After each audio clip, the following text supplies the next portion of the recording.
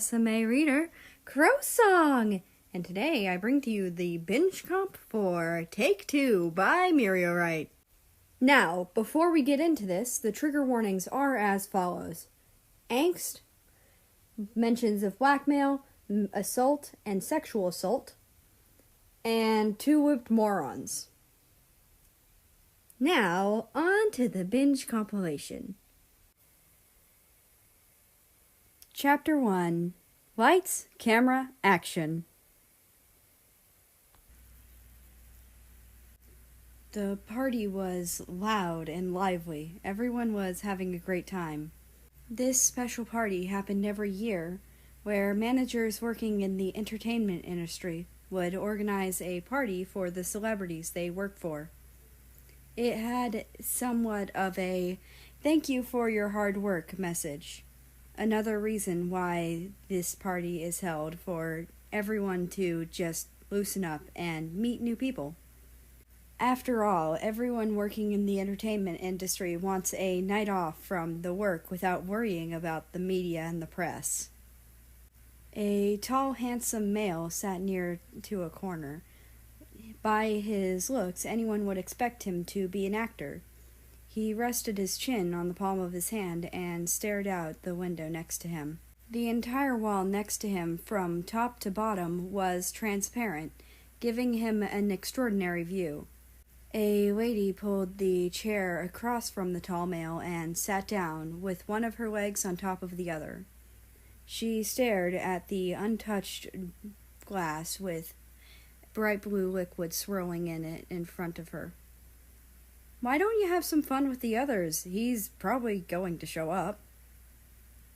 He didn't even spare her a glance. I'll wait a little longer. She sighed and massaged her temples. I'm his manager, and even I haven't heard from him in 2 years. Besides, this is a crowded place. I believe he isn't stupid enough to show up just to end the center of attention again.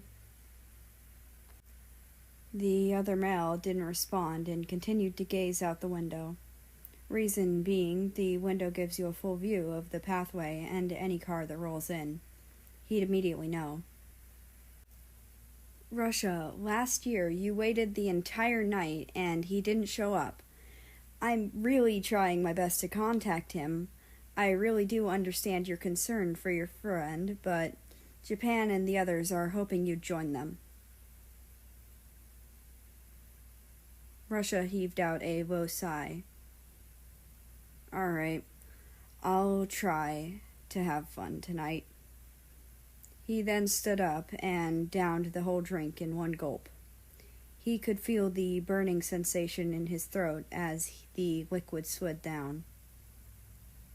She gave him a warm smile. I'm sure you'll meet him again one day. Russia readjusted his suit before leaving. He walked over to another table in the other side of the room. This table was more lively and less lonely than the one he sat in before. The blaring music was muffled out by a chattering crowd around him, which wasn't necessarily an improvement. The party was reserved for only celebrities with invitations, so no media or press could stick their noses in. But still, that doesn't mean everyone can do whatever they want. If they cause a commotion, you bet the other gossipy celebrities will leak the details to the public. As the Russian neared the table, a charming lady noticed him, and a smile beamed on her face. Russia! So you finally decided to join us? Yeah, I figured to just have fun for the rest of the night. It's not every day you attend an event like this. Russia plopped down on the seat next to the charming lady, or more well known as the famous actress Japan.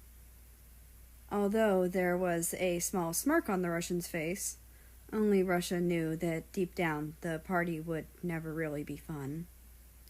At least without him. There was another male sitting across from Japan, another famous actor, Germany. Next to Germany was an elegant lady, the K-pop idol, South Korea. They were all friends in the industry, so they chatted for a while concerning their new songs, next movies, and their personal lives. In the midst of the chatter, Japan noticed the dazed expression on the male sitting next to her. She placed a hand on his shoulder. "Don't worry too much. He's doing fine. I'm sure of it." Russia didn't say anything, but his gaze shifted to her. It was neither cold nor warm. Russia was waiting for a specific person, but they haven't shown up to the yearly parties ever since last year, and he probably wasn't going to show up this year either. Didn't show up is actually an understatement. They disappeared from the public completely.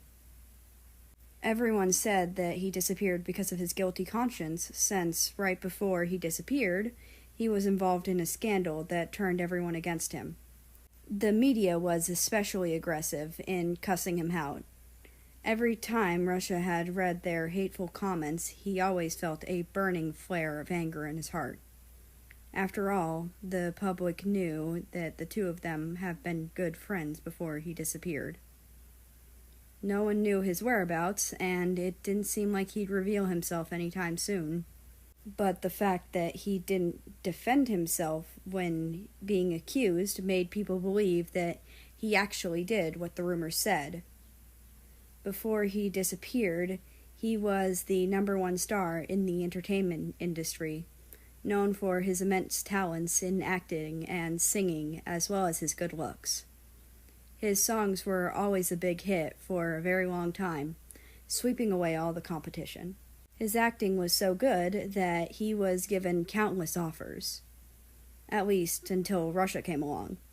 He, as well, was extremely talented in acting, so according to everyone, their talents were on par. The rankings for the best actor were always either one of the two, so it was always either one of them, with no exceptions. But Russia started out later than the other. Russia has only been acting for a few years, while the other has been acting since a young age. Everyone at the table flinched in surprise when somewhere in the room, the shrill sound of glass breaking resonated within the room. The sound pierced right through the music, and now everyone at the table noticed the dense crowd in front of the bar, which happened to be close to the entrance. Everyone at the table got up to check out the commotion. "What do you think happened? Do you think someone got drunk again, or something?" Germany said with a cold tone. "I'm surprised the person causing the commotion isn't you," Russia shot back. This was a bit of a sore spot for Germany last year when someone spiked the bunch. The German was intoxicated and accidentally knocked over an expensive vase. They demanded him to pay the full price. It was quite an embarrassing story. It caused quite the commotion, and ever since then, the German has never touched any public drinks. Some people in the entertainment industry were already thoroughly offended by Russia's offhanded remarks because that Russian had no filter on his mouth. But most of his friends were already used to his cold words, including Germany. All three of them pushed through the crowd, but Russia got to the middle faster than the others, due to his height, which made him seem intimidating. So everyone in his path unconsciously moved to the side. There, in the center of attention, was a good-looking male. He was slightly shorter than Russia, and was also wearing a black suit. There was also another lady standing right across from him, slowly backing away. The Russian's eyes widened. The handsome youth raised an eyebrow and ran a hand through his messy hair. His eyes were 2 different shades of blue and stood out from beneath the flurry of flashing neon lights. Once Germany, Japan, and South finally broke through the crowd and noticed who the person in front of them was, they froze in their spots. Amongst them there was a quiet murmur from the crowd. "Oh, it's him." "How dare he show his face? He has no shame." "Isn't that lady—" "Well, they're bound to meet if he ever decides to come back." From Russia's surrounding chatter, he deduced the lady from before saw the male and dropped her glass in shock. Russia finally snapped out of his trance. A smile appeared on his face. He walked right in front of the shorter male and stared at him face to face. "Can I buy you a drink, America?" There was a moment of silence from the other party. "Sure, why not?" Albeit he said it with a friendly smile on his face, the tricolored country could sense the slight hesitation in his tone. Only slight. "America, the previous #1 star in the entertainment industry, has returned." Chapter 2. Baking Together.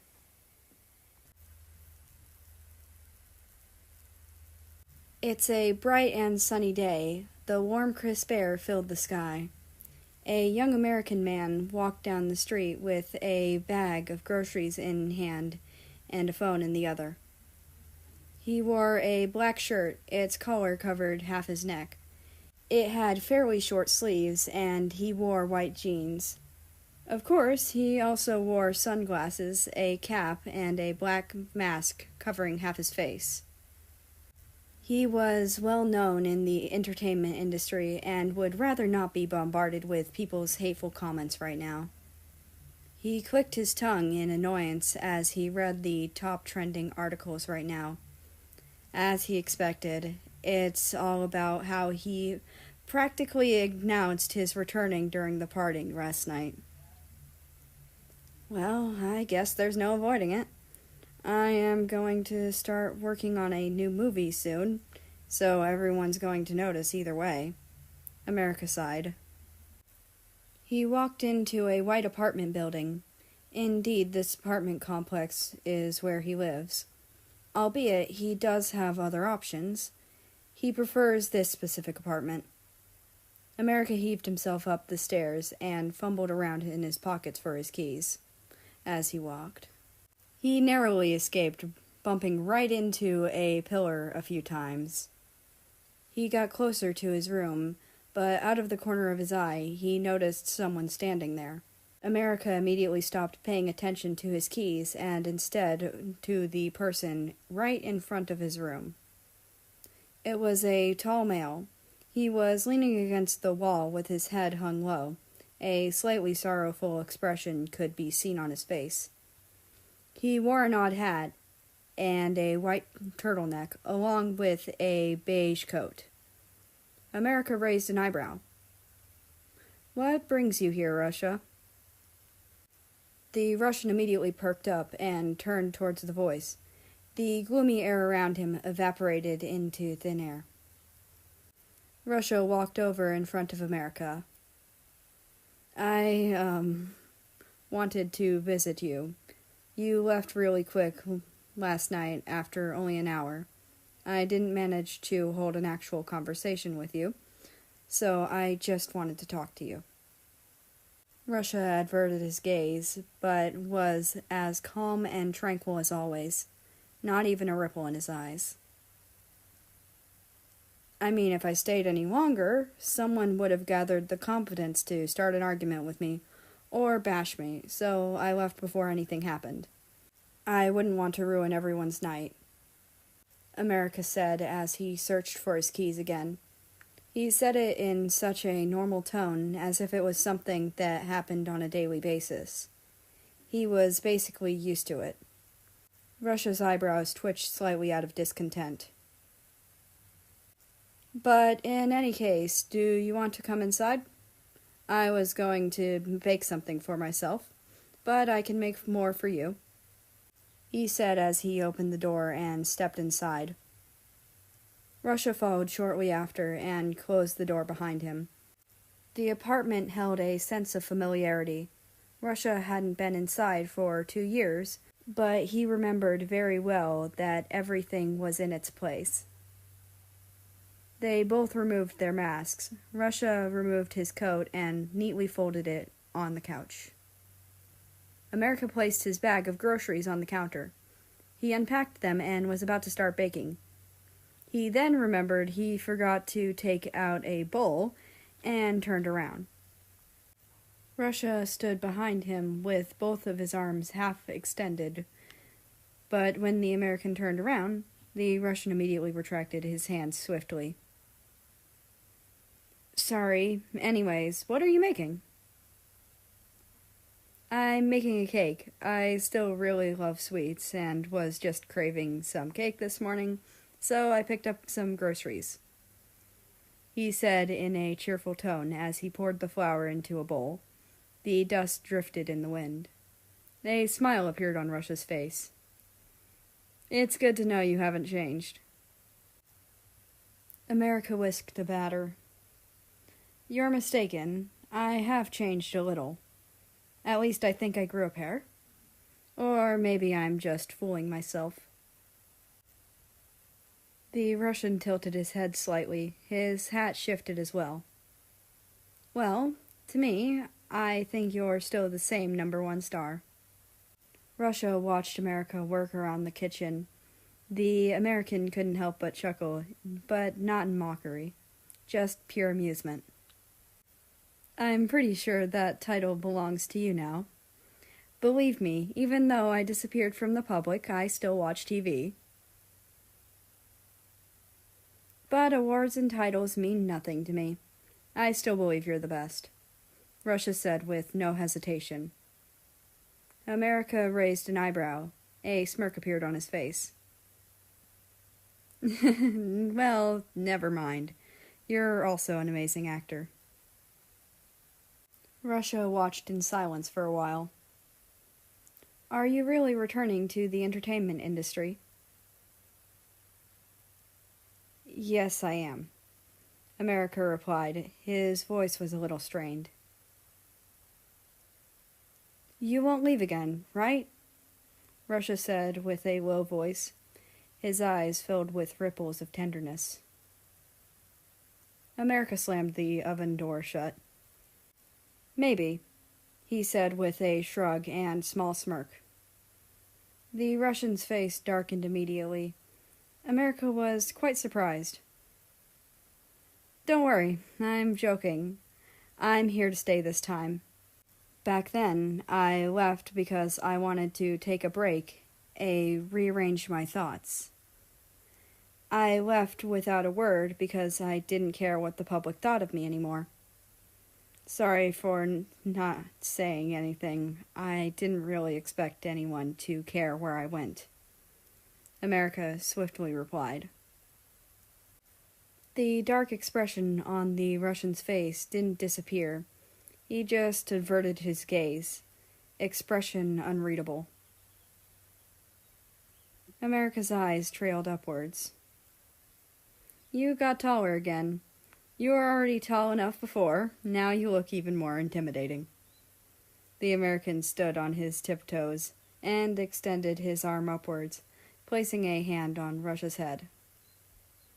The tricolored country flinched. A grin appeared on America's face. Suddenly, a loud ring could be heard. It seemed the cake was ready. America's face beamed with delight. He immediately placed on his mittens and took out the cake. A sweet aroma filled the air. Go sit at the dining table. I'll bring the cake once I finish cutting it. Russia hesitated, but nodded in the end.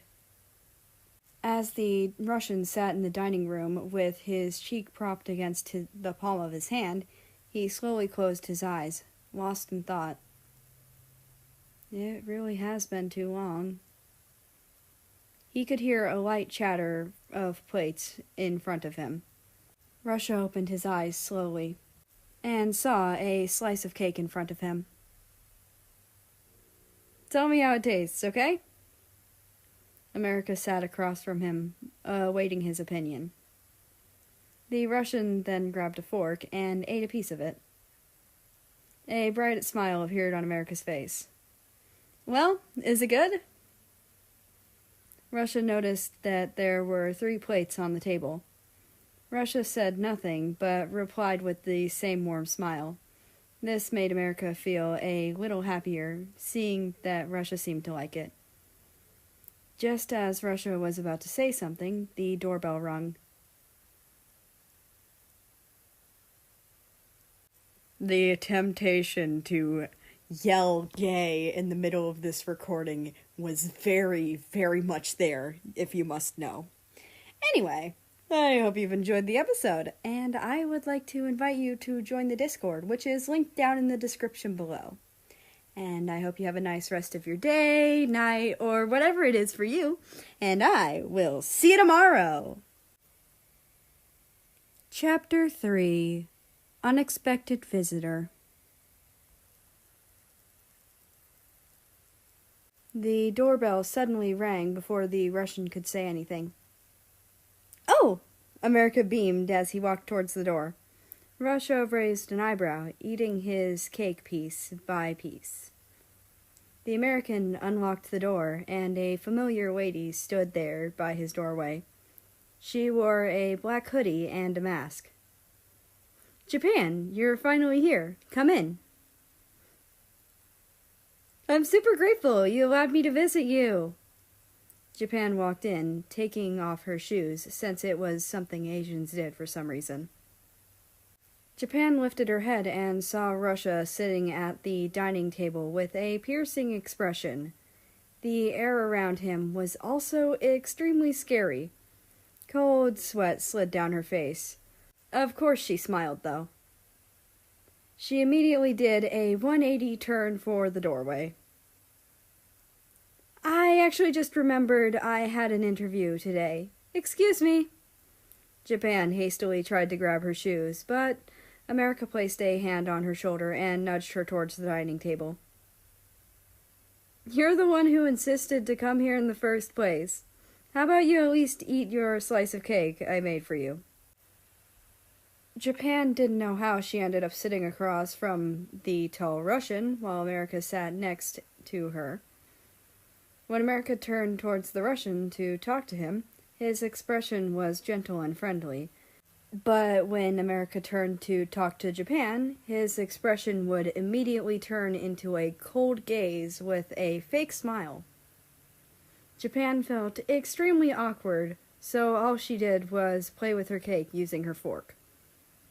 America turned to her after eating another piece of his cake. "By the way, thanks for the occasional lunches you make me. They taste really good." More cold sweat slid down her face as she said with a forced smile, "No problem, but I really need to go." "How's the cake?" America asked both of them. Russia still rested his cheek on the palm of his hand. "It's really good. You're so talented, I'm jealous." Seeing as Russia genuinely seemed to enjoy the cake, Japan finally took a bite of it as well. "Well, does it taste good?" America said with a wide smile, awaiting her answer. Her face altered between green and white. Even though her face was already white, it turned a shade whiter. Japan suddenly collapsed. Her forehead slammed onto the table, causing shiver waves on the table to tremble. Japan?" She did not answer. America shook her by the shoulder. "Japan? Japan, wake up!" Russia got up from his seat with a calm expression. "Did I just murder her?" America cocked his head to the side a little and poked her head.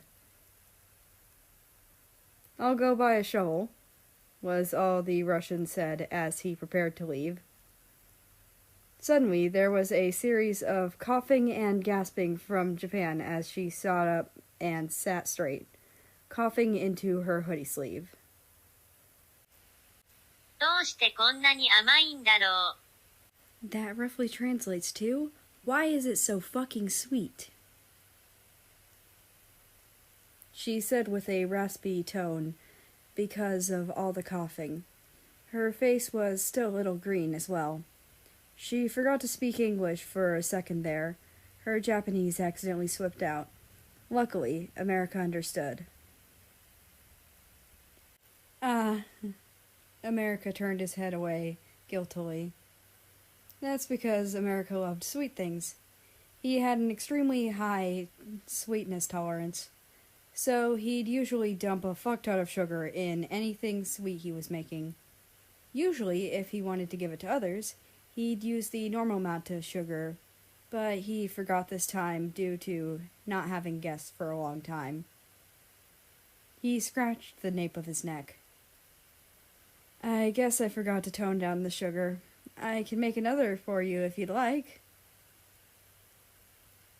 Well, at least Russia can stand my extremely sweet cake, he thought as he glanced at the empty plate by Russia's side. No, it's okay. I have an interview after this anyway. I'll take my leave. I can visit you another time. She politely rejected, but she wasn't mad at all.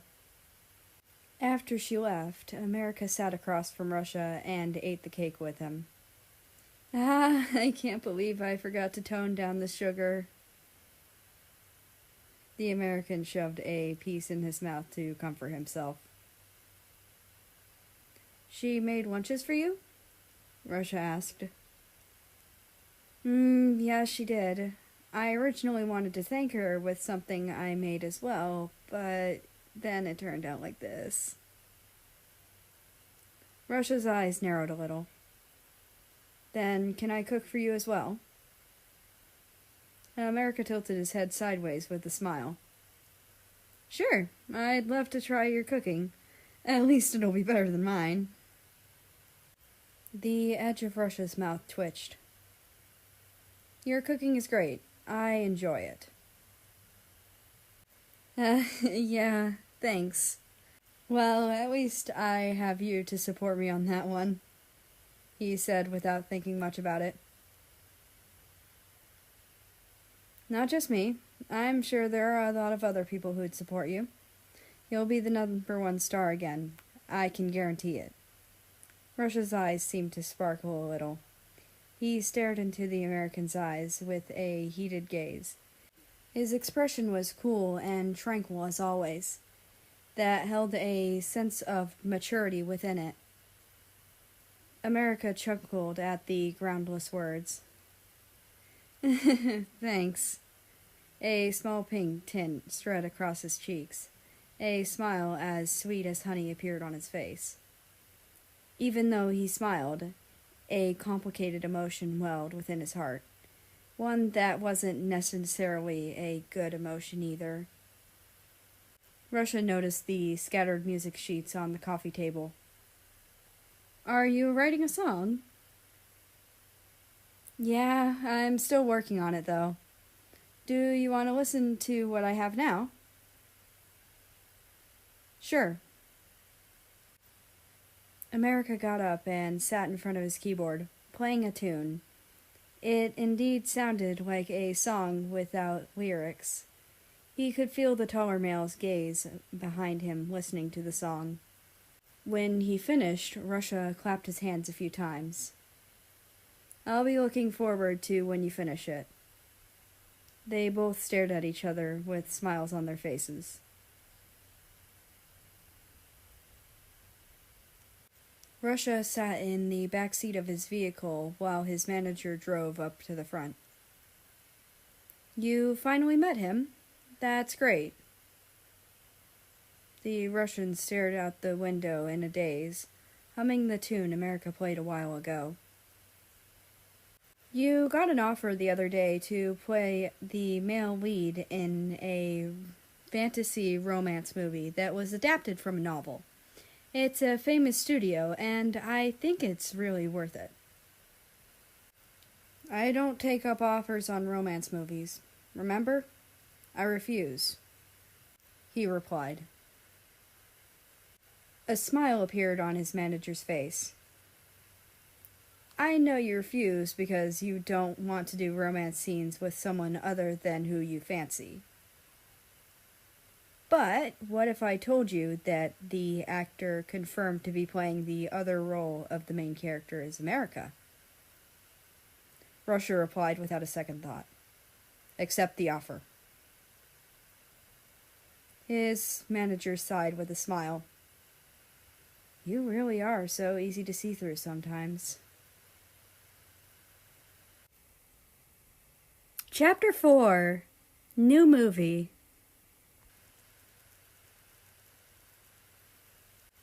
America walked in the building where he'd meet with the other cast members and production staff. The other cast members and him were supposed to meet the director, where they'll distribute their scripts and give some info about the movie. He walked into the studio. A loud and hectic chattering was everywhere. America thought he was going to go deaf. America scanned the room and noticed a tall Russian man standing by the walls without a care in the world. He felt relieved that there would be at least someone he knew.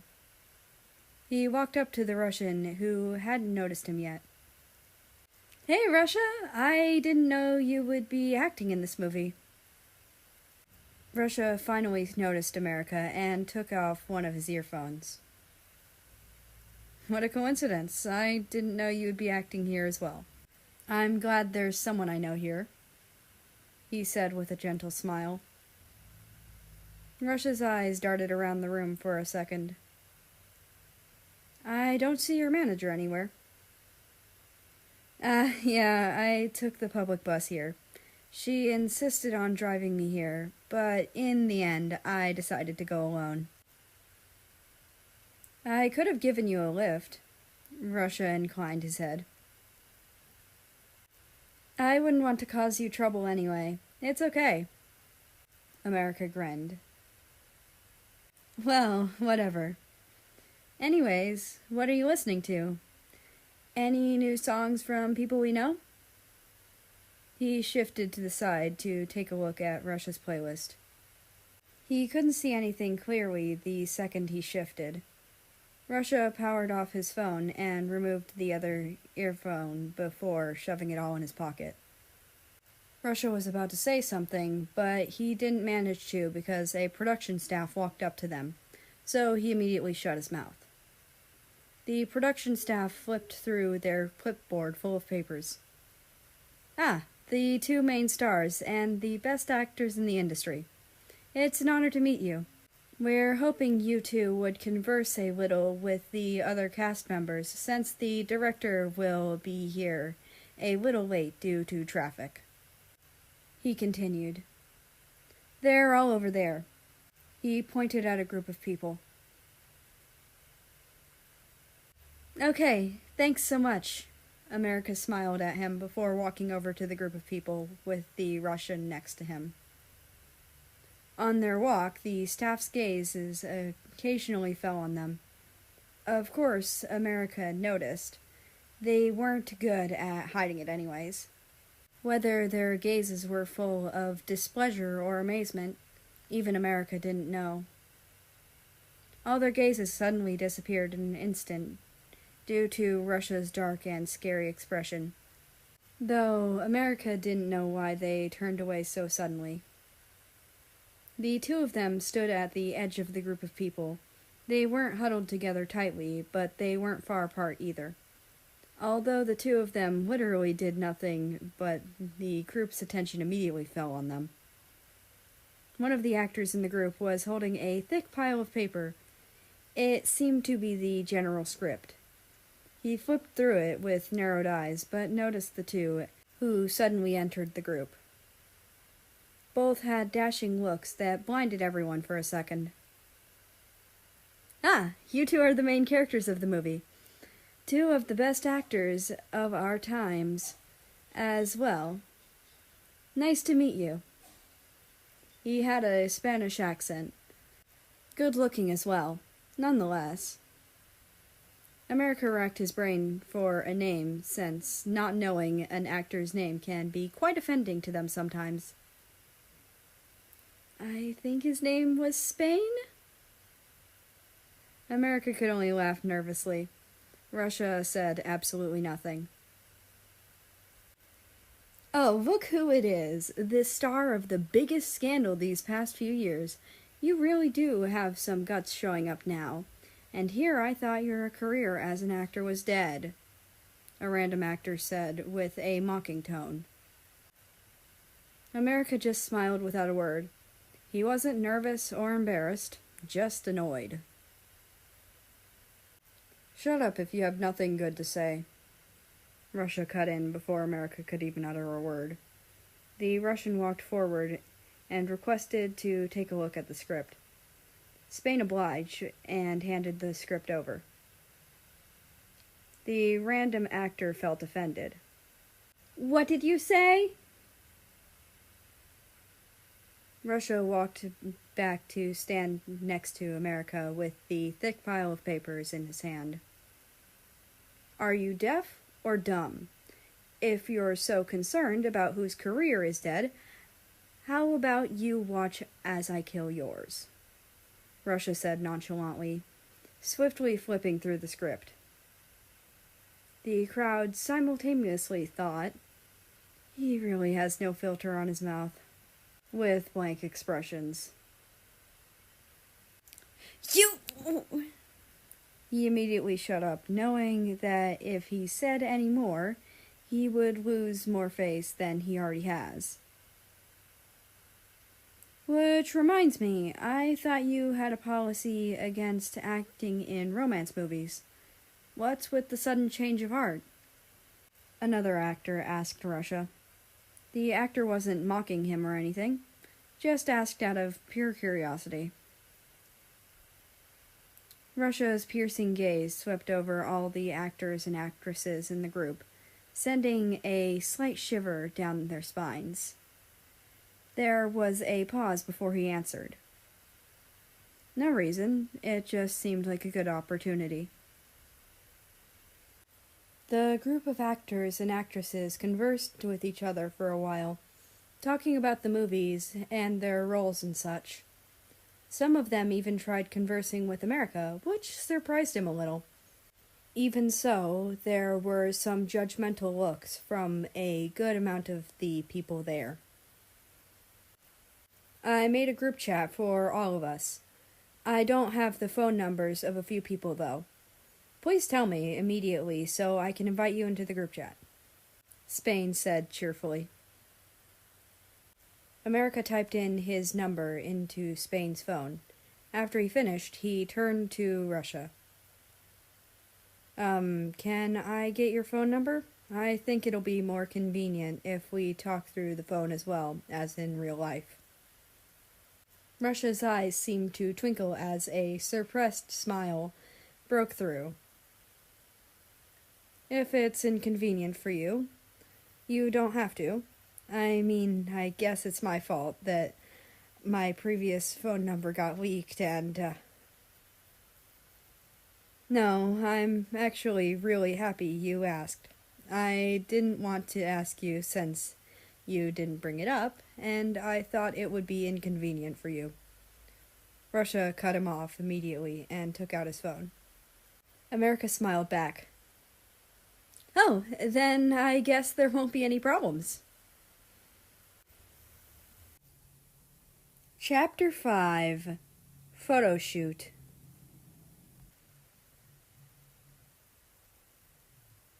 Today, the production team is prepping for a photo shoot for the covers of the movie and such. This time, the crowd of actresses and actors wasn't as big as yesterday. In fact, it was really small, just around 5 people. America and Russia were 2 of the 5 people due to being the main characters. They stood in the hallway on their way to the dressing rooms while talking. I could have given you a lift here. It's okay, I wouldn't want to trouble you. I know you have a busy schedule as well. It's really no trouble, but if you say so... They both walked side by side. Suddenly, in front of them was their fellow actor, Spain, who was also here for the photo shoot. When Spain noticed the two of them, his face beamed with happiness. "Thank God, I found you two. I'm actually a bit lost, and I can't find the shooting area. Could one of you help me, please?" America felt quite relieved that he could help Spain for once, since he was one of the only actors last week during their first meeting who didn't look at him any differently. "Sure, I'll help. Excuse me for a second, Russia. I'll be right back." Russia watched Spain with a judging look, but it wasn't bad or anything, like someone trying to scrutinize every single bad detail that someone had. A smile appeared on the Russian's face. "Okay, I trust you know the way back." Then Russia walked towards his dressing room, leaving the two of them behind. "You know, during the time period you were gone, he was really cold and grouchy for the most part. Whoever worked with him would be scared to death, and it's kind of glad to know he calmed down. I'm pretty sure it's because you're back, and I guess he's happy to have his good friend back." America raised an eyebrow as they started walking. "Really?" Spain nodded again. "Yeah, I'm sure he was super annoyed yesterday when that random actor started to say some bad things about you, so I can totally understand why he'd retort back. You have a really nice friend." "You think so?" America chuckled a little. There was a hint of bitterness in his tone. America continued. "I've been meaning to ask. Don't you feel uncomfortable being around me? You know, because of the rumors and stuff?" "No, not really. There wasn't any proof you actually did it. Though I'm sure some of the people find it suspicious since you left without defending yourself at all. Well, until anything is confirmed, I'll just stick to being friends with everyone," Spain said with a gentle smile. Soon they reached the shooting area, where they parted ways for now. America went back into his dressing room and ate the food he brought. It was Japan's cooking that she'd give him every so often. Even when America never told anyone his address while he was gone, she somehow still managed to send the lunches, which kind of worried the American. Suddenly, his dressing room door opened a little, and a head peeked in. "Can I come in?" the Russian asked. America smiled as he unwrapped the candy he got along with the lunch. "Sure." Russia plopped down next to America and watched him fumble around. His eyes eventually shifted to the lunch that Japan sent. It was unclear what expression he was making right now. The shorter male noticed the weird expression. "What's wrong?" "Nothing." The taller male whipped his head away. America shrugged and continued to chew on the candy. After a while of awkward silence, Russia didn't want to face America again. America didn't know what to say. "I'm a bit sleepy," he muttered as he slowly dozed off. America woke up to a familiar Russian accent calling him. "It's almost time for the photo shoot. You should wake up." "Ah, okay," he said as he rubbed his eyes. Then he realized he had accidentally dozed off on the taller male's shoulder. But it didn't seem like Russia was going to mention it, so he shut his mouth. Russia got up abruptly. "I'll get some water. I'll be right back," he said as he left the room, leaving a bleary-eyed American alone. "It's almost time for the shoot. I should really get ready." The American got up and took off his shirt. Then suddenly the door opened. Russia entered. His eyes widened a little. He immediately turned around and slammed the door again. But then he remembered something and entered the room again, and placed a bottle of water on the table. His head was hung low, seemingly trying to avoid contact as much as possible. Russia then speed-walked to the door and slammed it shut again. What's up with him?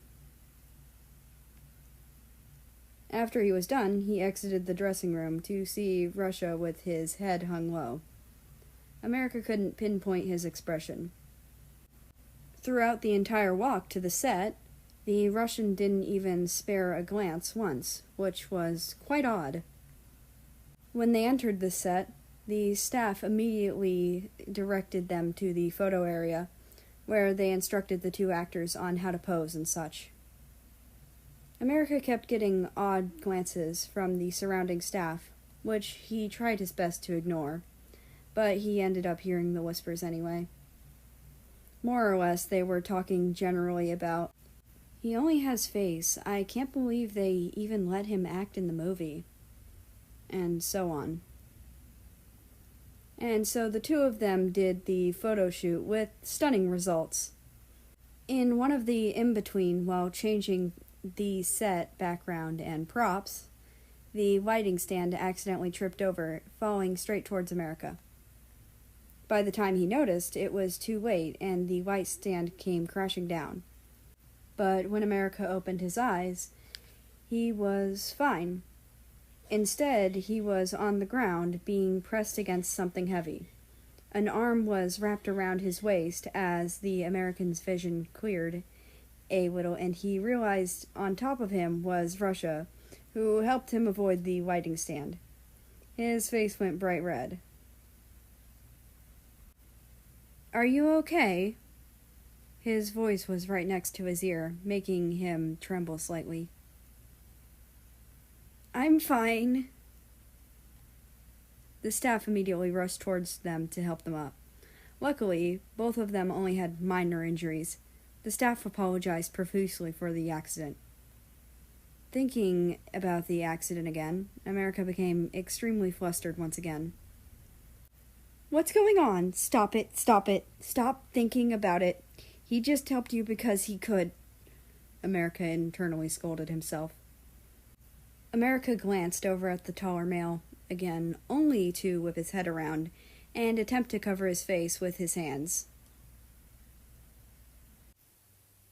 Chapter 6. Signed Contract.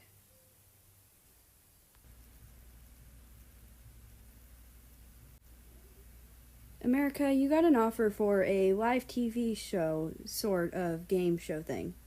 I'm not sure of the details, but I already scheduled a meeting with them to discuss about it," America's manager explained. America scrolled through his phone. "Oh, is that so?" She flipped through the papers on her clipboard. "What's with that reaction? Anyways, I think you should accept. It's rare for you to get offers nowadays due to the rumors, so this is a good opportunity." Just before America answered, a memory came bubbling up. After the photo shoot the other day, he was talking with Russia again. The Russian sighed. "Can you hear me out?" America raised an eyebrow and shifted his gaze over to the taller male. "Okay, shoot. Don't take any offers for game shows or interviews. Only take offers for movies from big companies, okay?" "Why so sudden?" "Just promise me, okay?" Okay, I'll try not to." America remembers his promise, but then again, what his manager suggested wasn't wrong either. After an internal battle with himself, he sighed. "Okay, I'll go to the meeting and hear them out." His manager smiled and turned back to her stack of papers. The day of the meeting came, and America is now sitting in the room with the director of the show. He slid over a stack of papers towards the American.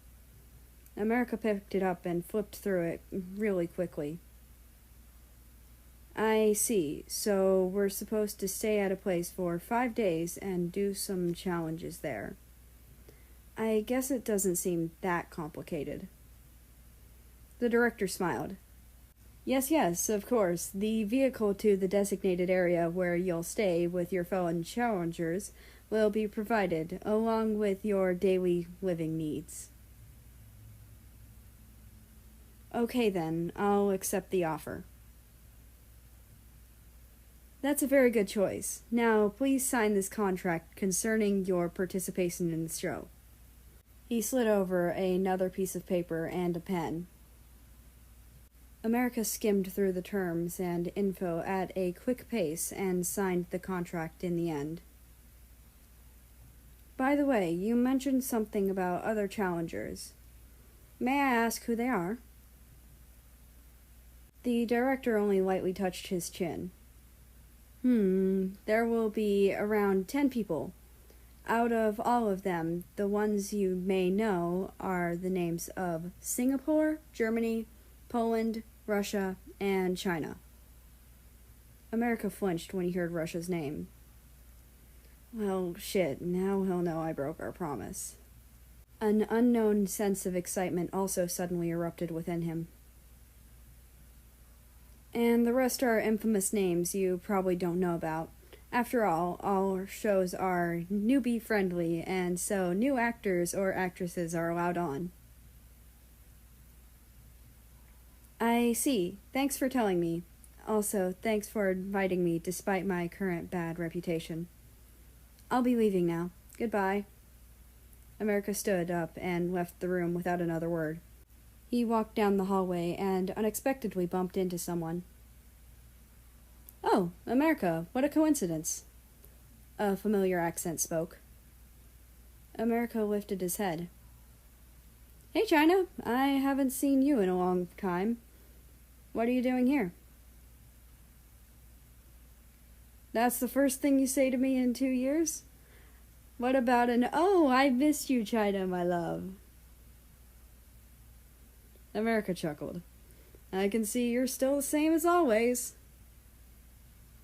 Of course I am. He grinned. The impression anyone got of him was a sly fox, which indeed was what he was.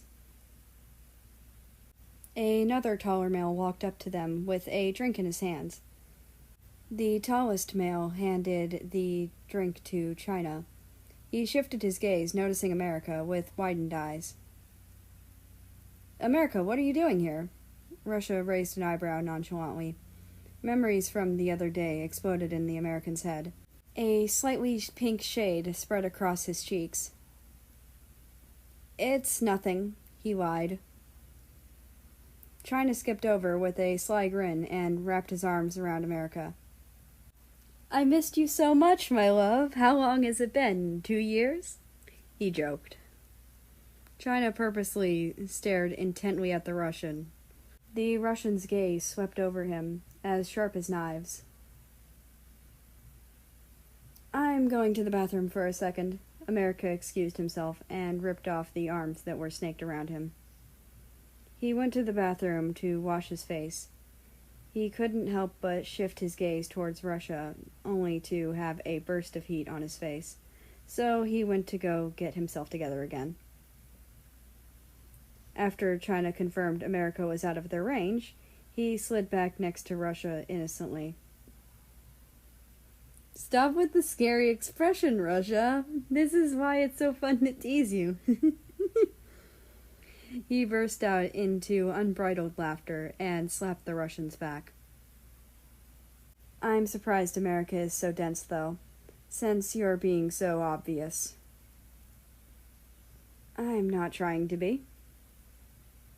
You just are. I remember the olden days when you talked to him all the time, and remember when... China was cut off by a hand smothering him.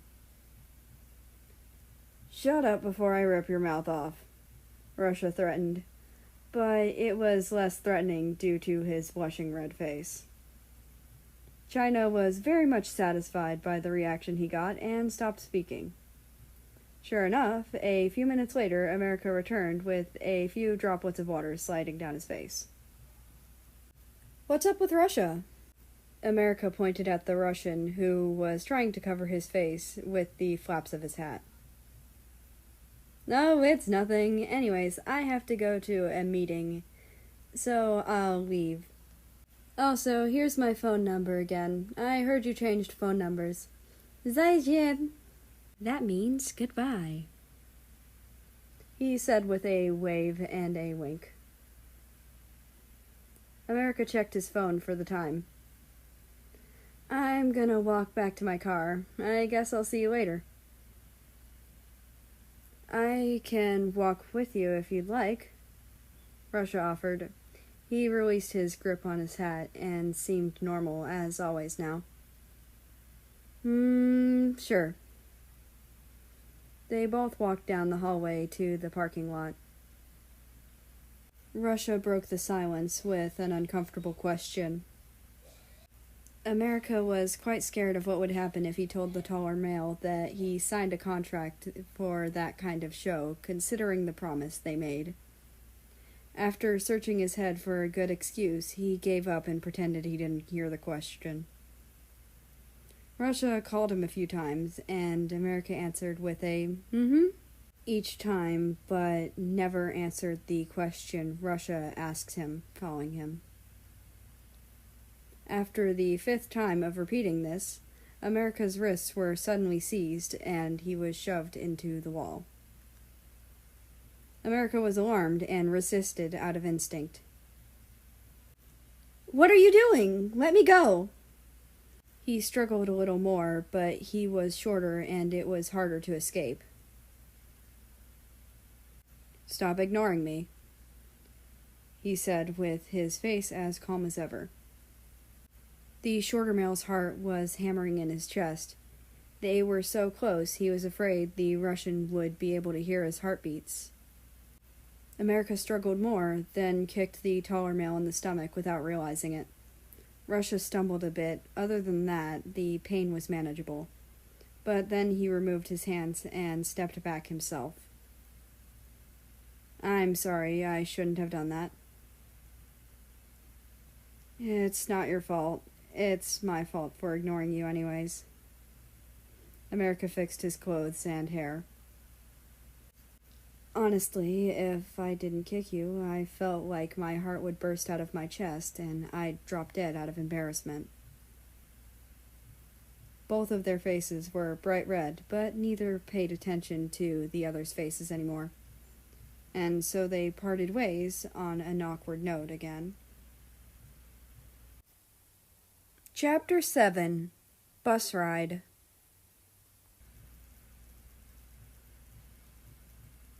America was supposed to take a bus to the site where they'd start the reality show.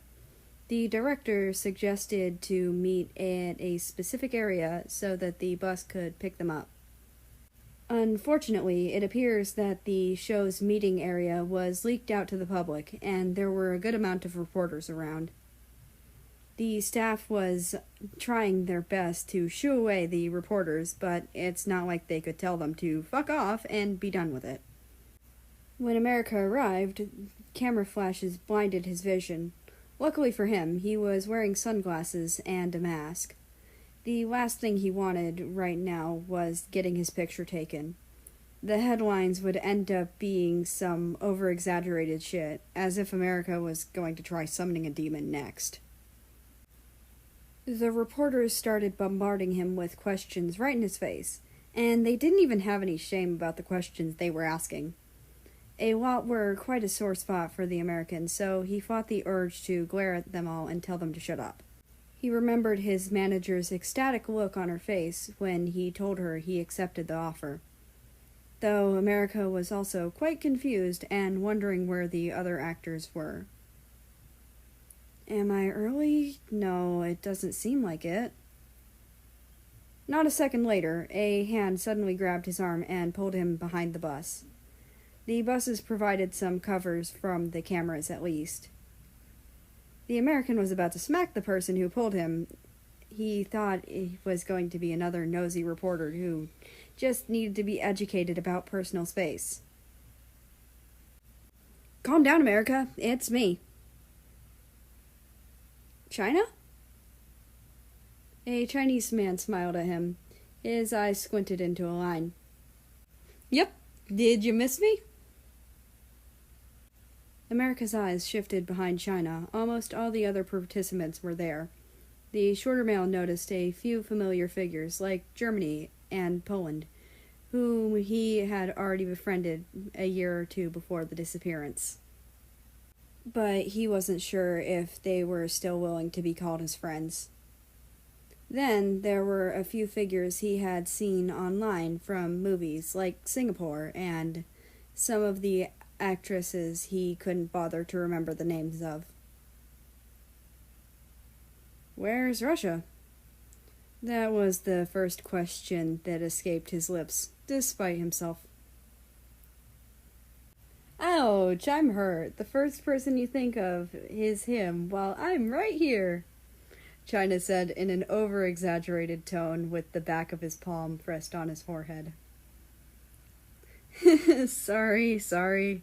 I was just wondering, you really can't miss someone as tall as him, huh? An amused grin was plastered on China's face. I guess so. In any case, he went for a walk to pass some time. He stopped being silly, and the air around him changed immediately. Okay. How many more people are we waiting for? One more. If you're bored talking to me, you can go talk to Germany and Poland, China said as nonchalantly as possible. I'd rather not. I don't even know if there's still even... Germany! Poland! Kwagolai! America immediately smothered his face, trying to shut him up. Yeah, what's up? A German male and a Polish male walked up to them. America here wants to talk to his friends since he's lonely and finds me annoying. Oh, okay, sure. Poland raised both his eyebrows. Wait, seriously? You don't feel uncomfortable being around me? The American was caught off guard. No, not really. Germany readjusted his glasses. How come? America was still quite dumbfounded.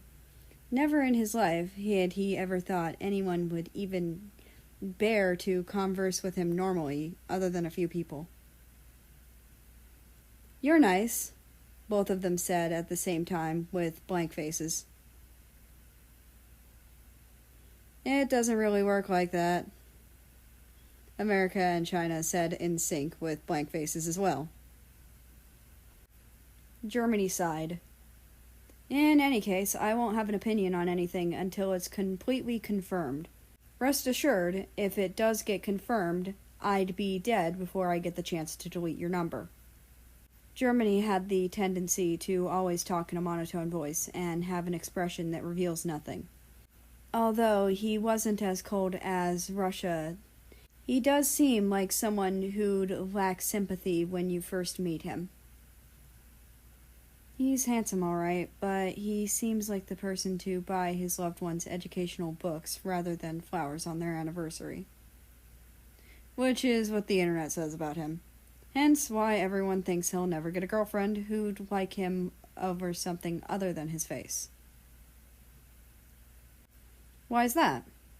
America raised an eyebrow with an innocent, confused expression. Yeah, why is that? Poland also asked, with a similar expression.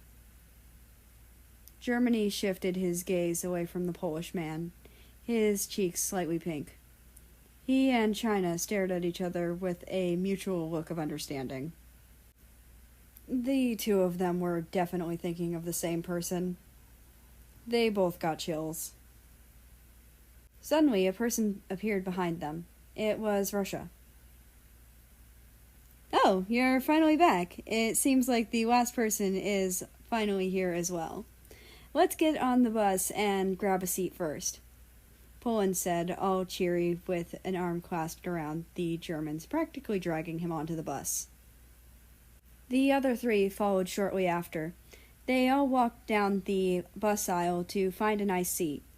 America preferred the seats near the front, since he tends to get dizzy easily. But he couldn't bring himself to say it, since Germany and Poland took a seat together, near the back of the bus. And the American was sure Russia would want to sit near his friends. I guess me sitting alone would be better for his reputation anyway. America shrugged it off. He didn't even seem to mind the trivial matters anymore. It always seemed like instinct to him already. But before they even reached the halfway point of the bus, Russia stopped in his tracks, and America accidentally bumped into him from behind. How about we sit here near the front? Huh? Don't you want to sit near Germany and Poland? I'll sit by myself.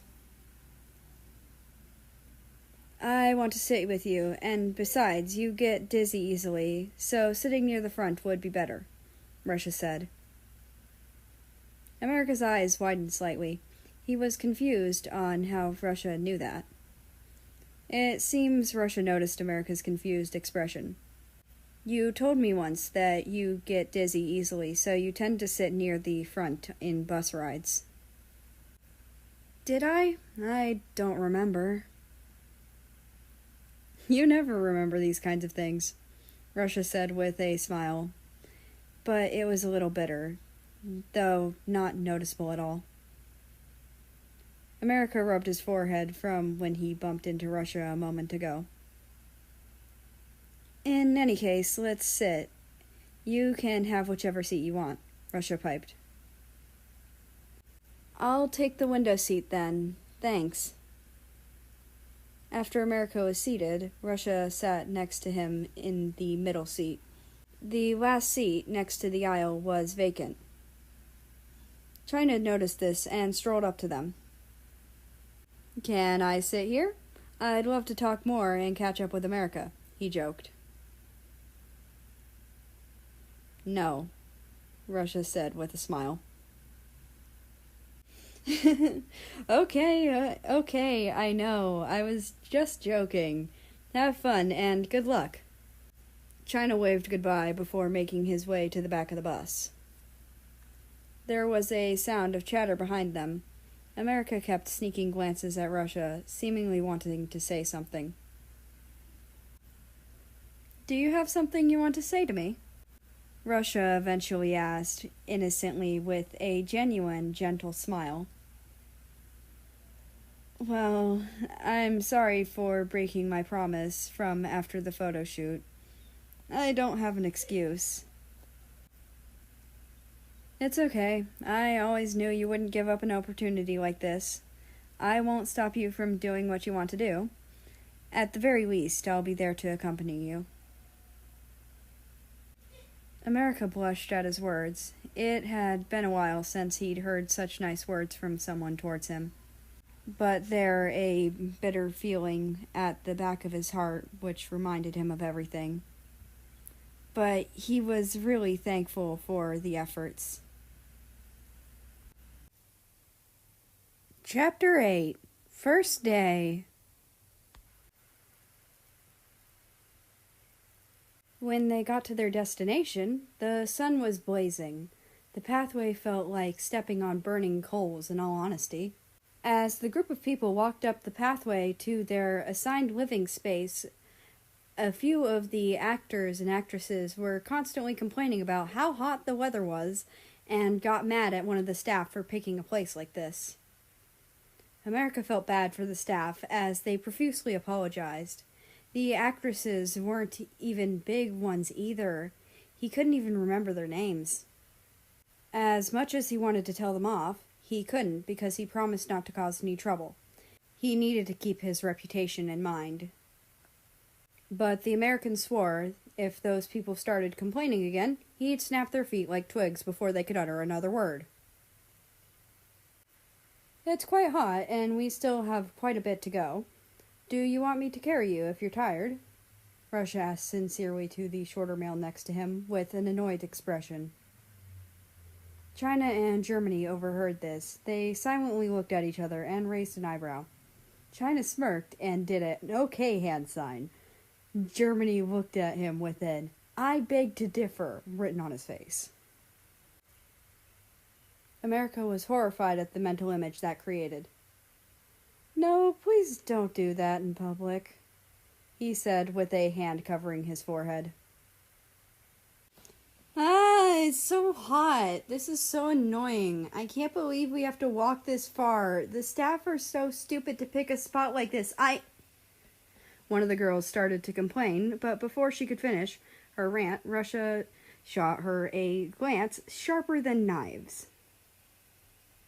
A mere small actress shouldn't be complaining about the staff. You should be lucky that they even allowed you to be on the show, considering your participation won't affect the show's popularity at all, so suck it up. The Russian hissed. His words stabbed straight through her heart, but she couldn't say anything. It's not like she can pick a fight with the top actor, and she doesn't have a better physique either. She shut up after that. America internally praised him for speaking up. The people walking at the very back are the director and the manager of the show.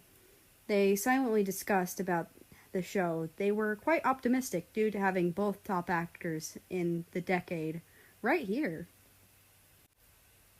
We should have more screen time for Russia since he's the top actor, and I'm sure people would watch just as long as he's there, the manager said.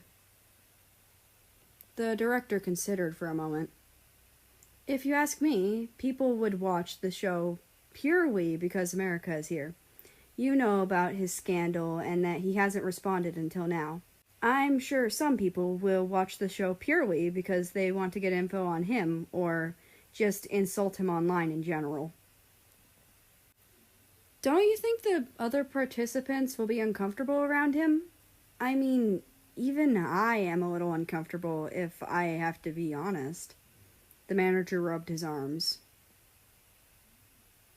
I mean, who wouldn't be? He got off easy as well.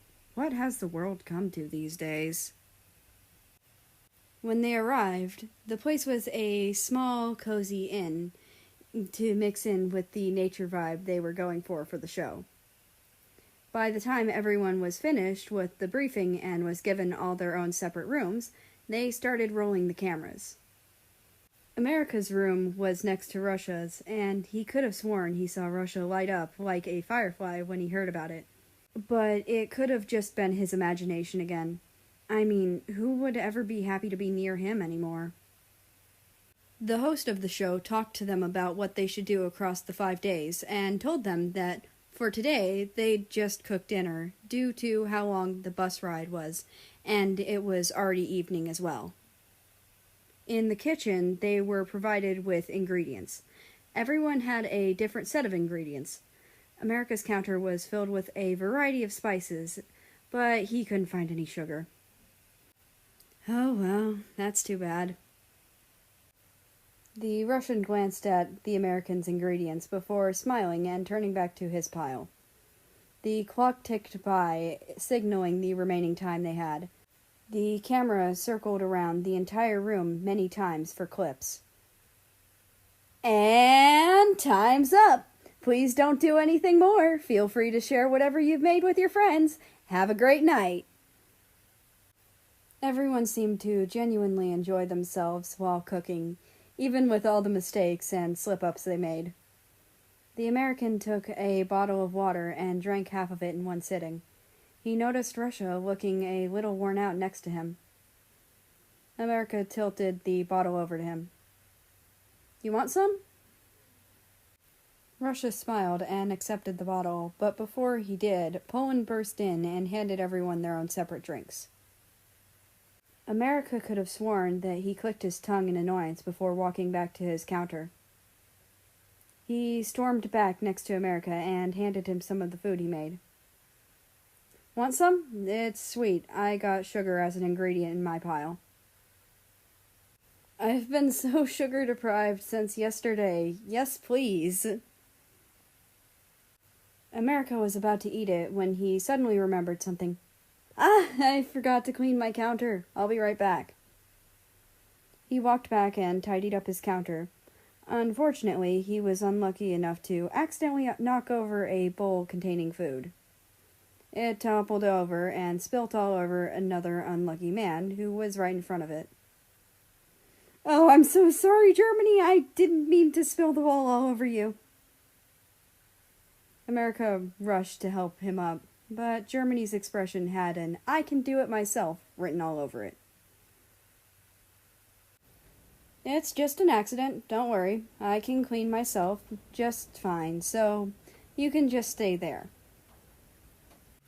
And so America didn't move from his spot, but did clean up the remainder that didn't fall on Germany, but fell on the counter. Later that night, before the first episode of the small reality show was released, all the media rushed to watch it due to the quite a good amount of famous actors and actresses on there. XXXXX commented, "China looks so good, as always." XXXXX commented, "Oh my god, a new series with all of these good-looking actors? I'm in." XXXXX commented, "Well, I'm just here 'cause there were a bunch of clips from this episode where America spilled a bowl all over Germany." XXXXX commented, "Y'all, did America do that on purpose? Ugh, I'm so done with him. He's such an asshole. He got off so easy last time." XXXXXX commented, "He definitely spilt that on purpose. Even after apologizing, he didn't even go to help." XXXXXX commented, "The only reason I'm watching this is to see America be an asshole even after 2 years." XXXXXX commented, "Why isn't he canceled already? Jeez." Of course, the snarky remarks weren't unnoticed by the show's staff. "Why did the editors edit it like this? It looks like he did it on purpose, even though he didn't. We should fix it," the manager complained to the staff. "We're getting more views because of it, though. Actually, I have an idea." The director placed a hand on his chin and smiled. Chapter 9. Hiking Trip.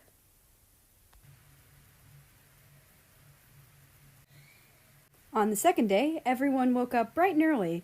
Apparently, today they were going to go have a hiking trip up the mountain. The area they stayed in was pretty well known for their mountains and beautiful scenery. One thing America noticed the night he'd been here was the crickets were extremely loud. America was a light sleeper, so it was hard for him to go to sleep that night. When the morning came, he was in a daze and constantly zoned out. "Good morning, America." A Chinese man walked up to him, already fully dressed and ready for the day. "Good morning." "What happened to you? You look like shit." China pointed his fingers straight forward at the American. America rubbed his eyes again for the 100th time. "I didn't get much sleep. The crickets were really loud."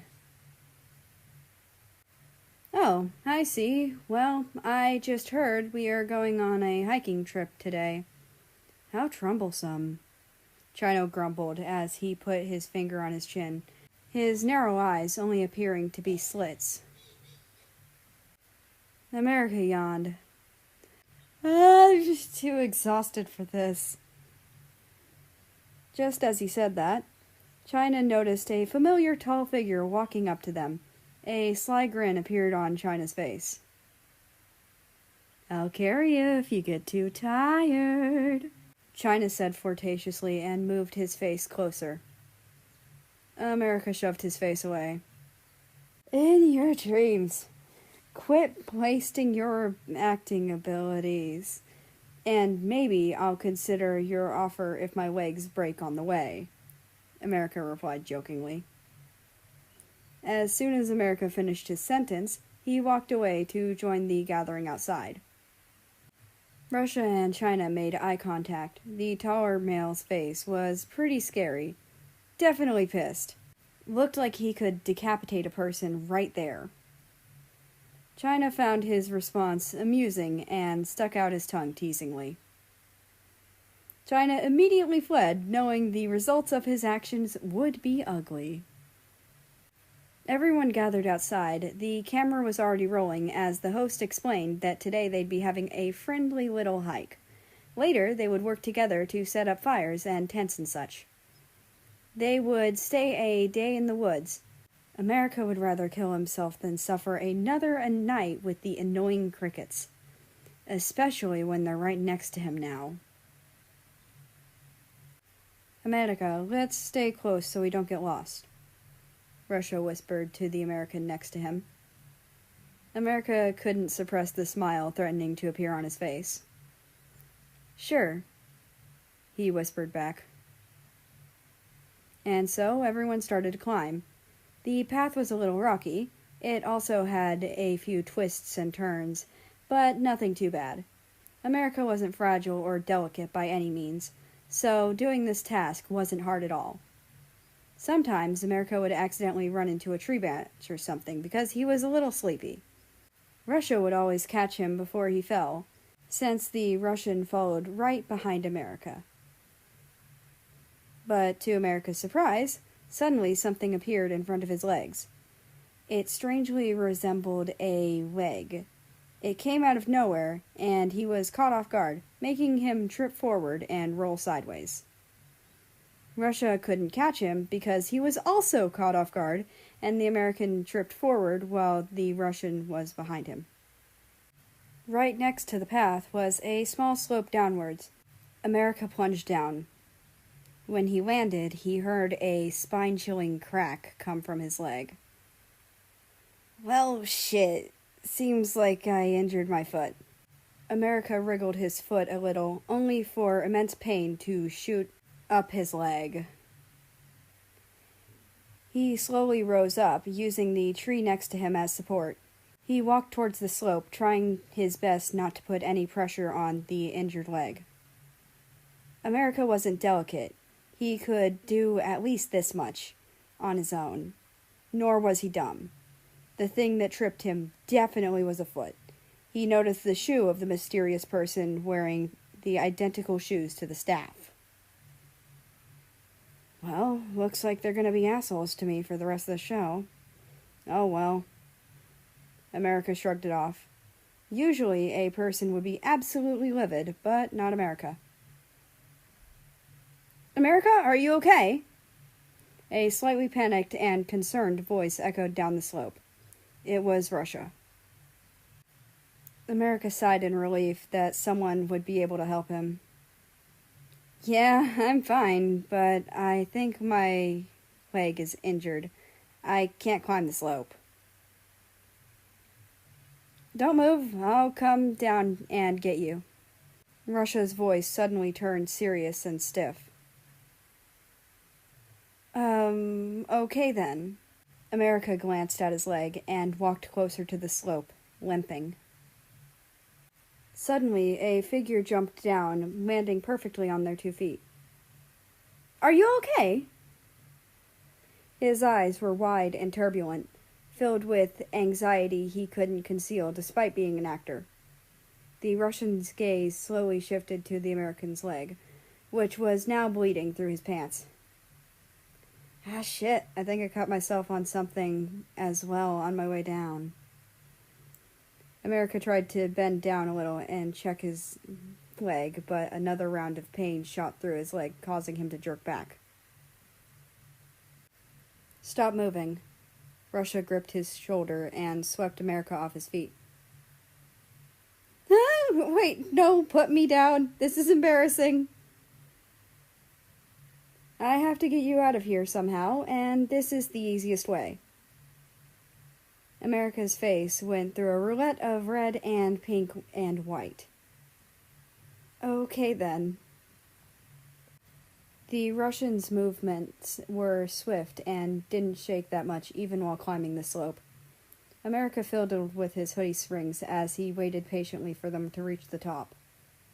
Russia took extra precautions not to cause any discomfort, focusing entirely on climbing up. Once they did reach the top, Russia breathed out a small sigh of relief, and America tapped him on the shoulder. "You can put me down now. I'll manage." The Russian hesitantly set him down and placed America's arm around his shoulders. "Use me as support. Be careful." His eyes rippled with tenderness. "Okay." America smiled in gratefulness. "Sorry for troubling you," he added before they started moving. "Not at all," Russia replied. He cautiously watched America step and made sure he doesn't trip again. "Really, not at all." Chapter 10. Concerned Gaze.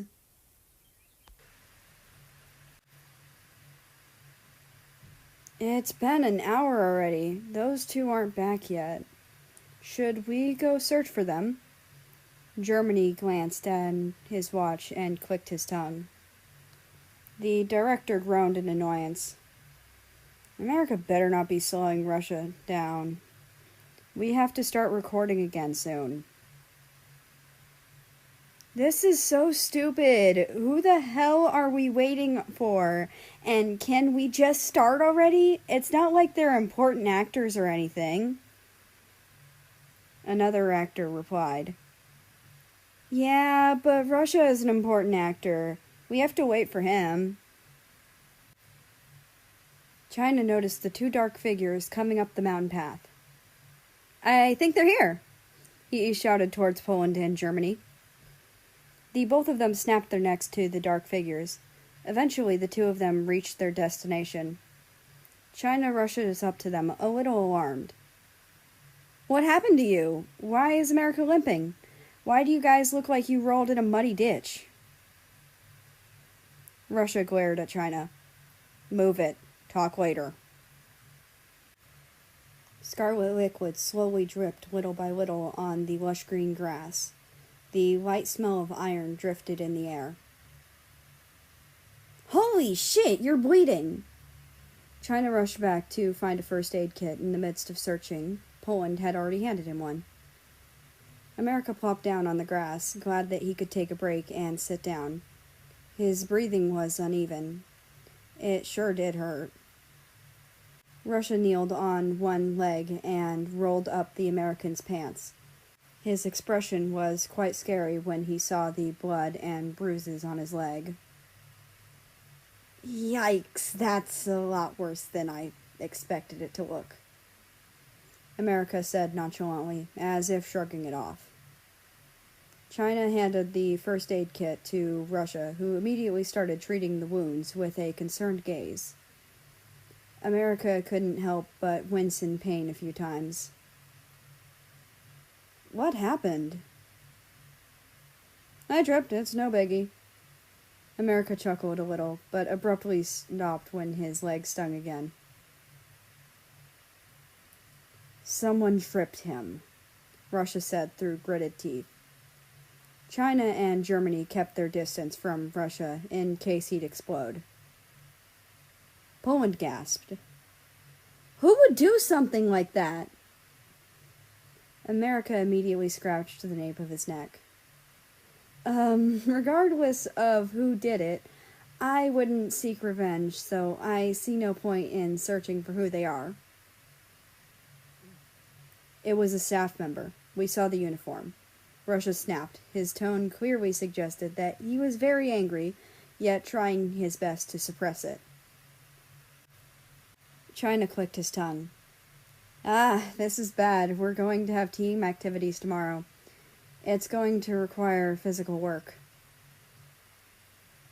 "Why would a staff do something like that?" Poland asked, curiously, worried.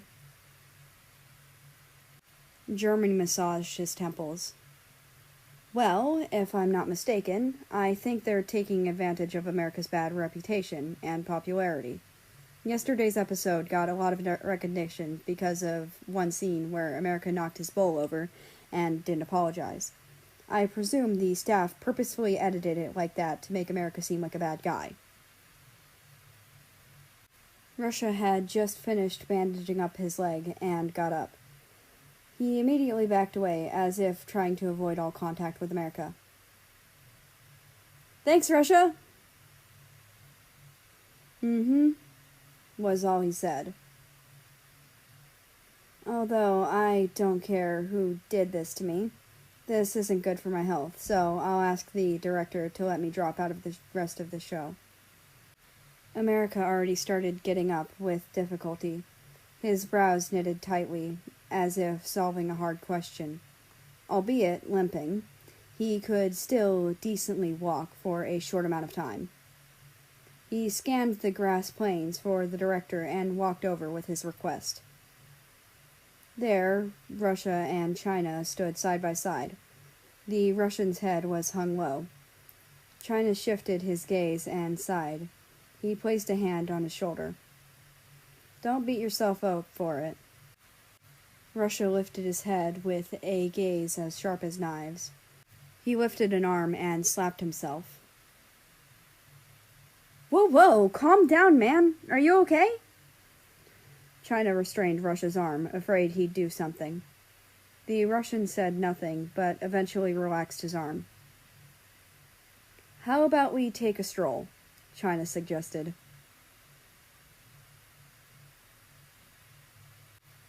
America walked up to the director. "Excuse me, can I have a word?" he asked politely. "Oh, you're finally here. What's with the holdup?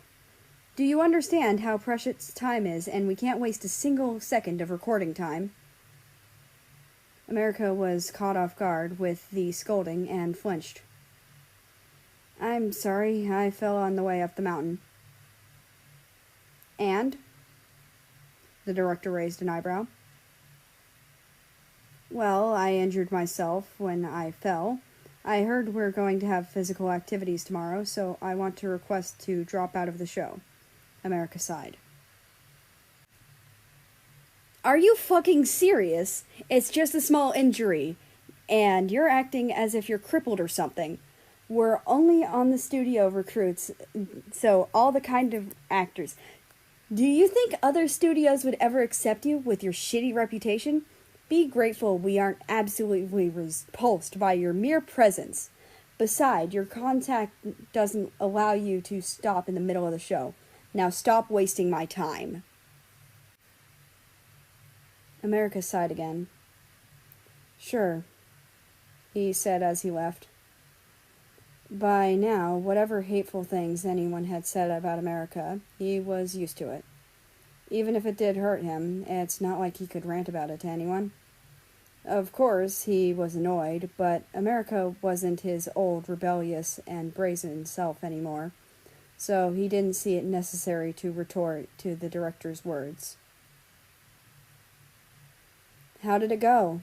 Poland asked. America shook his head. "Nah, I got a scolding instead. I guess I'll have to manage somehow." "I swear to fucking God, aren't you gonna fight back or file a report?" Poland huffed. "And who would believe me?" America chuckled. Poland was at a loss for words. He had to admit, no one would have believed America unless they saw the scene unfold themselves. "Anyways, where's Russia?" America's gaze darted around to search for the Russian.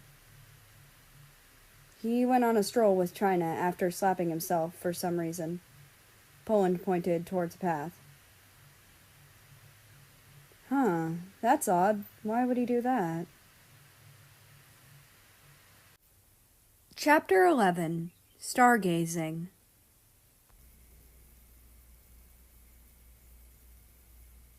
A young boy stood there amid the darkness, with a throbbing headache, desperate to escape. escaped the frenzy of voices in his head. The boy clenched his teeth and bent down and buried his head in his knees. Broken sentences echoed around him, criticizing every move he made, every breath he took. "Shut up! Shut up!" the boy shouted in a desperate attempt to make the voices go away. A childish voice rang out. "Look at you, such a weakling, such a loner. Even after all these years, you cling on to people, hoping they'd spare a glance at you." Another voice spoke. "Don't you remember what happened last time you clung on to someone? They left you all alone." "How pitiful. You fully devote yourself to them, yet they never care about you as much as you care about them. You're simply not enough. Hasn't everyone made that clear?"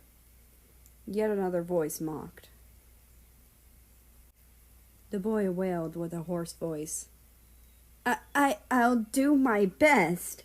It doesn't matter if they don't look at me. Seeing them happy is enough for me." A flurry of voices broke out in unbridled laughter. "Don't lie, boy. We all know deep inside you hope one day they would care. You're too scared to say it to them. You're merely delaying the inevitable. Just watch as they trample all over your feelings." The Russian slowly lifted his eyelashes, the sunlight slowly pouring into the room. "The same dream again," he spoke, clearly annoyed. He seemed accustomed to it. Russia rolled out of bed and got ready.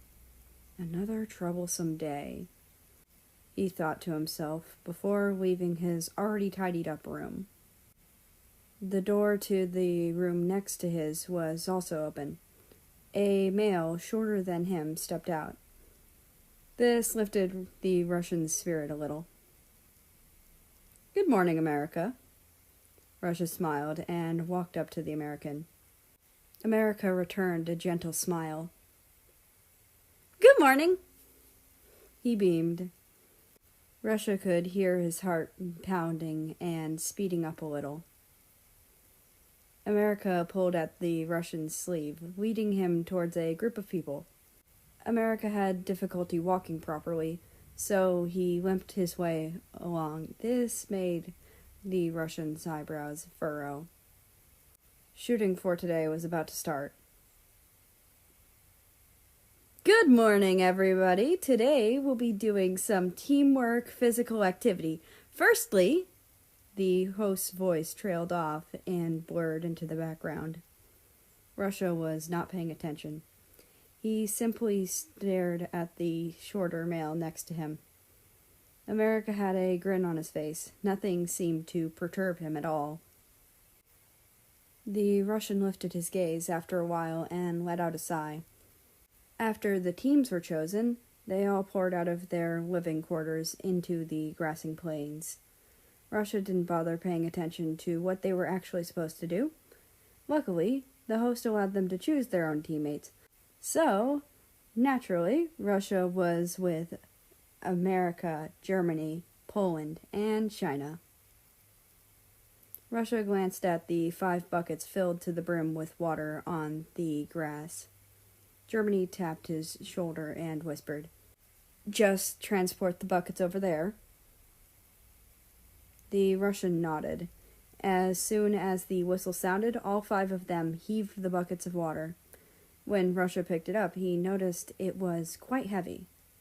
He immediately glanced at America, who struggled to pick up the bucket. The tricolored country's heart ached, and his hands trembled a little, causing a few droplets of water to spill out. The other 3 on their team were already walking off while America was adjusting the bucket around his arms. Eventually, he started walking slowly, step by step, with great caution. Russia purposefully walked at the same pace he did, paying close attention to each step he took. His heart felt heavier than the bucket in his hand. Unfortunately, America couldn't handle the sheer pain this physical activity gave him. He toppled over and fell. The water spilt all over, causing him to get a little wet. Russia immediately dropped his bucket and rushed over to help. America lightly pushed him away. "I'm fine," he said with a genuine smile and no traces of malice. "How pitiful, not being able to do a simple task like this," another actor sneered at America. The American ignored their words and was already getting up. On the other hand, Russia looked like he wanted to decapitate that person right there. "Let's continue. You can go ahead first. I'll go refill the water." Russia let out a soft sigh. He said before leaving. For the rest of the day, Russia merely watched as they went from activity to activity, and watched as America did his very best to not hold back the team. "If I can't help the team win, at least I'll not hold them back," America internally thought with a nonchalant tone. That night, America couldn't sleep. His leg throbbed every time he attempted to close his eyes. "I bet there's going to be even more hate comments on this one," he sighed. A while tossing and turning later, he decided to go watch the scenery outside or something. Being in this place was already suffocating enough. America wandered around for quite some time before finding a small grassy plain next to a lake. He saw another figure sitting there, watching the sky. "Russia, what are you doing here?" America beamed excitedly as he plopped down next to him on the grass. This startled the Russian, but he calmed down after a second. "Couldn't sleep, so I came here." Russia finally spoke. "Same here." America smiled. "The stars are pretty, aren't they?" "I guess," Russia replied. A moment of silence passed before Russia opened his mouth again. "Why do you let everyone use you like that? You know they're using you for your reputation, so why?" The Russian furrowed his eyebrows. This question had been eating him up ever since the first day. America answered after a few seconds of deep thought. "I've already given up on my career, in all honesty. I knew very well that if I ever came back, everyone would take advantage of me, but I came back anyway. Acting was my dream. I loved to tell stories about how cool it was to act when I was little. Without acting, I felt empty, so I came back, despite knowing what would happen. I guess you could say I brought this on myself. I no longer have the heart to trust someone or open up, and I don't think I ever will. Relying on someone even more is out of the question. So I don't know why you're still so persistent. Stop trying to be friends with me. I can't bear to even trust myself, and I doubt I'll be able to trust anyone anymore. Please don't chase after a lost cause like me," America added with a bittersweet smile. America bathed in the moonlight, his different blue eyes especially bright. He let out a soft chuckle. "Why are you so undisturbed by all of this? Why don't you stick up for yourself? Why do you let everyone trample over you? Why do you let everyone wrong you of something you didn't do?" Intrusive thoughts flooded through the Russian's head. Why, even when saying those hurtful words towards yourself, do you still look beautiful and happy, even softly chuckling to yourself? Russia wished he could say something, mutter out anything. But in the end, he knew that America was much stronger than he was, and that he had absolutely no right to say things like, I'll help you, or I don't think you're a lost cause. He had no right, not after what he asked America on that day. Chapter 12. I've Fallen. Sunlight peeked through the window blinds, lighting up the entire room. America was in a daze. He stared into his glass of water, with a hand supporting his cheek.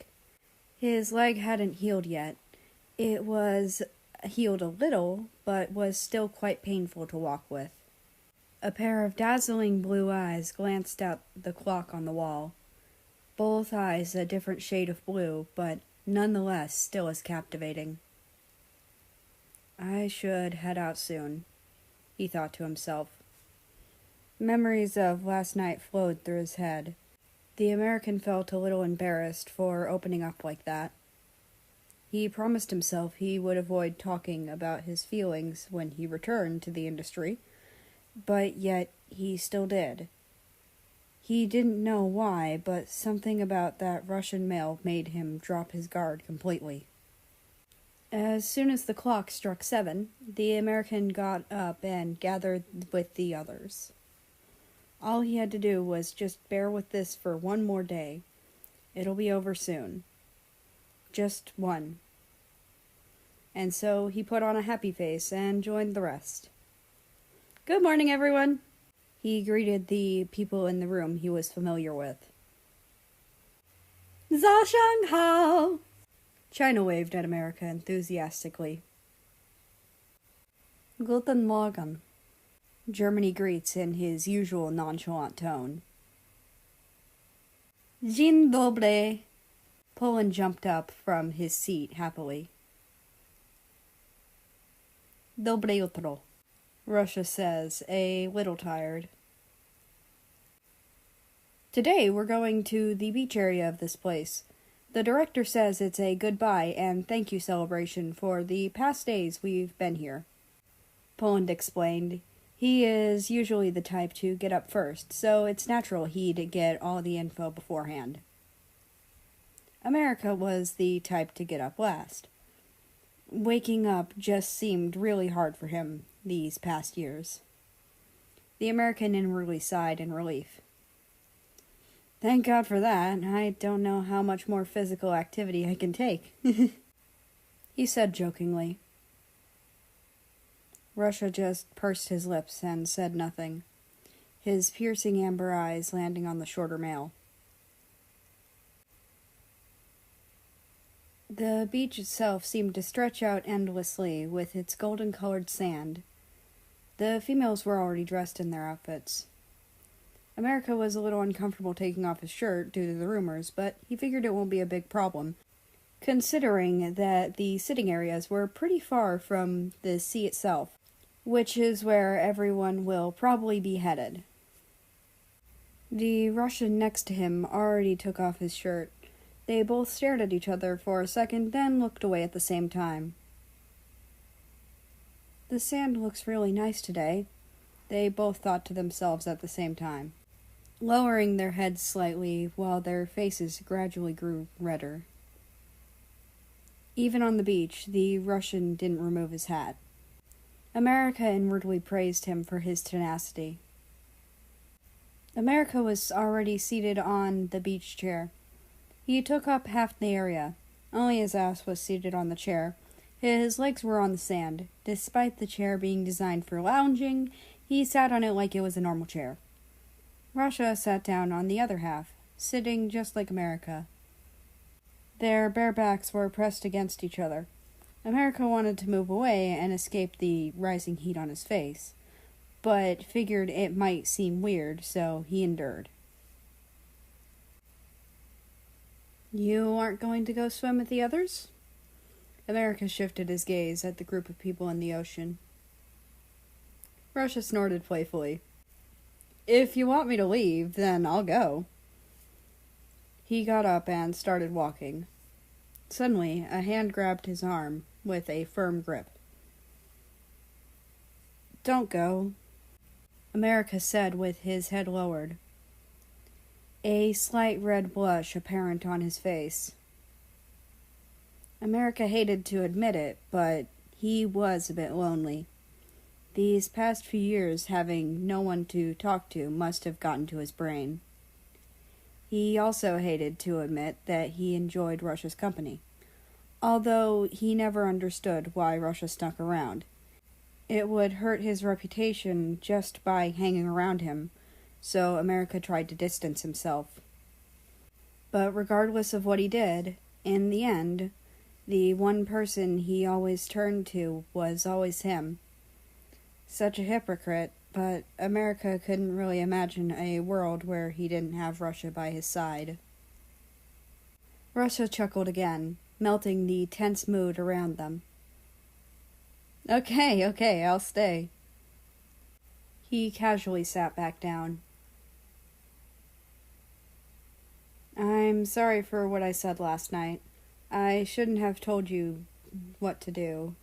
Truth is, I enjoy having you around. It's just, I don't want your reputation getting tainted because of someone like me. America apologized. He spent the whole night thinking about the time he and Russia spent, before and after those painstakingly long 2 years. The more he thought, the more he realized that he treasures the times he spent with him more than the times he spent with others. Although America still felt a little hurt from what Russia said to him before he disappeared, he didn't dwell on it too much for now. Russia placed his hand on America's and sighed. I couldn't care less about my reputation. All I care about is being with you. The American felt like his heart would legitimately leap out of his chest. After swallowing the lump in his throat, he was just about to get up before a pair of arms snaked around his waist and a head rested on his shoulder from behind. I didn't get to say this before, but I really missed you these past 2 years. A bright red blush appeared on his face. Despite being an actor, all those fake expressions and gestures were completely useless in front of him. America covered half his face with his free hand out of embarrassment. I've fallen, he finally realized, then internally slaps himself in the face. With someone I don't have a chance with at all. He continued the train of thought.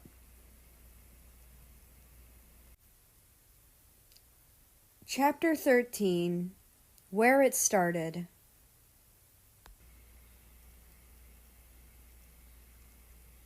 As the bus rolled around, America stared into the distance. China noticed this odd behavior and tapped him on the shoulder. The American jumped in surprise and almost fell.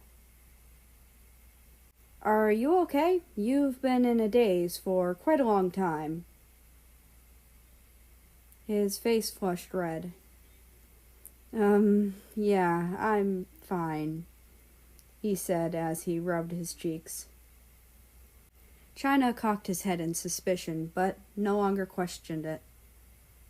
On the bus, America sat down, alone, near the front of the bus. Not long after, Russia came and sat next to him. America panicked, wanting to get out, but he felt like that would be a bit rude, so he reluctantly just sat there. Wanting to divert his attention, he opened up his phone and scrolled through social media. America didn't usually do that, but he didn't have a choice right now. After a while, America's face slowly but surely darkened with an odd expression. America, what's wrong? Russia asked worriedly. America sighed and shut off his phone. It's nothing, just... He trailed off. Russia immediately understood. Don't pay mind to what they say. Yeah, I know. Thank you, though. I'm not sad about it anyways. I'm used to it. America smiled at Russia, but then turned away to watch the clouds through the window. Since America knew now that he liked Russia, he wanted to get closer, but then again, he was very afraid of losing one of the only friends he had. The old me would have no problem with this. Seeing America's expression of deep thought, Russia assumed he was still feeling sad about what he saw on social media. He patted his head in reassurance. The American was caught off guard and blushed bright red for a second. Of course, he did not resist. When the bus finally arrived, they bid their farewells and left. Russia's gaze lingered on America for a few seconds longer before leaving as well. Russia finally reached home, but he couldn't shake off an odd feeling in the back of his heart. He paced around his apartment for a while, wondering what to do. In the end, he just sat down on his couch and scrolled through his phone. He found a few clips of the show circling around the media, a lot of which were just clips of America. He was the talk of the town. From day 1 to day 5, they all found problems with him. The amount of hate comments could have flooded an entire city. Russia furrowed his brows in discontent, feeling very annoyed. He powered off his phone, feeling as if he'd throw it out a window if he scrolled through more posts. America flashed in his mind. He suddenly got very worried. He also felt longing. He wanted to be with him right now. Russia got up and walked over to his car. He drove half an hour to get there. Their apartments were quite far apart. When Russia got there, he rushed to America's apartment and rang the doorbell. No answer. Then he noticed the door wasn't locked. An explosion of thoughts flooded through his mind. Russia rushed in immediately. He felt relieved when he saw America standing there just fine with his back faced towards the Russian. America, sorry for intruding. I thought something happened since you didn't lock your door. The Russian immediately apologized. Then America turned around with tears streaming down his face. Russia felt a jolt and rushed towards him. What happened? Are you okay? He placed both hands on the shorter male's shoulders. No, I'm not fucking okay. Russia noticed the phone on the floor with a crack on its screen. It was ringing nonstop. America walked up and buried his head in the crook of the taller male's neck, sobbing uncontrollably. I hate being seen like this, especially in front of you, he muttered. Russia hugged him in return. What's wrong? He asked gently. I absolutely hate you. I'm so annoyed, America said as he punched Russia on his shoulder once. Russia felt the pain but ignored it. America angrily said as he cried, Out of everyone, I believed at least you would believe me. He punched his shoulder again in frustration. America tried to hide behind a mask when he came back. He said he was used to the hateful words people said to him, which was true. He was indeed used to it, but he wasn't some emotionless plant. Deep inside, it still hurt a lot. All the emotions of hatred, frustration, and much more. They were all bottled up until he couldn't take it anymore, and everything spilled out all at once. America's shoulders were shaky. I thought you would be there for me. Why did you have to say that? I really did believe. He punched his shoulder again. This time his hands trembled, and Russia could feel it. "I'm sorry," Russia apologized. His voice cracked a little as he said so. His hands gripped the shoulder mail tighter. "Let me go," America spat out in a pissed tone. "I'm not letting you go," he replied firmly without hesitation. America trembled in anger and sadness. "You doubted me that time. What's with the change of behavior, huh?" Russia took a shaky breath. "I won't doubt you anymore. I'll be right here whenever you need me. You can scorn me or throw me away. I don't care. But I'll always be here for you," he continued. "I'm sorry for doubting you. I know you'd never do something like that. You'd never assault or blackmail anyone. I believe in you." America's voice became no louder than a whisper, and he continued punching in an attempt to calm down from his frustration. "I really hate you." His mind was muddled and foggy, and he couldn't think straight. The entire time, Russia stood there and reassured him. Even with the pain in his left shoulder, he stood there firmly with his head hung low and his hands around the shorter mail. Only quiet sobs could be heard now. Russia sighed, tenderness pooled in his eyes as he spoke. "Can we take two? I promise I'll clear your name, and I promise I'll be a better friend." His voice sounded uneasy when he said friend, but America wasn't thinking properly now anyways. America quietly muttered, breaking the silence. "Do you remember when we first met?" A bright, handsome youth sat there chatting with his friends. His identical bright blue eyes lit up in the darkness of the room. Despite the flashing neon lights, it was like he was in the spotlight. "America, look over there. I heard he's a new rising star actor. Almost the same age as you, and also very good." China pointed at someone. America grinned and shifted his gaze where China was pointing.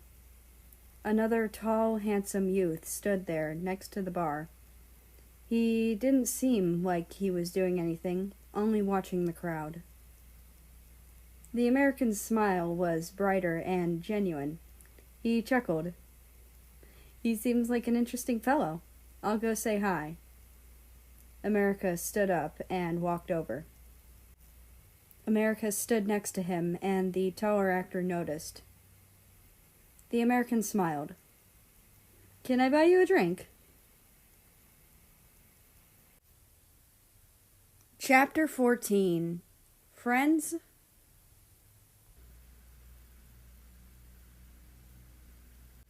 The taller male's blazing amber eyes landed on America.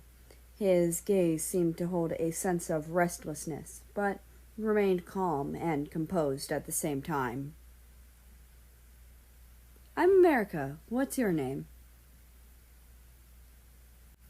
"Russia," he said after a pause. America smiled. "You're a new face. I've never seen you before. How's the industry been treating you so far?" Russia's expression was unreadable. Disappointment flashed on his face for a split second. "It's okay." He sighed a little sad. America raised an eyebrow. "You sound a little sad. Did something happen?" "It's none of your business," the Russian said hurriedly. America noticed his eyes widen slightly after saying that, but it was hardly noticeable. The American chuckled a little. "Ouch. Well, I guess that's true. Whatever. I was hoping we could at least be friends. How about that? Russia sharply inhaled. No, he said without hesitation. America stared blankly at the taller male. He was the top actor of the time. Everyone wanted to be friends with him. And now he was offering himself on a silver platter, yet the other party declined with no hesitation. The American felt even more determined to be friends with him now. Just as Russia was about to say something, America cut in. Well, even if you don't want to, I've decided to become friends with you. I'll convince you. America balled up his fists and spoke in a determined tone. I just noticed, but you're very good looking. Maybe better than I am. You're very tall as well. You'll surely have no problem in the industry in the future. America leaned in closer to further analyze the other party, but the other party turned away, unwilling to face the American. America found this man odd. Everyone admired him and praised him, yet this new actor deliberately avoids him and rejects him. Playing hard to get, he inwardly thought to himself. The bartender slides 2 drinks to them. Russia reaches to take a drink, but America also reached for the same glass. Their hands touch, and Russia jerks his back as if it's been stung by fire. The American pouts. Do you find me revolting or something? Look at this beautiful face. How could you ever find me revolting? He cupped his own face in his hands and spoke dramatically. I don't, he replied. America shifted his gaze to the drink and added, Whenever you're at a party, you should always remember to buy your friends drinks, and wait for them. I'm usually late to parties, so wait for me.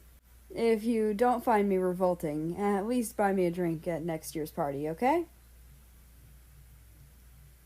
Since when have we been friends? The Russian said, a little annoyed and restless. Since now! Here, let me tell you, the bright blue drink over there is the good shit, America pointed. America talked a while with the taller male. It was mostly Russia listening to America ramble on about things. Despite his attitude towards America, he listened to every word.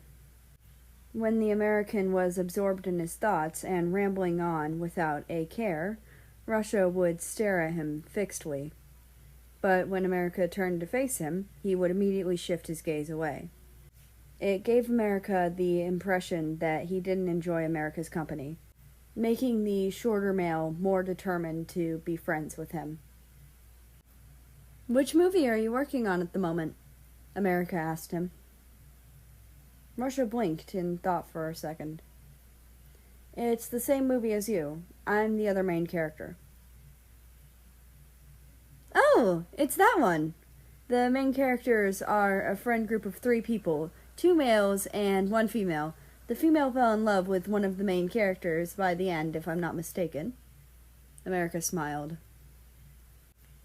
Russia's gaze turned a little angry and annoyed. So did his tone. Yeah, you and Japan will get those roles. That's right. Don't you think we seem like a perfect couple? America smirked. Russia's face darkened. Yeah, sure. I have to say, getting a main character role in such a big movie is really good. Then your acting skills must be amazing as well. No? Russia rolled his eyes, still a little annoyed. I guess. America tilted his head to the side and ran his hand through his hair. Do you want to take my role? I don't mind giving it to you. I thought the actors can't decide their roles. Directors do that, don't they? Well, typically they can't, but the director can't stop me from switching roles with you if you want to. Russia shook his head. I'd rather not rebel against the role the director gave me. Besides, I don't do roles with romance. Oh? That's quite odd. Why don't you? Don't tell me. You have someone you like, so you're loyal to only them. America chuckled in amusement. Russia just sighed, and his heavy eyes fell on America. His gaze was a few seconds longer this time. Then he turned his head away, as usual. It didn't seem like the Russian was going to answer, so America didn't pry on it too much. I didn't get to mention it before, but your hat is quite nice. Can I take a look? America didn't want to mention it out loud, but he felt an odd sense of familiarity when he looked at the hat. Russia immediately shot down the idea. No. Then he walked away. Hey, come back here. I'm sorry. Why are you leaving, though? Did I say something? America tried to call him back, but seeing if he didn't answer, America didn't chase after him.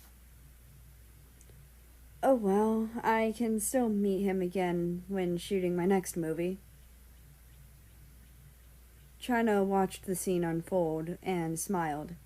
He followed the Russian where he was standing and stood next to him, leaning against the wall. You messed up bad, China said with a grin while sipping his bright green drink. Russia had both of his hands covering his face, which seemed a slight tint redder. He couldn't suppress the smile on his face. Yeah, I know, he replied. Chapter 15. Flip Off.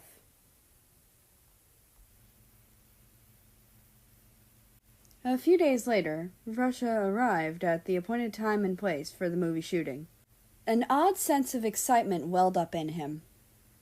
Inside the studio, from across the room, he noticed a dazzling presence, bright enough to make him go blind. America noticed him and waved enthusiastically at him. A dorky smile plastered across his face. The woman he was previously talking to also waved at him. Russia narrowed his eyes a little and turned away without a word. Of course, America ignored the fact that he wasn't interested in talking to him right now, and walked right up to him. Hey, good to see you again. You came just in time. The shooting is about to start in a few minutes. The woman with America smiled at Russia and introduced herself. I'm the current number 2 star. America here is number 1. Nice to meet you.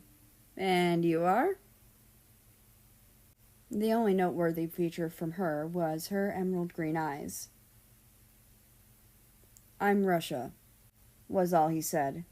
He clearly didn't want to engage in a conversation with her anymore. By the direction of his gaze, not once did he glance at her, so she shut up after that. Another lady ran up to them. In contrast to the green-eyed lady, this one was more cheerful and outgoing, giving off a friendly vibe. Minasan ohayou gozaimasu. この背の高い人は誰ですか? That roughly translates to, Good morning, everyone. Who's this tall fellow? Oh, hey Japan, this is Russia. He's a new friend of mine. From what I know, he's playing the role of the third friend in the movie. America replied enthusiastically.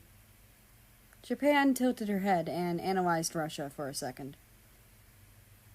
I've never seen you around in the industry before. You must be new then. It's quite impressive you could act as one of the main characters of a well-known studio despite not having that big of a reputation yet. You must be very good then. I look forward to working with you. Likewise. By the way, I heard that the director might change the role of the third friend. The Japanese lady folded her arms in discontent. America's eyes widened a little, while Russia sighed in dissatisfaction. The American retorted, "Isn't that Russia's role? How could they just change it last second? That's totally unfair." The green-eyed lady added, "Yes, I heard about it just a few minutes ago. If I'm not mistaken, it's because our fellow Russian here doesn't have quite the reputation yet." "Whatever, it doesn't matter what role they give me," Russia said. Just as he said that, they could see the director approaching them by the corner of their eyes. America immediately stepped up in front of the director, looking quite pissed. He raised his sunglasses to reveal a dazzling pair of identical blue eyes. "Hey, why'd you try to assign someone else with the role of the third friend? Didn't you give it to Russia first?" America said, dead serious. His eyes were scary, and his lips were curled into a frown. The director hurriedly tried to explain himself, seeing as their main actor looked angry. "You see, Russia here is a new actor, and since our studio is well known, I figured we would be better to show the audience a familiar face rather than a completely unfamiliar one." And absolute bullshit. If you were going to pull that shit in the first place, quit getting people's hopes up. Besides, isn't this just discrimination against new actors looking to start their careers? The American interjected, looking at the director straight in the eyes. Everyone in the studio had bright red words popping out of their heads at the same time. How bold! Usually actors would remain passive in situations to prevent their reputations from taking strain. But here, the top actor was brazenly expressing his opinion without a care. Japan whistled and raised her eyebrows. "There he goes again. How I wish I could be as brave as he is." Russia stared at him with sparkling eyes. He clutched his sleeves with a smile threatening to appear on his face. He'd be lying if he said he didn't feel a little special in this situation. He never really cared about matters concerning himself, and no one really ever spoke up for him either. It wasn't their business, is what everyone usually likes to tell themselves. The green-eyed lady smiled with sweat beads rolling down her face. "America is quite a friendly, cheerful person, but when you get on his bad side, he really does look quite scary. It's nice to see that he has a sense of justice, though." "Please don't say that. We're just picking the best, Wait, where are you going?" America walked away towards the exit, with his back facing the director. "If you think you can change roles on the last second, then you wouldn't mind if I just decide to not play in the movie last second." America turned his head halfway towards the director, where only the side view of his face can be seen. A shit-eating grin appeared on his handsome face. Quite a chilly one at that, as well. The director swallowed their words. America turned away and started walking away again. When the director snapped out of it, he shouted towards him. "We made a contract! You can't just go against it!" he said out of desperation. America's only response was to flip him off. He raised his middle finger without even turning to look at him. Japan couldn't help but let a escape. Russia was just silent. He couldn't help but chuckle to himself a little. "You're still the same as ever," he thought to himself happily. The director considered the pros and cons. In the end, they came to the conclusion that whoever was going to replace Russia isn't as valuable as the number one actor. Okay, we won't replace him," the director spat through gritted teeth. America did a full 180 with a bright smile plastered on his face. His aura of cheerfulness was back. Such a quick change in personality. Black lines appeared on everyone's faces as everyone thought to themselves. Russia muttered when America returned. Nice acting. America laughed out loud. I wasn't really acting, but I can act in any role you want me to. He smirked. America glanced at their thick script. Hey, how are your memorization skills? Not bad, I guess. A dorky smile was plastered on America's face. Then how about you come over to my place? I can help you out a bit. Chapter 16. It's Been So Long.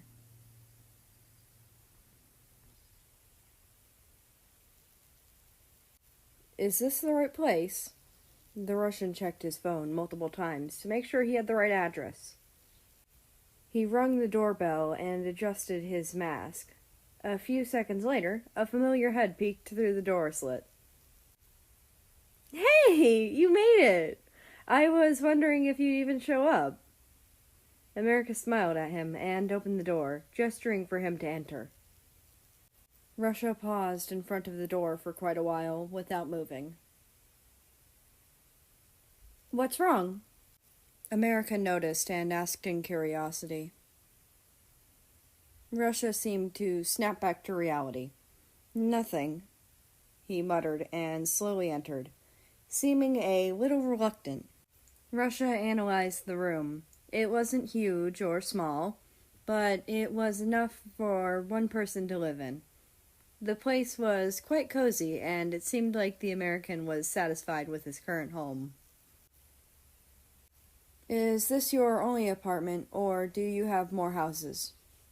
Russia asked offhandedly.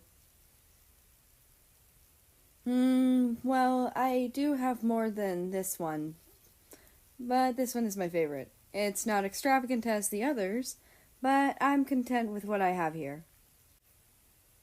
America was honestly finding an excuse to hang out with Russia.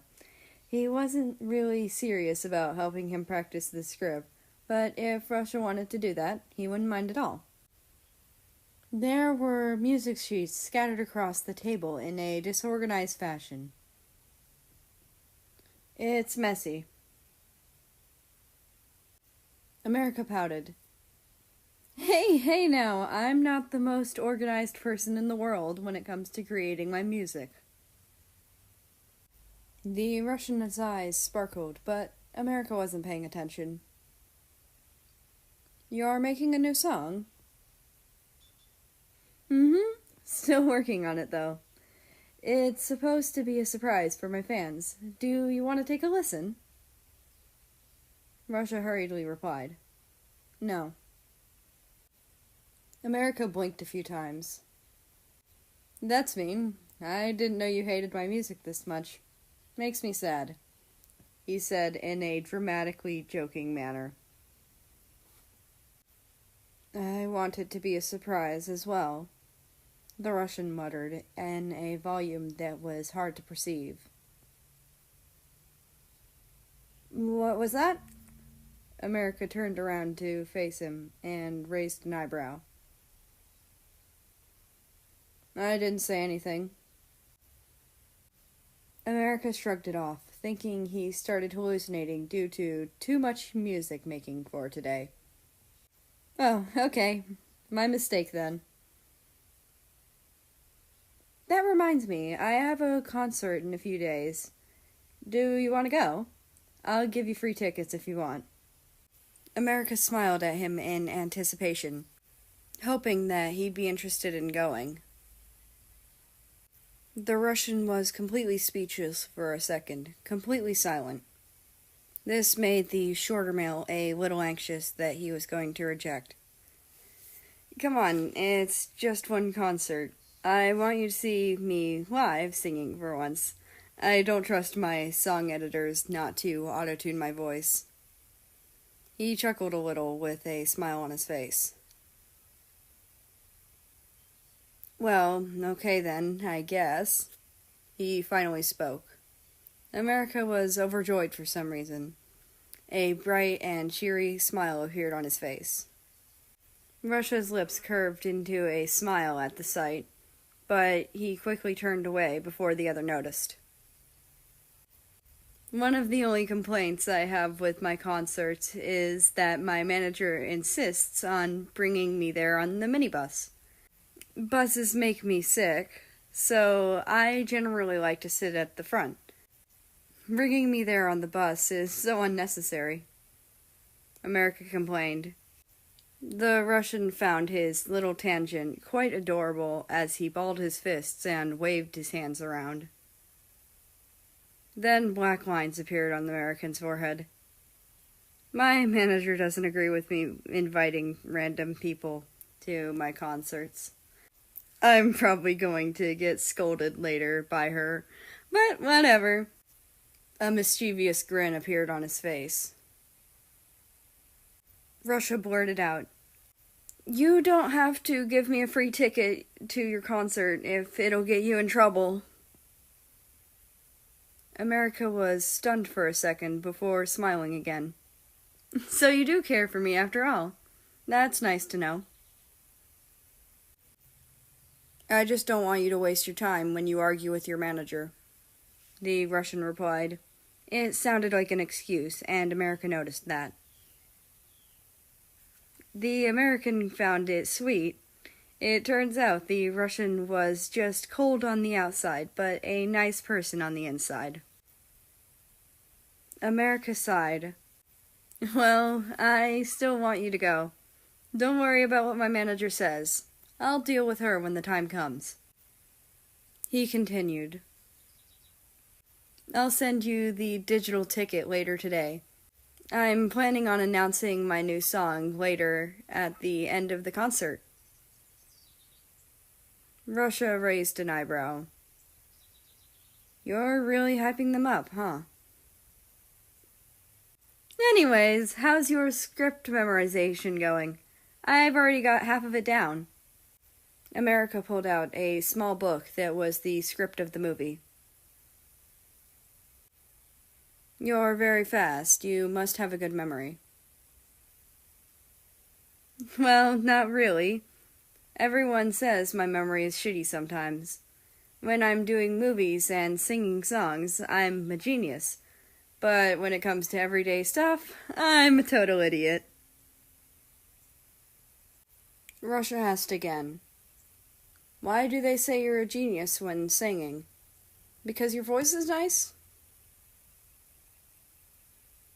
"Nah, people say it because I can sing any genre perfectly. Jazz, pop, opera, rap, rock, and much more. You name it, I can sing it." America said nonchalantly, like it was nothing.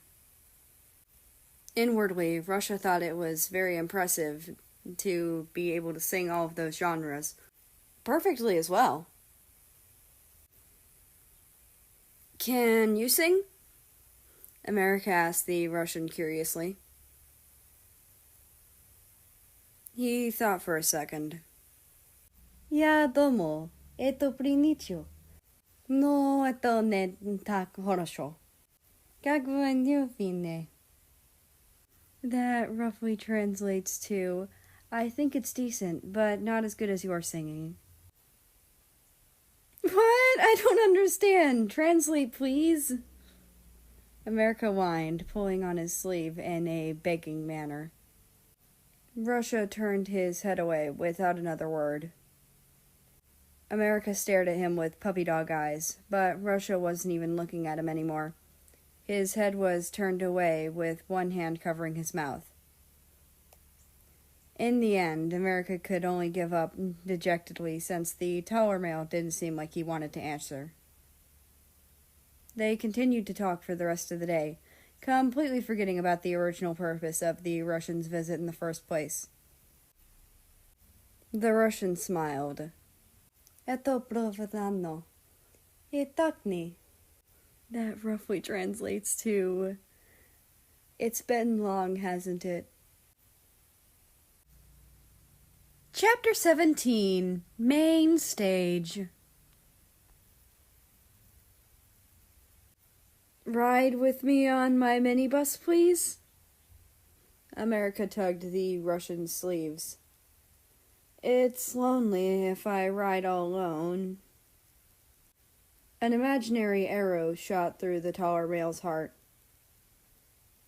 You're gonna get in trouble. He hardened his heart and muttered out.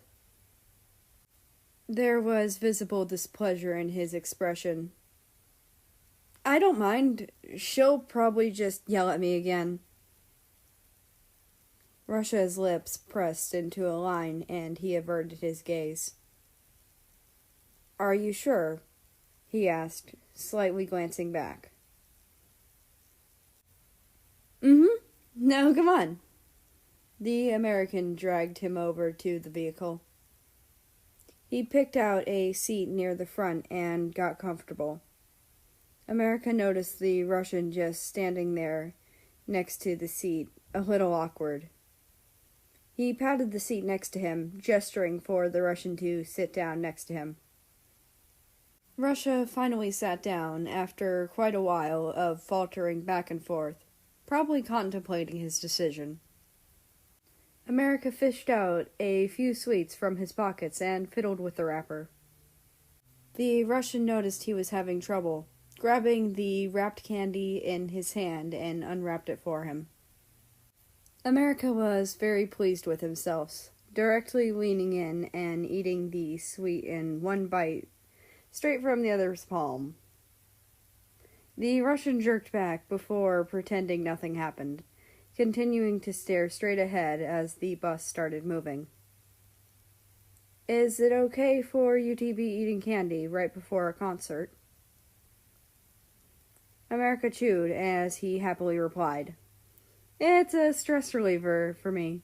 My manager does yell at me a lot for sneak eating candy before a concert, though. But it doesn't do any harm so far, so why can't I? The scenery flew by as time passed. I'll get you sweets next time, then, since you seem to enjoy them so much. Russia muttered in a volume that was hardly audible. At least America managed to get what he was saying. That would be awesome. Thank you. A smile curved on the Russian's lips, a satisfied expression on his face. The bus abruptly halted to a stop. Both of them did not expect it and tumbled. America tripped into the other's embrace with widened eyes and a red tint on his cheeks. Are you okay? Russia blurted out without thinking. America could not see his expression. The American steadied himself again and chuckled awkwardly. Whoops, sorry about that. I'm fine. Are you hurt? The taller male shifted his gaze. No, I'm not. You weren't very heavy anyway. Russia rubbed the side of his face.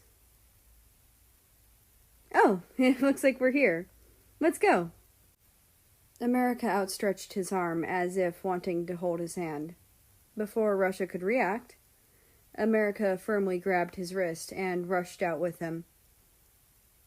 The path they took immediately led to the backstage, so they both walked down the path. Russia's gaze lingered on their hands, walking behind the American, following his tempo. The first thing they saw when they reached the backstage was America's manager.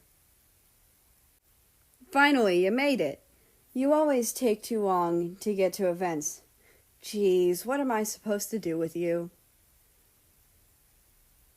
America smiled sarcastically. Sorry, I didn't mean to be late. Her gaze shifted to the taller male next to America. Who's this handsome fellow? Did you invite him to your concert? Yeah, this is Russia. I hope you don't mind him watching from... Yes, I mind. If anyone wants to watch you perform, they should buy a ticket. Don't start handing out tickets to everyone. She put her hands on her hips and lectured him. America swallowed the lump in his throat. It's just one person. Besides, I can't just send him back now. She sighed in annoyance and skimmed through the papers on her clipboard. Did you eat anything on the ride here? I didn't. America lied. Of course, there wasn't a single faulty point in his expression or appearance. Truly worthy of a top actor. She narrowed her gaze and shoved her hand in his pocket, taking out the whole stack of candy. Oh, did I wear the wrong pants today? America continued to play it off. No matter how convincing or talented you are, I have physical evidence here. She continued. How many times do I have to tell you not to eat sweets before a show? If you mess up on stage, it'll be your fault. I'm telling you this because I care about you. But why can't you listen to me? His manager almost crumpled the important papers on her clipboard. I was just calming my nerves a little.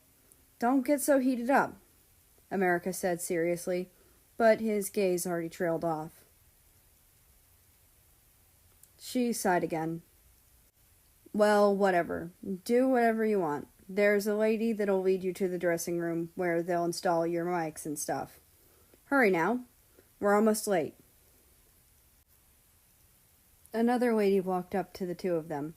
This one looked more reserved and calm, with a serene expression, but yet also seemed kind. Hello, I am Ukraine. I'll lead you to your dressing room. Please follow me. America dragged Russia along as they followed Ukraine to the dressing room. Russia wasn't allowed to enter the dressing room, so he stayed outside the door. In there, they installed a small microphone in the collar of his shirt. They also did some other adjustments as America waited for them to finish. He got bored and strikes up a conversation with Ukraine, who was waiting for him to finish. Hey, Ukraine, what role did you get in this event? Let's see. I'm sort of the organizer here. I organize a lot of movies and events. I don't really have a concrete organization or studio I work in, so I switch around a lot. Ukraine was surprised America would want to strike a conversation with her. The American gave her a gentle grin. Thank you for your hard work. She smiled back. It's my pleasure. I hope everything goes along well. After everything was finished up in the dressing room, America reunited with Russia outside and went back to the backstage area. He could already hear the cheers for the crowd who waited in anticipation. All this attention brought a smile to the American's face.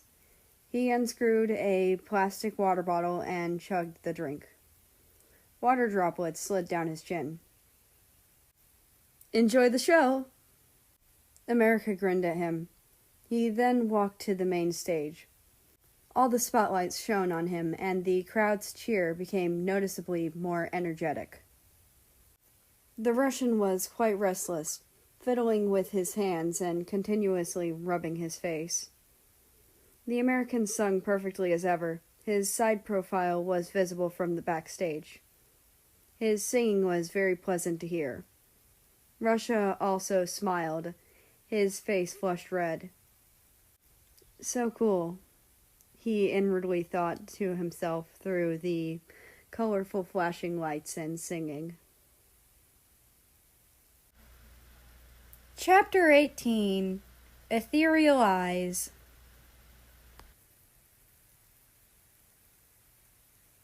So, how did I do? The American smiled as he walked backstage towards the Russian. The shorter male awaited their response and approval with a wide smile.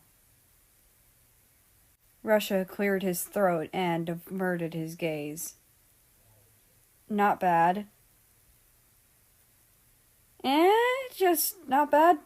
Can't you say more praises and flatter me a little? He pouted and balled his fists. Why should I flatter you? Russia raised an eyebrow and folded his arms. Well, I like being flattered and doted on, okay? Please? America begged and tugged on his sleeves. The Russian's lips pressed into a thin line. He turned his head away. Well, I think you were really cool up there. The shorter male noticed the bright red blush on his face, and he chuckled. It's embarrassing for him to give compliments, huh? Russia silently handed him a water bottle. Oh, thank you! America thanked him and took the bottle. A woman walked up to them. America, don't forget about your next concert, and don't be late, his manager said, then left. "'Kay," America replied casually and continued to walk with Russia. Suddenly, the American's phone vibrated in his pocket. He powered it on and saw an unread message. It was the green-eyed lady that he introduced Russia to at the movie set. I just saw your concert online. You did great. I'll be sure to go to your next one. Okay, I'll be waiting then. Russia noticed he was texting someone and glanced over with a sour expression. Be careful. Don't drop your phone, he said as he handed America a small towel to wipe his sweaty hands with. Oh, I forgot to do that as well. Thanks. America also wiped his face and ran his fingers through his hair. He noticed the taller male staring at him intensely. What's wrong? Do I look handsome? America joked with a smirk. Russia chuckled, but didn't answer. Just at the moment, America's phone vibrated again. It was Japan texting him this time. Nice concert. I have mine in a few days. Want to go? Sure. As long as it's free, of course. Of course it's free, dumbass. Anyways, you can bring the tall fellow with you as well. America turned to Russia. Japan invited me to her concert in a few days. Says I can bring you along. Want to go?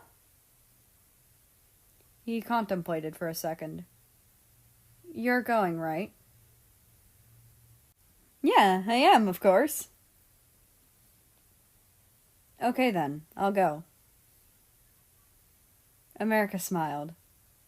Let's go back to my apartment. I want to hang out with you some more. Shouldn't you rest? Are you not tired? Russia sighed. If it's you, then I'm not tired, he replied nonchalantly.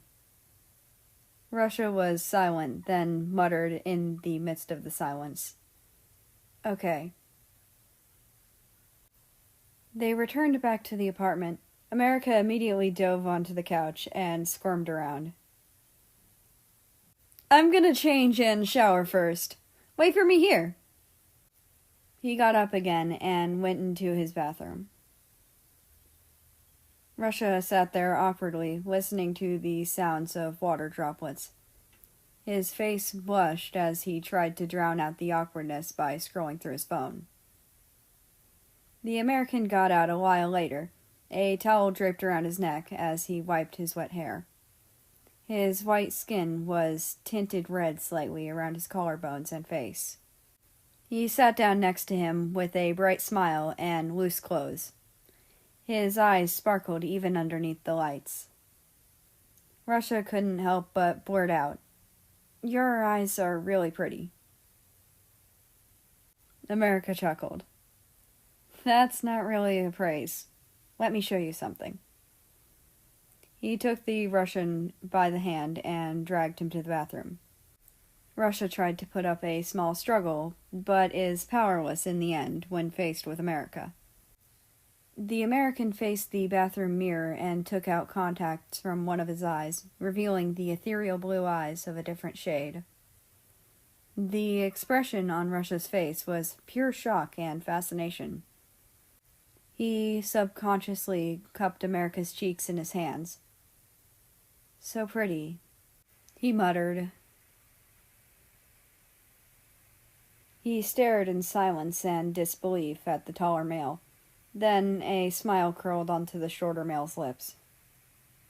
Thank you. I've never shown my real eye color to anyone other than family.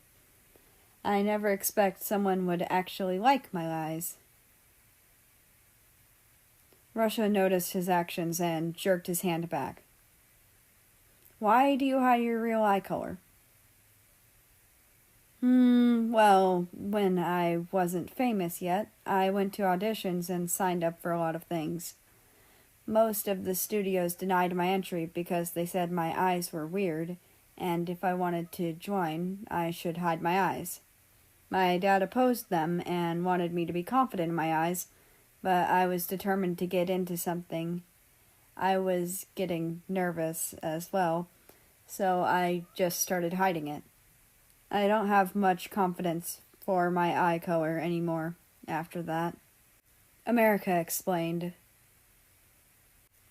Russia's expression turned sour. You shouldn't hide it, and you should be confident to show it. I think your eyes are amazing. America stared in silence again. Russia immediately got embarrassed at his words. Forget I said anything. The shorter male smiled and chuckled. Thanks. Maybe one day I'll be confident enough to do so. Seeing America's smile made Russia unconsciously smile as well. Oh, wait, I got this from my merch stand. I don't know if you would want it, but my manager gave these to me for some reason. I have no use for these photo cards, so maybe you want them? America handed it over to Russia, waiting for him to take it. Russia slowly took it and put it in his pockets. Thank you, he said with his head hung low, with a small smile. I consider you my closest friend. I hope you feel the same. America smiled with his hands behind his back. I'll help you on your career as an actor. I want you to be successful, and I think you have potential as well. I feel the same way. Chapter 19. Concealed Jealousy.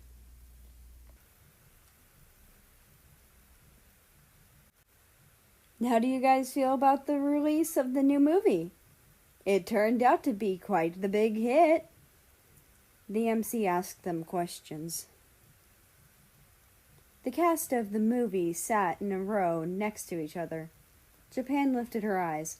A cold layer of ice rested on her gaze. She looked as imposing as ever. Then her lips curled into a smile. The cold gaze became one of warmth and tenderness. I'm very excited to see how well the movie will continue to grow. She replied to the MC's question without a second to lose, as if she had scripted this from the beginning. The MC expectantly turned to the American and the Russian, who were the other two main characters of this movie. America replied with a smile. It was a fun project to work on. I hope I can work with the other members of the cast again someday.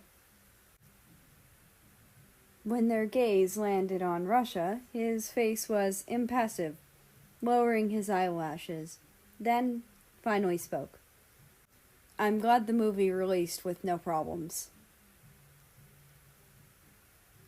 Fans online have been buzzing about the romance in the movie. How do you feel about this?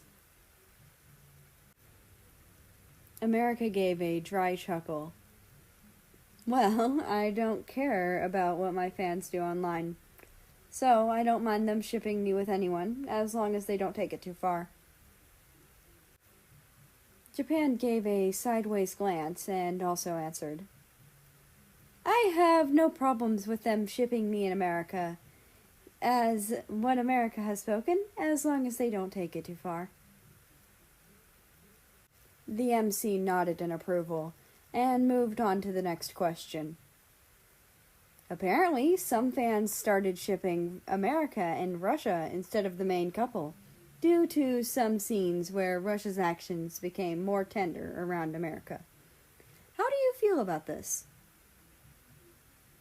I didn't notice myself, but if you put it that way, I don't mind either. America placed his elbow on the armchair and rested his cheek on the palm of his hand. A lazy smile plastered on his face. Russia folded his hands and lowered his head a little. A small, hardly noticeable smile appeared on his face. I also don't mind. Consider it fan service if you'd like. The MC ordered the staff to bring out some papers and writing equipment. Let's move on to the little games I have in store. Let's start with the cast drawing each other. Draw the person to your right. America's gaze trailed to the right. An elegant lady sat there. Japan. Russia's gaze drifted to the right as well. America sat there. He also noticed that the shorter male's gaze seemed to linger on Japan. The Russian tried to hide his annoyance in his gaze, as his eyes narrowed slightly. When they started drawing, America knew well that his drawing skills weren't the best. But he knew he had to provide slight comedic effect when he revealed his drawing. He didn't spend too long on it when he started staring at Russia. Then his gaze fell to his hands. The taller male's hands were well-defined and elegant. Even each stroke seemed to be filled with affection and care. America didn't know if he was hallucinating, but he could faintly see the joy in the Russian's face as he drew. When the time was up, they revealed their drawings one by one. Most of the cast couldn't draw very well, so the rest burst into laughter with every drawing revealed. When Japan revealed her drawing, it was unique. From what America heard, it was a traditional art style from her culture, but couldn't help busting into laughter when he saw it. You're so mean! I bet your drawing isn't any better anyways. Japan playfully punched America in a fit of anger and taunted him. Oh yeah? Take a look at my masterpiece. America revealed his drawing. On there was a drawing that was hardly recognizable.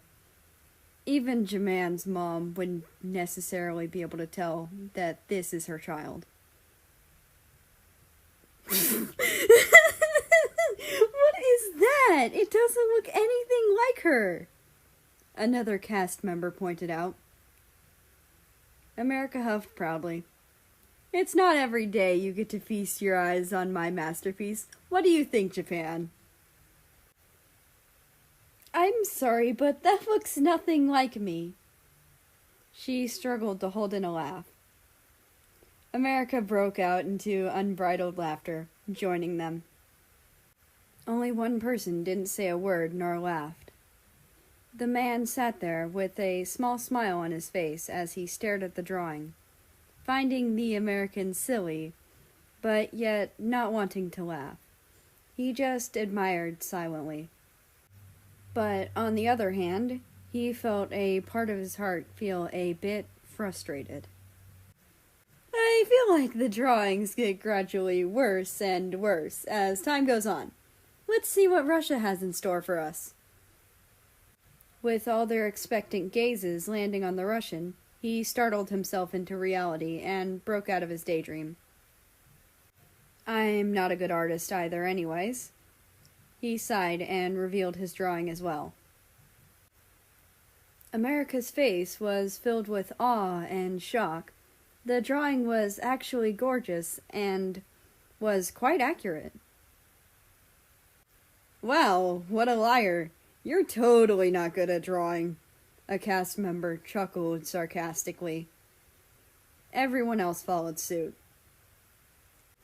I was expecting something even worse than America's, but it seems Russia here seems to be quite the artist. America stared at the drawing. A smile curved onto his lips. He indeed looked quite good in the drawing. He also knew of the hardships of the drawing. What a large amount of effort he must have put into this kind of art piece. Only Russia knew that, in actuality, he had been drawing America for quite a long time, so that his hands gradually grew accustomed to it. He also felt that the drawing was quite lacking compared to the actual person. No drawing of his could ever hold a candle to the actual person. When the show was over, they exited the studio to greet their fans, who have been waiting patiently for them to come out. A whole swarm of people came in like buzzing bees. They all begged for autographs and pictures. The cast went along their best, signing autographs occasionally as they tried to walk. A female fan, who America was signing their notebook for, glanced at him in Japan. She spoke. You two go really well together. Best of luck. She giggles and got lost in the crowd. America wanted to correct her and say that they were actually just good friends, but found it a hassle and just didn't say anything. America and Japan both got many comments similar to that. Both of them didn't mind and care. Instead, they joked about it to each other a lot, like a pair of old friends. But they didn't notice the tall, imposing figure behind them with a sour expression and a piercing gaze sharper than knives. Chapter 20. On a Date.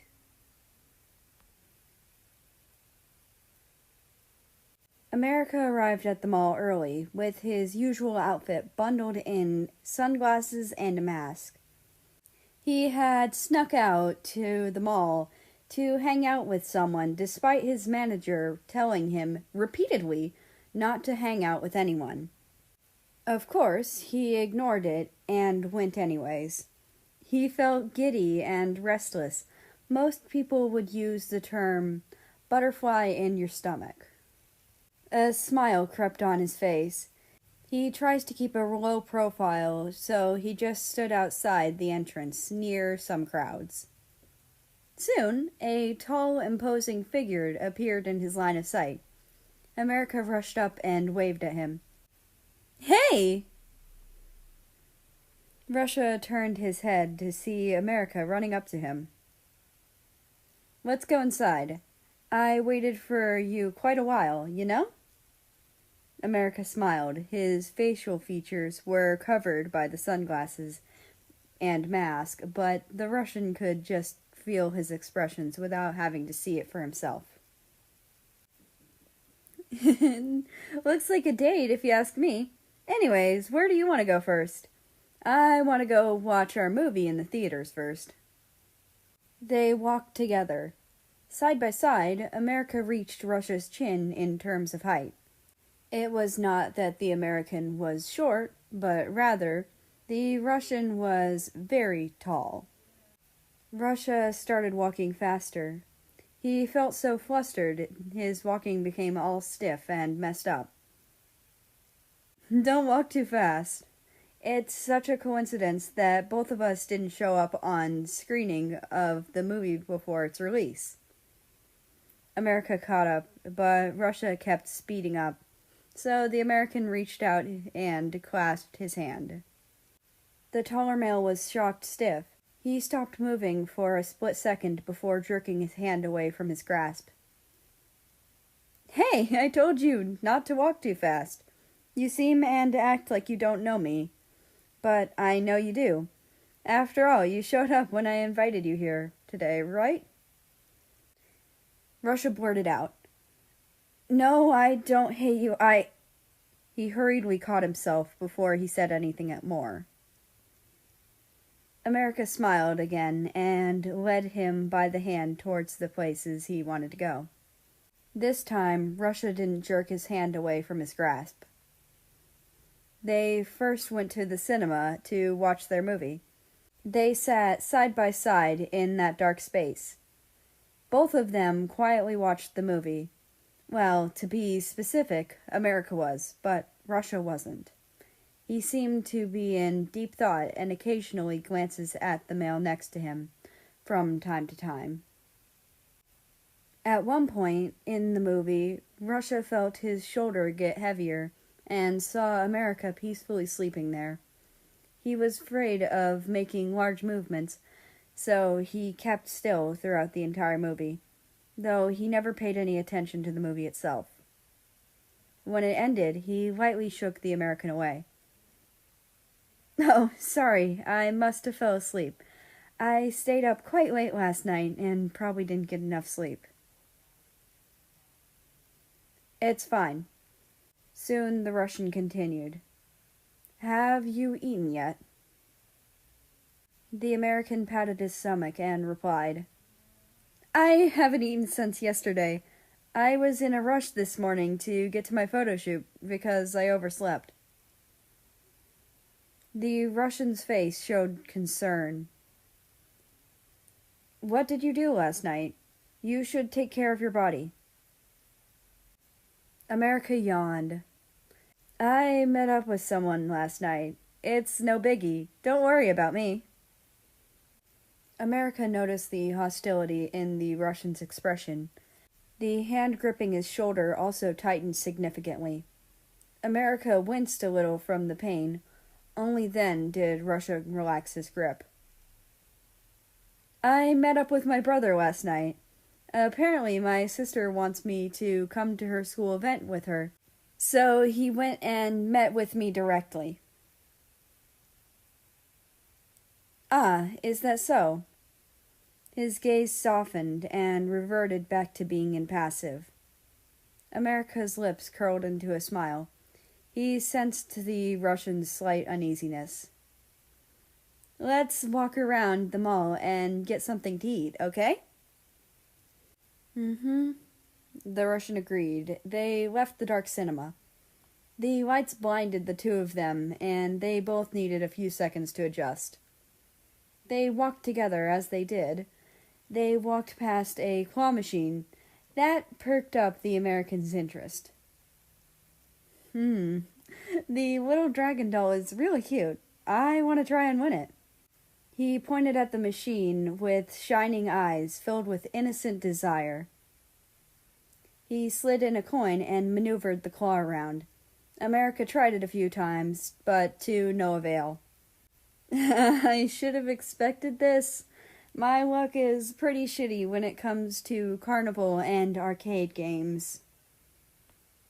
The shorter male pouted and sighed. Well, that's too bad. I really wanted it a lot. I can try. Russia walked past him and slid a coin in as well. He tried a few times, but also did not reveal any results. Well, looks like we both suck at this. America laughed wholeheartedly, while Russia stared intensely at him. Russia lowered his head a little and spoke. I promise I'll get it for you one day. America was a little stunned that someone would actually be devoted enough to something he wanted for fun. America cupped his cheeks in his hands. The taller male felt the warmth envelop the sides of his face. He lifted his head and saw the American smiling innocently at him. Okay then, I'll be waiting. Russia heard loud banging coming from his chest. He placed his own hands on the American's hands that rested on his face. Let's get something to eat, okay? I'm starving here. The Russian let his defenses down and leaned his face further into the other's hands. He could feel the gentle warmth climbing up his face, but he didn't care. He just wanted to treasure the small moments like these as much as he could. They walked around the mall once again, only this time they walked hand in hand. Let's try this restaurant. I heard it's really nice and not too pricey. Do you have any other suggestions? Russia smiled. It caught America off guard because it was such a soft and genuine smile compared to the impassive expressions he usually had. I'm fine with anywhere you pick. The shorter male smiled and led him inside. The lady at the front desk greeted them. Hello, welcome. A table for two? Yes, just two. Russia spoke before America could. We have a special promo for couples in this month. Would you like to apply for it? She pointed out the menu with the discounted prices. This time, America blurted out before Russia could reply. Yes, please. Thanks for the trouble. The Russian's eyes widened slightly as he stared at the male next to him. They were led to a table and sat down, skimming over the menu. Why did you say that? The Russian fiddled with his menu. Oh, there would be a discount, right? So we may as well save money while we're at it. America thought nothing of his words and continued to recommend food for the Russian to try. A couple, huh? Russia thought and smiled to himself.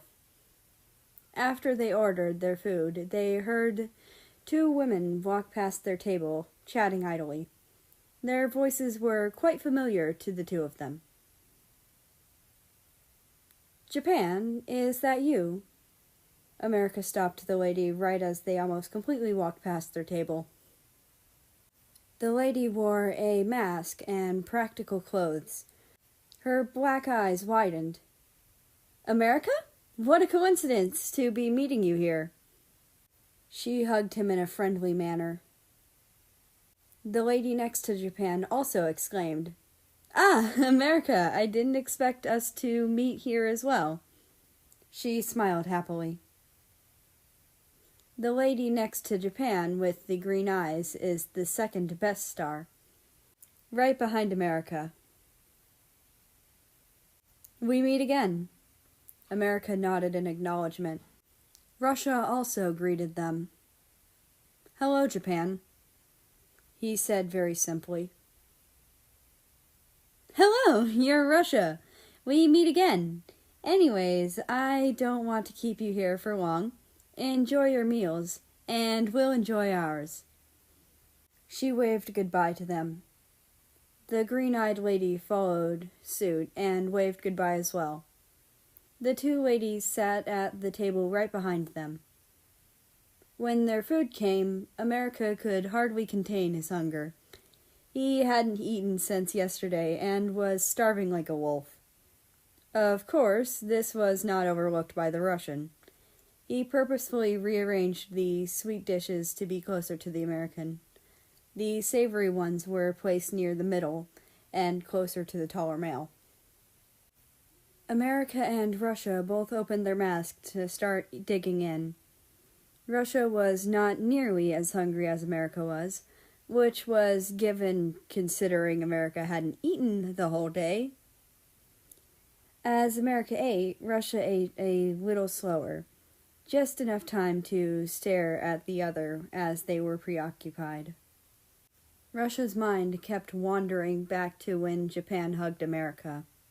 It was not that he started to dislike Japan for doing that, but rather he couldn't help but feel dreadfully envious of America's close friends, who could be around him more often and hug him without a second thought.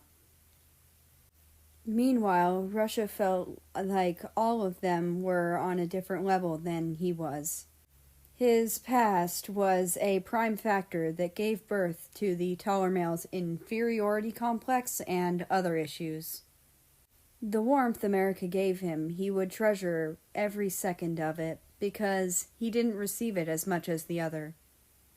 Sure, he went to America's concert and went to his apartment, but that's it.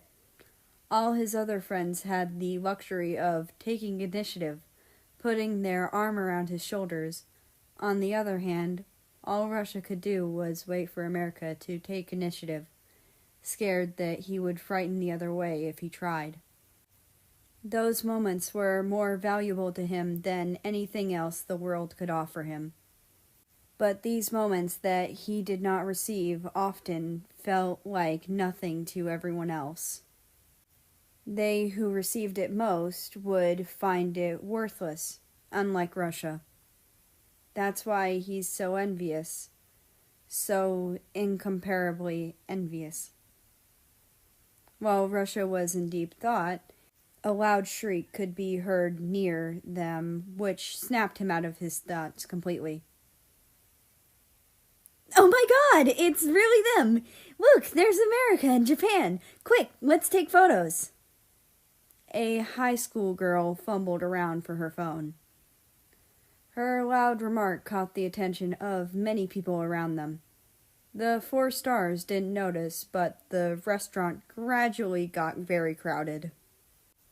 Because the person on security cameras noticed their extremely good looks and recognized them. Like any person would, they posted about it on social media, catching the attention of many people. Russia's eyes narrowed in hostility at the crowd of people who disrupted his meal. America grabbed Russia's arm. "Let's make a run for it!" He grinned mischievously. Russia fumbled around for money and slammed it on the table to cover the bill.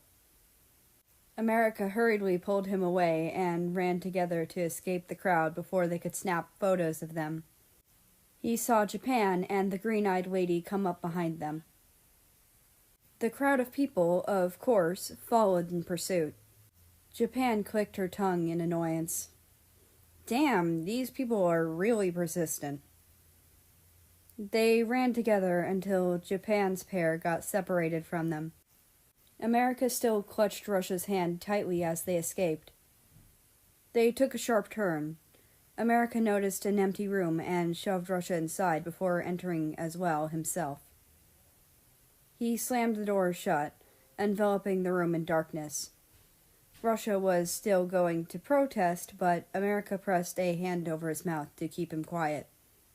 Amidst the silence, they heard the horde of rumbling footsteps run past them for a few mutterings of things. "Damn, where did they go? Let's keep searching." There were still people lingering around the area, waiting for them just in case they would pass this area again. America retracted the hand that was covering the taller male's mouth. He said in a very quiet voice, "We can speak, but not too loudly. We should wait until they leave." Russia also spoke in a quiet voice. "Okay, but why did we run?" "I just don't like dealing with fans on my day off. Where are we anyway? I just shoved us into the closest room I could find." Only then did the two notice that the room was very, very small. It hardly had enough space for both of them, to the point where they could feel each other's breathing pressing against each other. The smell of soap leaked through. "I think this is a cleaning supply closet." Russia struggled to mutter out what he needed to say due to the amount of physical contact between them. He was flustered. His eyes were swirling and his face was bright red. Luckily, the room was dark enough so that it wasn't noticeable. Ah, I see. Anyways, can you move your leg? It's in between mine, and it's very uncomfortable, America said casually, and wanted to cross his arms, but the small space gave him no room to do so.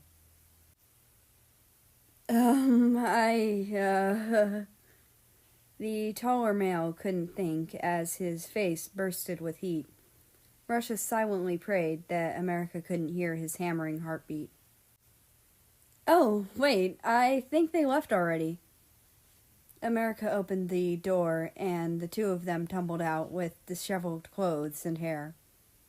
America scanned the surrounding area, while the other was just in a trance. All right, I think the coast is clear. Unfortunately, I don't think we can hang out more today, since people already know we're here. Russia snapped out of it and seemed a little sad about it. Okay. Let's hang out again some other time, okay? Maybe we can go out in a few weeks. My schedule should be completely empty by that time. Mm-hmm. He silently agreed. America rubbed his forehead. Ah, man, my manager's gonna yell at me again after this because I came here despite her saying I shouldn't. He continued. I was planning on keeping it secret, but those people already got a few pictures of us. It's totally gonna blow up, and she's gonna find out. Russia spoke. If I could, I wouldn't let her yell at you. Wow, look at you, Mr. Smooth Talker. Anyways, we should leave now before they come back. And so they did. Russia was a little sad, but he knew that at least he would be able to go out with him again in a few weeks. Unfortunately, he wasn't able to. Chapter 21. Scheduled Meeting. These are some of the clients willing to sponsor you to act in their commercial. Say hello. America's manager urged him with her elbow. America was spaced out a bit, but snapped back into it with the small action. Hello, I'm America. It's a pleasure to meet you. He greeted with a smile. Although his face seemed sincere, he really wasn't. While having the meeting with the commercial sponsors, his manager did the talking, and he just used his phone secretly under the desk. Let's meet up again soon, when I have free time. Are you working on something right now? America was texting Russia, and always found it oddly relaxing when texting him, compared to the others. Soon a reply came, without much waiting. Okay, and not at the moment. A smile appeared on the American's face, without him realizing it. Russia was such a stuffy texter with such dry replies, but it always makes him feel so special and happy. How can someone so stiff make him so happy? Lately, they've been texting each other more often, with daily good mornings and good nights. Well, it was mostly America, though.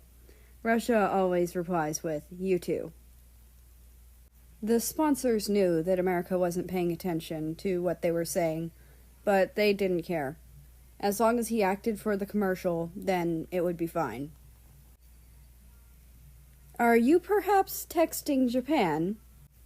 A sponsor dared to ask, trying to get closer to the number one star. Seeing how happy his expression was, everyone could put two and two together to figure out that the person he's texting must be special to him. America's face was a bit bewildered, but he didn't allow his expression to be seen through. The sponsor continued with an explanation. Well, you see, there are articles clicking around the internet because you were seen with Japan at the mall the other day. Oh, I just happened to meet them there, that's all. The sponsors didn't look like they were buying it. They kept giving him suggestive looks, which really annoyed him. He really wished he could just slap them, but of course that would be rude. So he just rolled his eyes and said with a clearly pissed tone, "We're friends. Don't stick your noses into other people's business." The sponsors were wary. Of course, they wanted to retort, but they were worried that it might make America decline the offer. So they kept their mouths shut. America often updated his social medias when something happened. A lot of people bombarded him with notifications about the articles. Obviously, he had already read a few of them. What annoyed him the most was that the articles never mentioned he was also with Russia, and not only those two girls. When the meeting was over, his manager and him took their leave and got into the car. She started nagging him as soon as they did. "Didn't I tell you specifically not to go to the mall with anyone? Now look at all these articles about you in Japan circling around." "I really did just happen to meet them, though." "Yeah, right. Even if you did, the media wouldn't be so nice as to include that in their articles." She narrowed her eyes.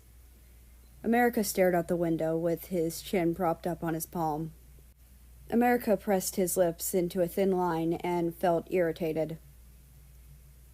"I'm really not involved with Japan other than being friends. He paused for a second. A specific tall figure with a stiff and cold personality and a handsome face appeared in his head. I think I'm already interested in someone else." The car abruptly halted to a stop. America was almost sent flying. His manager turned to look at him in the face. "Be careful who you like and what you do," she warned him with a low tone. Yeah, I know. I won't do anything rash." She started the car again. "Don't mention this to anyone, either. Poor girl would be bombarded with your die-hard fans." America almost laughed out loud when he heard his manager say, "Poor girl," but managed to hold it in.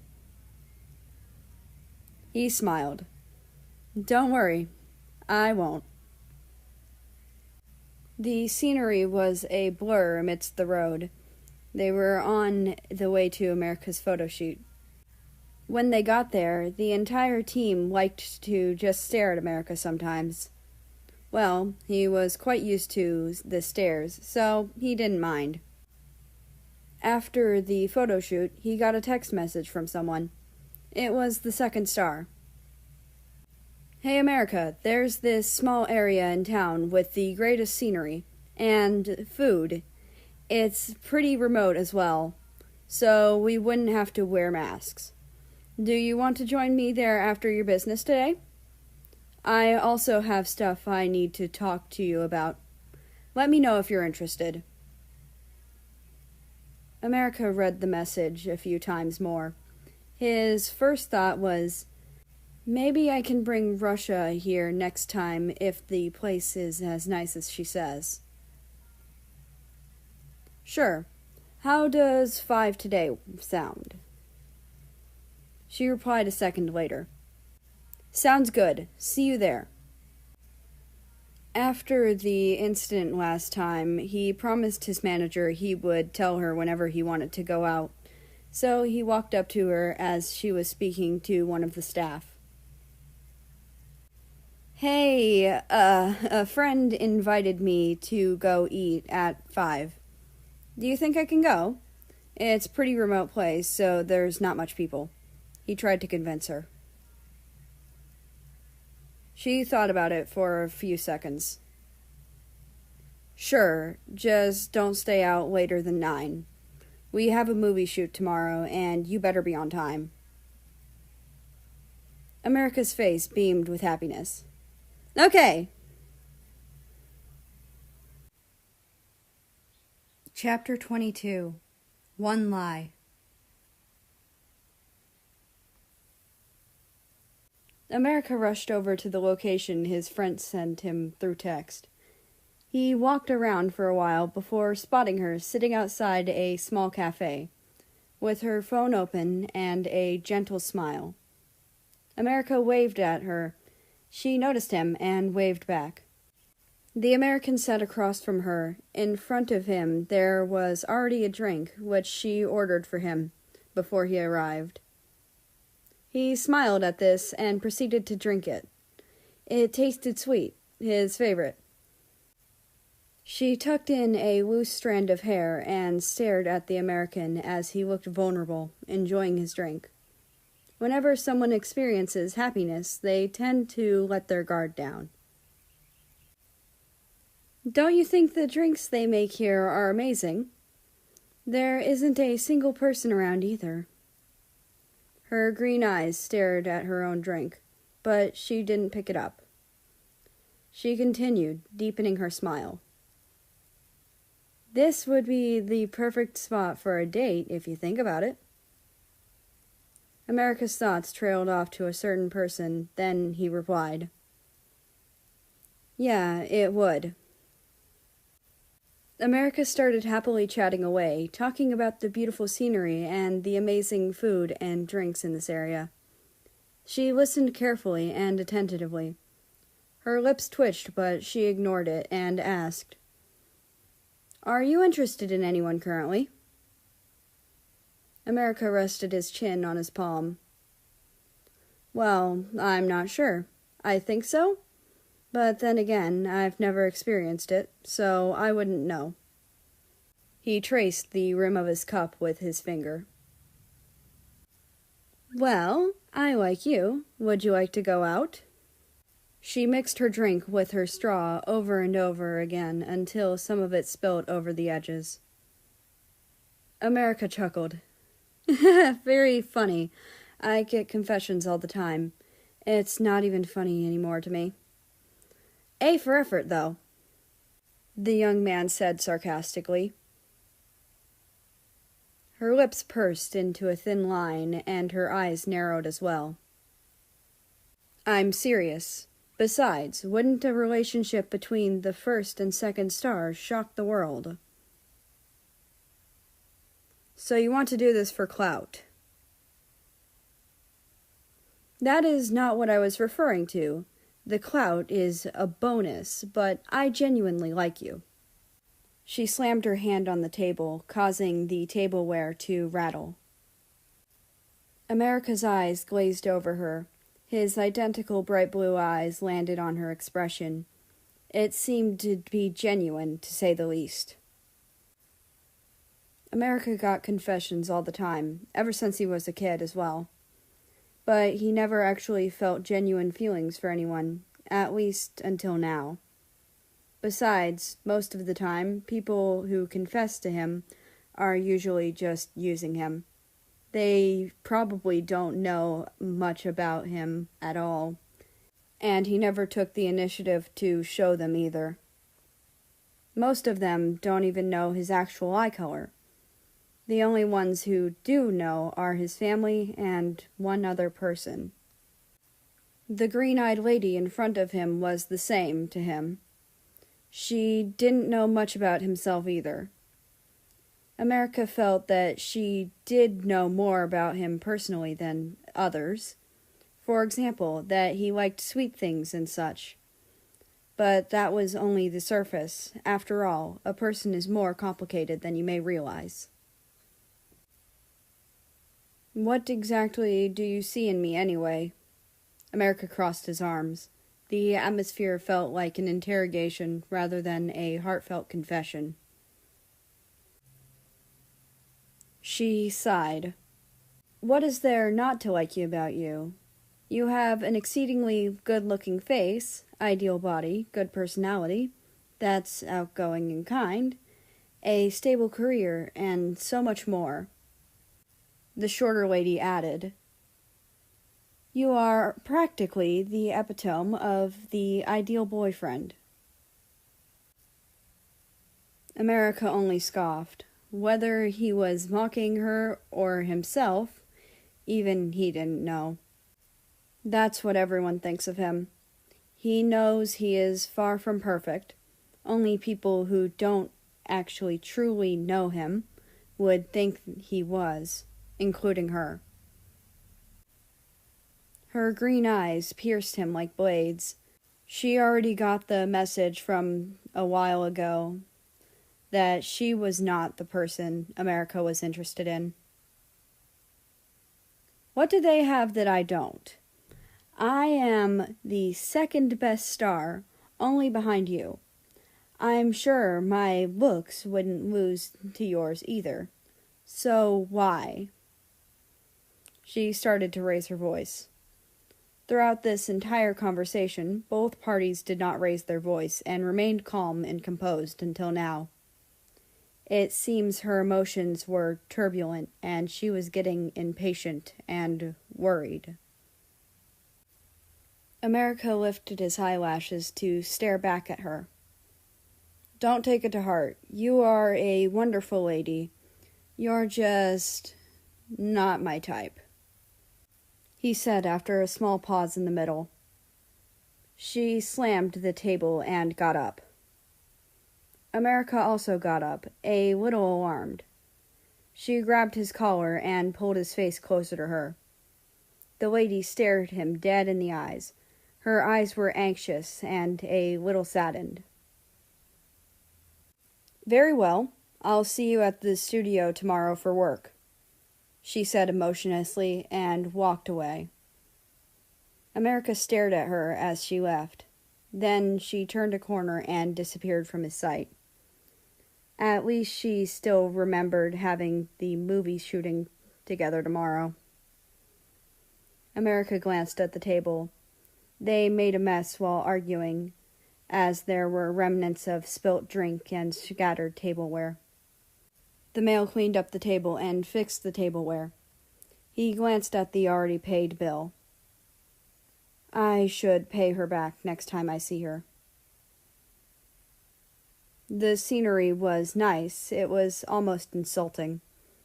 He felt quite depressed about losing a friend today and hoped they could make up one day. He silently hoped that day would come soon. He walked back home and wanted to text Russia immediately about what happened, but he felt that maybe she wouldn't want America telling everyone about what happened. After all, it could be embarrassing or hurtful for her to remember, so America decided not to say anything. He was mentally exhausted from today. America was always like this after arguments, which is why he really despises it. He dozed off without realizing it. In the morning, the sun blinded his vision as he slowly got up. He checked his phone and found hundreds upon hundreds of missed calls from his manager, Russia, and his other acting colleagues, along with thousands and maybe millions of notifications.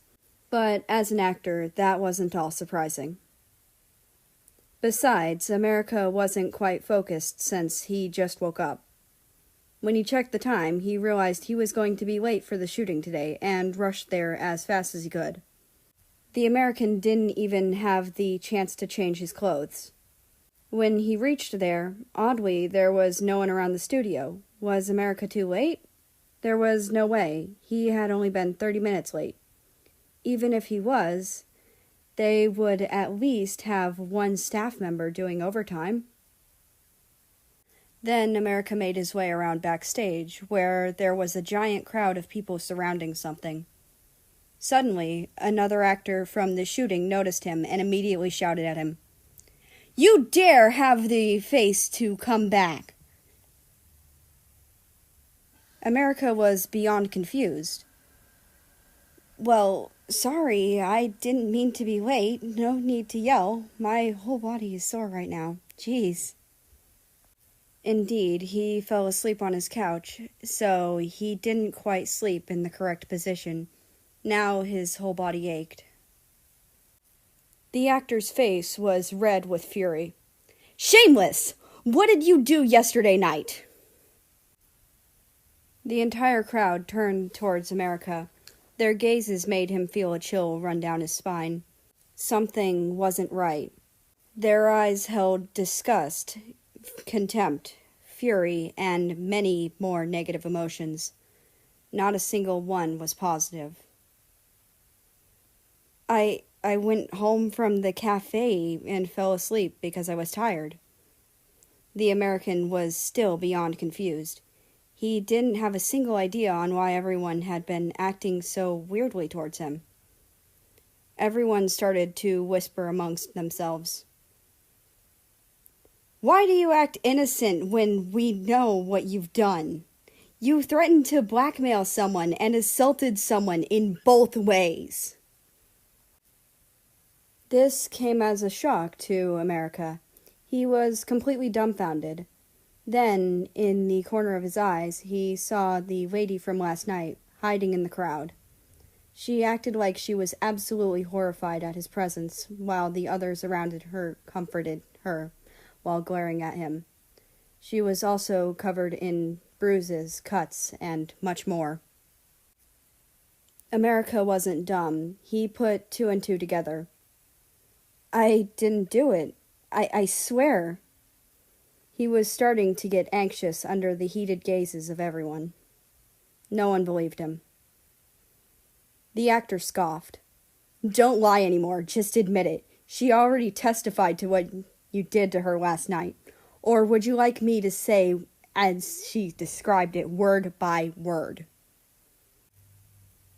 America couldn't mutter out a single word, but he already started explaining to the American what happened yesterday, according to the green-eyed lady. The actors started with them meeting at the cafe. One thing led to another, then what he described what America did to her yesterday, in full detail. America didn't want to listen, but he couldn't block his ears. The American gradually felt more and more nauseous as the actor continued to explain. "Seems like you didn't even change your clothes from yesterday, since you were in a hurry to see how messy your clothes are and how exhausted you look. Isn't that proof already?" When he said "in a hurry," he used his hands to do the quote-unquote hand gesture. Then the actor pointed at America's collar. His eyes widened. This was when she pulled his collar yesterday. Everyone in the crowd continued to nitpick every single detail about him that could prove he was guilty. They threw insult after insult at him as America stood there and took it all. He didn't have evidence to prove his innocence. He didn't interact with anyone or go anywhere after what happened. So at the cafe there was no footage nor statement he could use. The area was deserted, so no one could have seen them. "So, what do you have to say for yourself?" America felt the tears threatening to spill right out then and there, due to the peer pressure everyone gave him, the insulting words people said. And there was also the hopelessness that felt like a spacious, deep pit. I really didn't do it," the American then said with a slightly shaky voice. He couldn't really take it anymore and stormed out of there. The crowd continued to say things even as he left. Outside, the sky was dark because of the heavy clouds, and it started to rain a little. Only now did America realize his phone had millions of notifications. A lot of them featured the accusations being thrown at him. Articles have already been made. People have been bombarding his social medias everywhere. The young man clutched his phone tighter, and the sounds of notifications didn't stop, and he began to feel dizzy. "America," someone said, and ran over to him. America could hear the footsteps splashing on the puddles towards him. It was Russia. America felt a sense of warmth in his heart when he saw the Russian. He couldn't believe in such a horrible situation like this that the taller male would still show up to cheer him up a little. Did you actually do it? The Russian grabbed his shoulders and stared into America's eyes. His eyes were turbulent. America's eyes and expression turned dark. Does he not believe me either? Why would he ask me if he did believe me? America felt this hurt even more than all the other words everyone threw at him. He ignored the aching in his heart and pushed the Russian away. The pain was unbearable.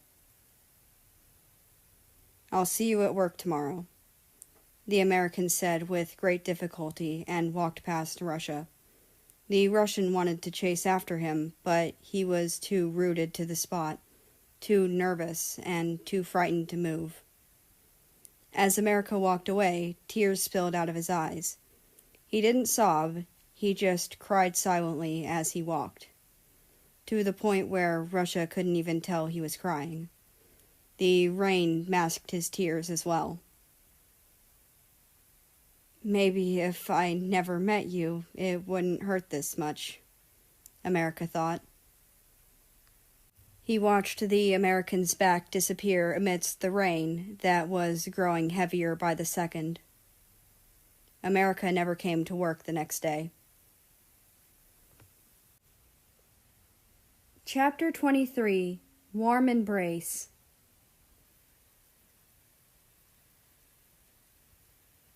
America sat on the couch, and Russia walked over with a cup of water for him.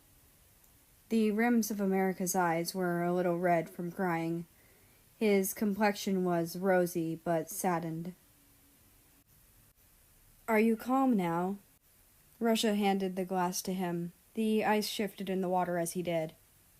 America stared blankly at his reflection in the water before drinking it all in a few large gulps. Yes, he finally replied. Russia sat next to him and unconsciously rested his shoulders on the couch, which made him wince in pain. The American was alarmed by this, remembering how he punched him repeatedly in the heat of the moment. He pursed his lips and went back into the kitchen, opened a few drawers, taking out a med kit. Take it off, America said calmly as he opened the med kit. Russia averted his gaze. There's no need. I am fine. America was starting to get a bit impatient. Take it off, he said firmly again. Russia gave in under his heated gaze. On his shoulder was a nasty bruise. America helped him bandage his wounds. Somewhere along in the process, he muttered in a volume close to a whisper. I'm sorry. I shouldn't have hurt you. The Russian shivered whenever the other male's hands touched his skin. He was caught off guard by the apology. Don't apologize. I'm the one who should apologize. You're the one getting hurt. Why are you apologizing? Russia grabbed America's hand, stopping him from continuing. He turned his head and stared him in the eyes. In those amber eyes was devotion, admiration, care, and many other mixed feelings. America felt like his legs would turn into jelly. I'm sorry for doubting you before. I know you'd never do something like that. America gave a low chuckle. His hand was still gripped by the other. That was 2 years ago. I'm already over it. No, you're not over it. Don't lie to me. I know those words hurt even after 2 years. No matter how used to it you may have gotten, you shouldn't have to get used to things like this. The Russian's eyes lowered, traces of sadness hidden in his gaze. America tilted his head. A few strands of hair fell onto his face. I can't get butthurt over every single time a mean comment is directed at me. He used his other free hand to pry the taller male's hand off of his. Then he continued to treat his wounds. A silence followed between them, until Russia broke the silence. Why don't you speak up and defend yourself? She doesn't have any concrete evidence against you anyway. I do not have any concrete evidence to prove my innocence as well. I do not want to claim myself as innocent in front of everyone when I don't have evidence to prove that I really am innocent. He paused, then continued again. That is why I left without saying anything. The American rested his forehead on the Russian's uninjured shoulder. Russia was worried he would start crying again, and hurried to hug him. America laughed at his actions and slowly melted into his embrace. A small pink flush spread across both their cheeks. His lips curved into a smile. You were so cold to me before. Why the sudden change of heart after I left? Russia's eyebrows scrunched as if remembering an upsetting memory. I just had a hard time expressing my happiness. I'm going to treat you better this time, I promise. America was going to say something, but Russia cut in once more. I believe in you more than anything, so remember that I'll always be here for you. You're not alone. I'm sorry if I made you feel that way before. Tears of happiness threatened to spill out of the shorter male's eyes, but he held it in. Okay.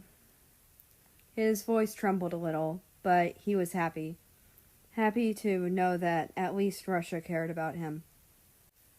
They spent the night talking. Before they knew it, both of them fell asleep on the couch.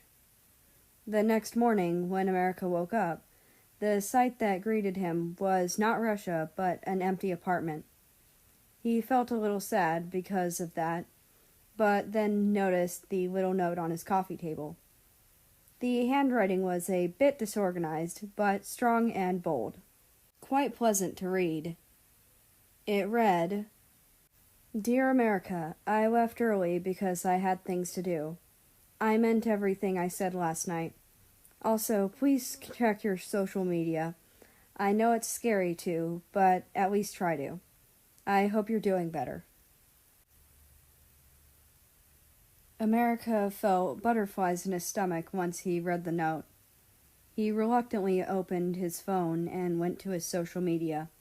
He was mentioned in a few famous people's social media. There was Russia, Germany, Poland, China, Singapore, and a few more. They were all actors and actresses from his recent reality show that purposefully ruined his image for views. They all spoke against the staff of that show, saying that they purposefully made him look bad for views. They explained the misunderstandings that were created by the show's staff, like the food spill on the first day, and why America didn't do as much work as everyone else, explaining that he was injured on purpose by the staff and was still forced to go through with the games. The comments gave America a sense of relief. They still didn't like America, but they acknowledged that doing things like that were absolutely horrible and unfair. But some of the comments said that he deserved all of it for what he did. There's always those kinds of people in the world. The official account of the show also surprisingly admitted their faults, and what they did after a few of their staff admitted to all the claims. America was shocked and speechless, and extremely happy as well, that all of this was cleared up and the misunderstanding didn't spiral down even more. Russia must have done something, he thought to himself. The thought made his heart warm. He rushed to text the Russian. Did you do something to make them talk? You really didn't have to. Russia replied almost immediately. I have connections here and there, and it's no big deal. Are you happy? Yes, I'm really grateful. Thank you so much.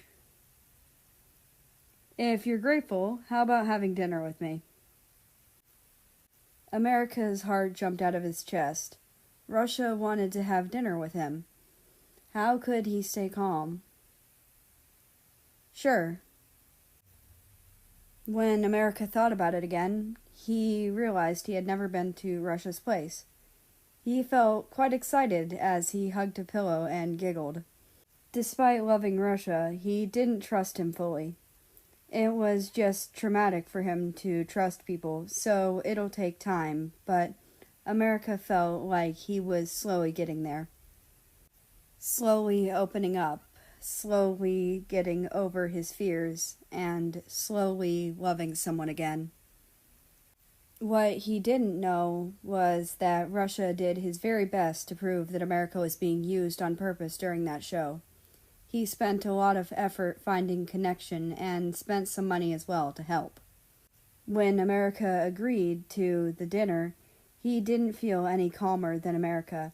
His face brightened noticeably. He didn't look as aloof as before, which made the staff around him right now become confused. All he wanted was to see America happy. That was all. Chapter 24, Waiting for You.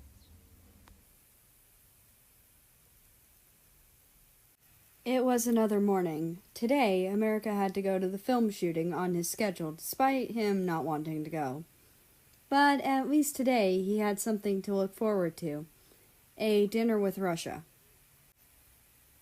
His manager contacted him to drive him over to the studio, but he declined and told her that he'd just walk on foot. When he didn't show up in the public for 2 years, he didn't go out much with the fear of being recognized constantly on his mind. There were a few instances where he went out and was almost recognized, but fortunately he dealt with them accordingly. At the studio, he saw a group of actors and actresses discussing about the movie and just casually chatting. America sat a distance away from them to listen to what they were talking about. I can't wait for the awarding event. It's almost time. Who do you think will win this year? A female actress with a gentle voice asked the others. An actor scoffed and remarked, I bet on Russia. He won last year as well. Of course, America was number 1 before Russia took the throne, but I doubt America can win this year. The others silently agreed and continued to bet on who would win which category. America listened, but felt no grief in not winning the award. He didn't care for awards. The titles and prizes he got were just extras to him. The real joy he had was when he was acting. Now that they had mentioned it, the award event was indeed soon. It was the largest awarding ceremony for the people in the entertainment industry. America won this award a lot, many years in a row. When the winners were called up to the stage, they would deliver a speech as a thank you towards everyone who helped them on their journey. America wondered if he would even be invited to the event. Not that he cared if he wasn't. Suddenly, someone came up in front of him. It was Russia. Russia was already dressed up for the shooting. He guessed that Russia had just gotten out of the dressing room. He wore an extravagant uniform and had fake horns on his head. Considering this was a fantasy movie, America wasn't surprised. In fact, he looked very good in the outfit. They're calling you to go to the dressing room to be dressed up, he said simply. America nodded in understanding and left. When he entered, he noticed a familiar figure of a young lady. Ukraine? He tilted his head in curiosity. Ukraine lifted her head and stared at him. Her lips curved into a smile. Hello, we meet again, America. She continued. I'm part of the crew for this movie.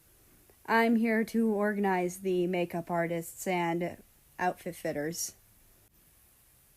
His questions had been answered already without him even having to ask. In her eyes, she held no disgust or hate towards him, just a neutral expression. She was the type of lady to put business first and foremost. When America got out of the dressing room, Russia noticed he was wearing a royalty-like outfit, with a red sash and golden silk buttons. Russia smiled. "You look really nice." "So do you," America said as he knocked on Russia's fake horns once. Amidst the shooting, their gazes on each other would linger for a few seconds longer, compared to the other people, which wasn't such a bad thing, considering they were canonically romantic to each other in the movie. The director inwardly praised them. He thought the two of them had truly such good talents in acting. What they didn't know was that both of them did not do these small gestures to each other on purpose. After today's shooting ended, the staff thanked them, and all the actors and actresses went to their next destination. Since the Russian's whole outfit with the fake props was more complicated than America's, he stayed in the dressing room longer. Russia had offered to drive America to the place they were going to have dinner at, so the American waited patiently outside for him to finish. Then he noticed Russia's manager coming up to him. "Hello there, I'm Russia's manager. I don't believe we've met in person before. I've heard a lot of things about you from Russia." America replied with a friendly smile. "I believe we haven't. Nice to meet you." He said something about taking someone to dinner tonight. I had a hunch it would be you. America was a little confused. "Oh, really? Why so?" His manager sighed. "Well, he's been waiting for you for so long, and never personally went out with anyone other than to group events. He spent most of his time waiting for you rather than meeting up with people. He can't just aimlessly be sitting in his room waiting for news about me." America furrowed his brows. The manager immediately replied, "That's what I thought as well. You see, right after you left, I remember he was so distraught and distracted for months. He insisted on waiting for you every day in front of your apartment for you to come back. He said you didn't reply to his calls or messages, so waiting in front of your apartment was his only choice, and he didn't hesitate to take it. I was really worried about him for a few days.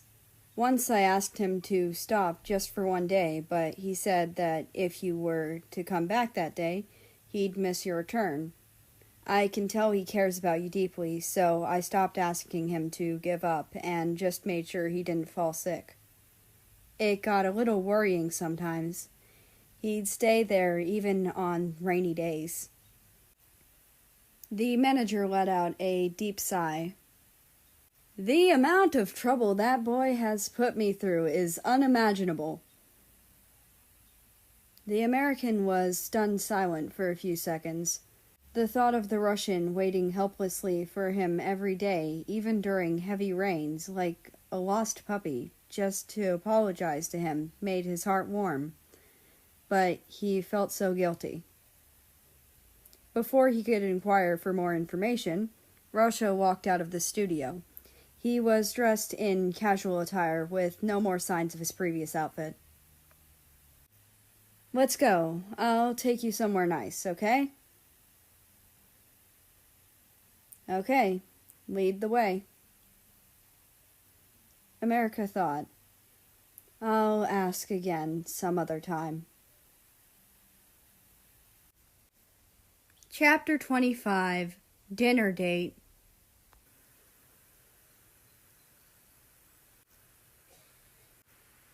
They both sat at the back seat of the car, but said nothing. Occasionally, America would glance at the man next to him. If their eyes met, then they would both give each other a smile, then turn to face the windows again. Russia's manager seemed to want to liven things up a little, so he turned the radio on. The radio was merely playing famous songs from the past few years. Then one of America's songs played. Indeed, a huge chunk of his songs were big hits, so it was natural for a radio station to play his songs. Do you mind switching stations? It's a bit embarrassing to listen to my own voice. America chuckled and requested. The manager understood the embarrassment and reached out to change the station. Then Russia cut in. I want to listen. I think your voice is amazing, he said nonchalantly, and rested his chin on his palm, sending America a smirk. America glared at him, but then Russia spoke up again. But I do feel embarrassed when people watch my movies in front of me. I'll just listen to it when I'm alone. The manager felt a little confused going back and forth, so, in the end, he just changed it. On the bright side, the stuffy air has been lifted, and America decided to engage in a conversation with him. So, where are we going? It's a surprise. Russia raised an eyebrow. You could be kidnapping me for all I know. America scoffed, then chuckled in a joking manner. Russia pretended to sound hurt. You don't trust me that much? America didn't answer, and just continued to stare out the window with a smile plastered on his face. Soon, they arrived at what seemed like a very stylish and modern apartment. It had a different vibe to what America's apartment had. America's apartment seemed cozy and warm, while this one seemed like where the elite of the elite lived. Your place? He raised an eyebrow.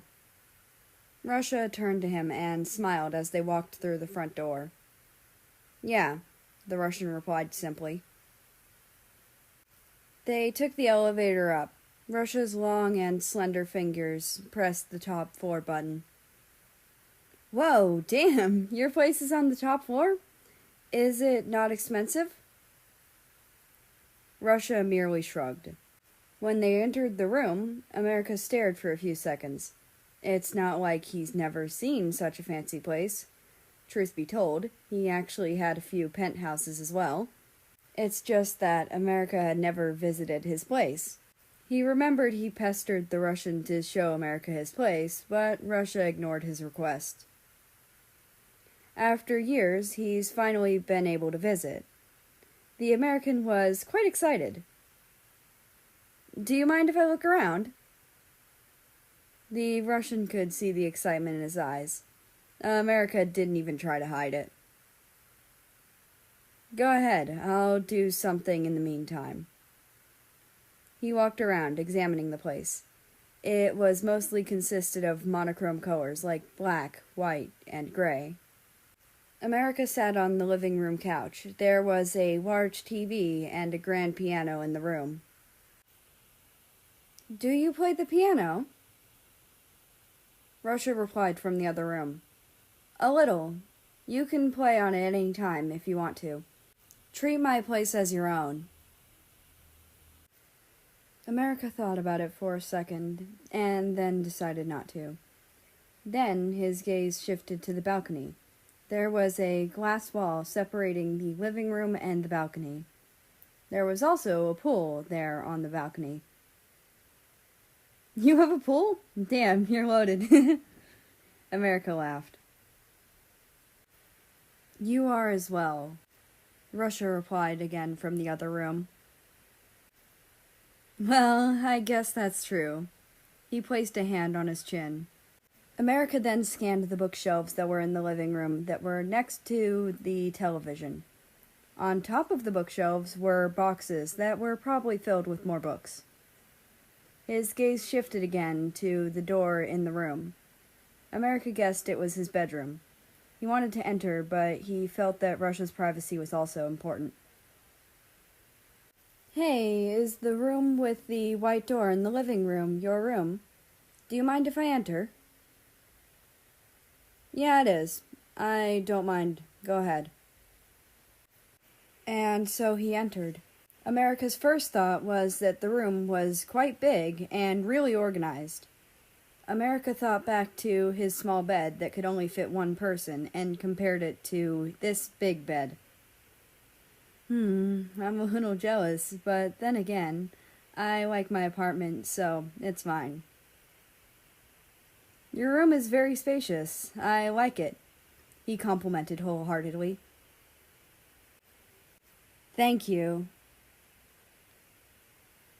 Then his mind wandered off again. If we were to date, would I be able to stay here? The thought put a smile on his face.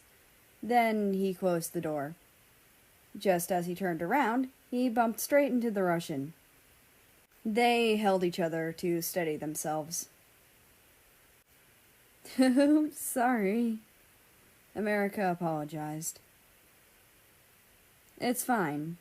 Anyways, dinner is ready in the kitchen. America's lips curved into another smile. Okay. The kitchen had marble counters and a spacious dining table. They sat across from each other. America admired the food on the table. There were also candles lit in the middle. Did you make this? The shorter male raised an eyebrow in curiosity. Russia replied, Yes, I did. America picked up the fork. Then this is the first time I'll be tasting your cooking. In fact, America was quite excited to eat his cooking. The American ate contentedly. The first thing that came to his mind when he took a bite was, This tastes familiar. But when he thought about it again, he had never eaten anything made by the Russian before. In the end, he shrugged it off and continued. Nonetheless, the food was incredibly delicious. They chatted while they ate, and once they were done, they sat together on the couch after Russia offered some wine. The Russian stared intently at the shorter male's overjoyed and excited expression. A pure expression without all the acting. I think you're amazing. I really like you. America paused all his actions midway through when he heard this. He froze. A whole explosion of emotions and colors surged up, and he didn't know what to say. He was overjoyed, yet absolutely unprepared and caught off guard. When Russia saw his frozen expression, he took out a book from behind him, then said, What do you think of my acting? Rehearsing the script beforehand will help us a lot. Only then did the American calm down. Oh, your acting was amazing. I almost believed it. In his voice was a hint of disappointment, but it wasn't noticeable. How about we rehearse together? Well, I guess this is a good opportunity to act romantic without ruining our friendship, America thought, then answered. Sure. Halfway through rehearsing, both of them felt like this was a horrible mistake. It was extremely hard to feign calmness in this situation, but it's not like they could just suddenly back out. Yet, if they couldn't hide their throbbing hearts and flustered expressions, wouldn't they feel even more embarrassed? America felt like he had enough, so he decided to just chug down his entire glass of wine. He wanted the feeling of drunkenness to wash over him and relieve him of all his pains. Fortunately, it did. America rested his head on the couch and grew drowsy. Russia was a little alarmed when he suddenly chugged the entire glass of wine. Why did you do that? Russia chuckled, feeling that America was a little childish to do that. The wine was extremely strong as well. No reason. I just wanted to get drunk, America replied, a hint of drowsiness in his voice. He placed the glass properly on the coffee table so he didn't break it. Russia stared at him, waiting to see what happens. He has always been curious of how America acted when drunk. Just as he thought of it, he was suddenly thrown off the couch and onto the cold, hard floor. America had tackled him and fell down with him. He kneeled on top of the taller male and leaned in. Their faces were clothes, and the air around them had an aroma of strong wine that muddled with their senses. America's extremely handsome face stared at him, then his lips curved into a smile. Russia's heart fluttered, and he flushed red. He tried to push America's head away or cover his face, but as soon as he lifted his hands, America's gaze shifted to his hands. The shorter male immediately grabbed both of his wrists firmly. They were stuck in a deadlock. Russia didn't have the energy to free his hands. Then America leaned in closer and kissed him. Russia's eyes widened. It was like time was frozen. When they parted, America chuckled until his eyes curved and then collapsed. Russia stared at him dumbfounded for a few minutes before lifting him up and letting him sleep in his bedroom. He then went ahead and cleaned up the living room table. He lifted the wine bottle and checked its contents. Yeah, it's a bit too strong, he thought as he couldn't stop his overjoyed expression. A surge of warmth climbed up his face, along with a red blush. Chapter 26. Sober Kiss. America slowly lifted his eyelids. The vague scent of wine was still there. He sighed to himself and sat up on the bed. That was quite rude of me to black out so suddenly last night. He had an aching headache from the hangover. He could barely sit upright. Then he started to recollect small bits of what happened last night. A few moments later, all the memories came crashing down like a bulldozer. America buried himself in the blankets and internally screamed. Holy shit, what did I do? He must think I'm a pervert that harasses my friends. I can't believe I acted upon my urges and kissed him so suddenly last night. What should I do? What should I say? Should I apologize? America kept thinking of all the possible outcomes and the best course of action. It should be fine if I act like nothing happened, right? After all, ignorance isn't a sin. I'll just act like I don't remember anything. Times like these make America grateful he is so good at acting. He glanced at the clock on the wall that read 8 a.m. Ah shit, we have a movie shooting soon. He hurriedly lifted the blanket, but before he could place his hands on the door handle, the door opened on its own. Russia stood there and stared at America for a second. The American was a little nervous, but he had already decided he would play it off and pretended that he didn't remember anything. He opened his mouth to say something, but was interrupted by Russia smiling, then pulling him into a hug. The American stood there, confused. He sensed that Russia was in a very good mood. Good morning. What's all this about? America raised an eyebrow when Russia loosened his embrace. A small smile curved on the shorter male's face.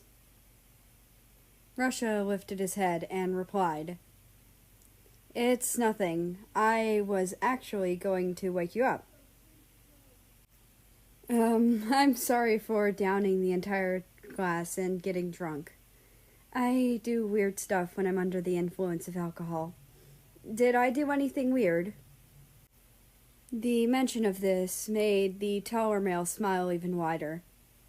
No, you didn't do anything. Really? America was skeptical, but brushed it off. He then continued. Well, in any case, we should get to work soon. America walked over to the balcony to get some fresh air before they leave.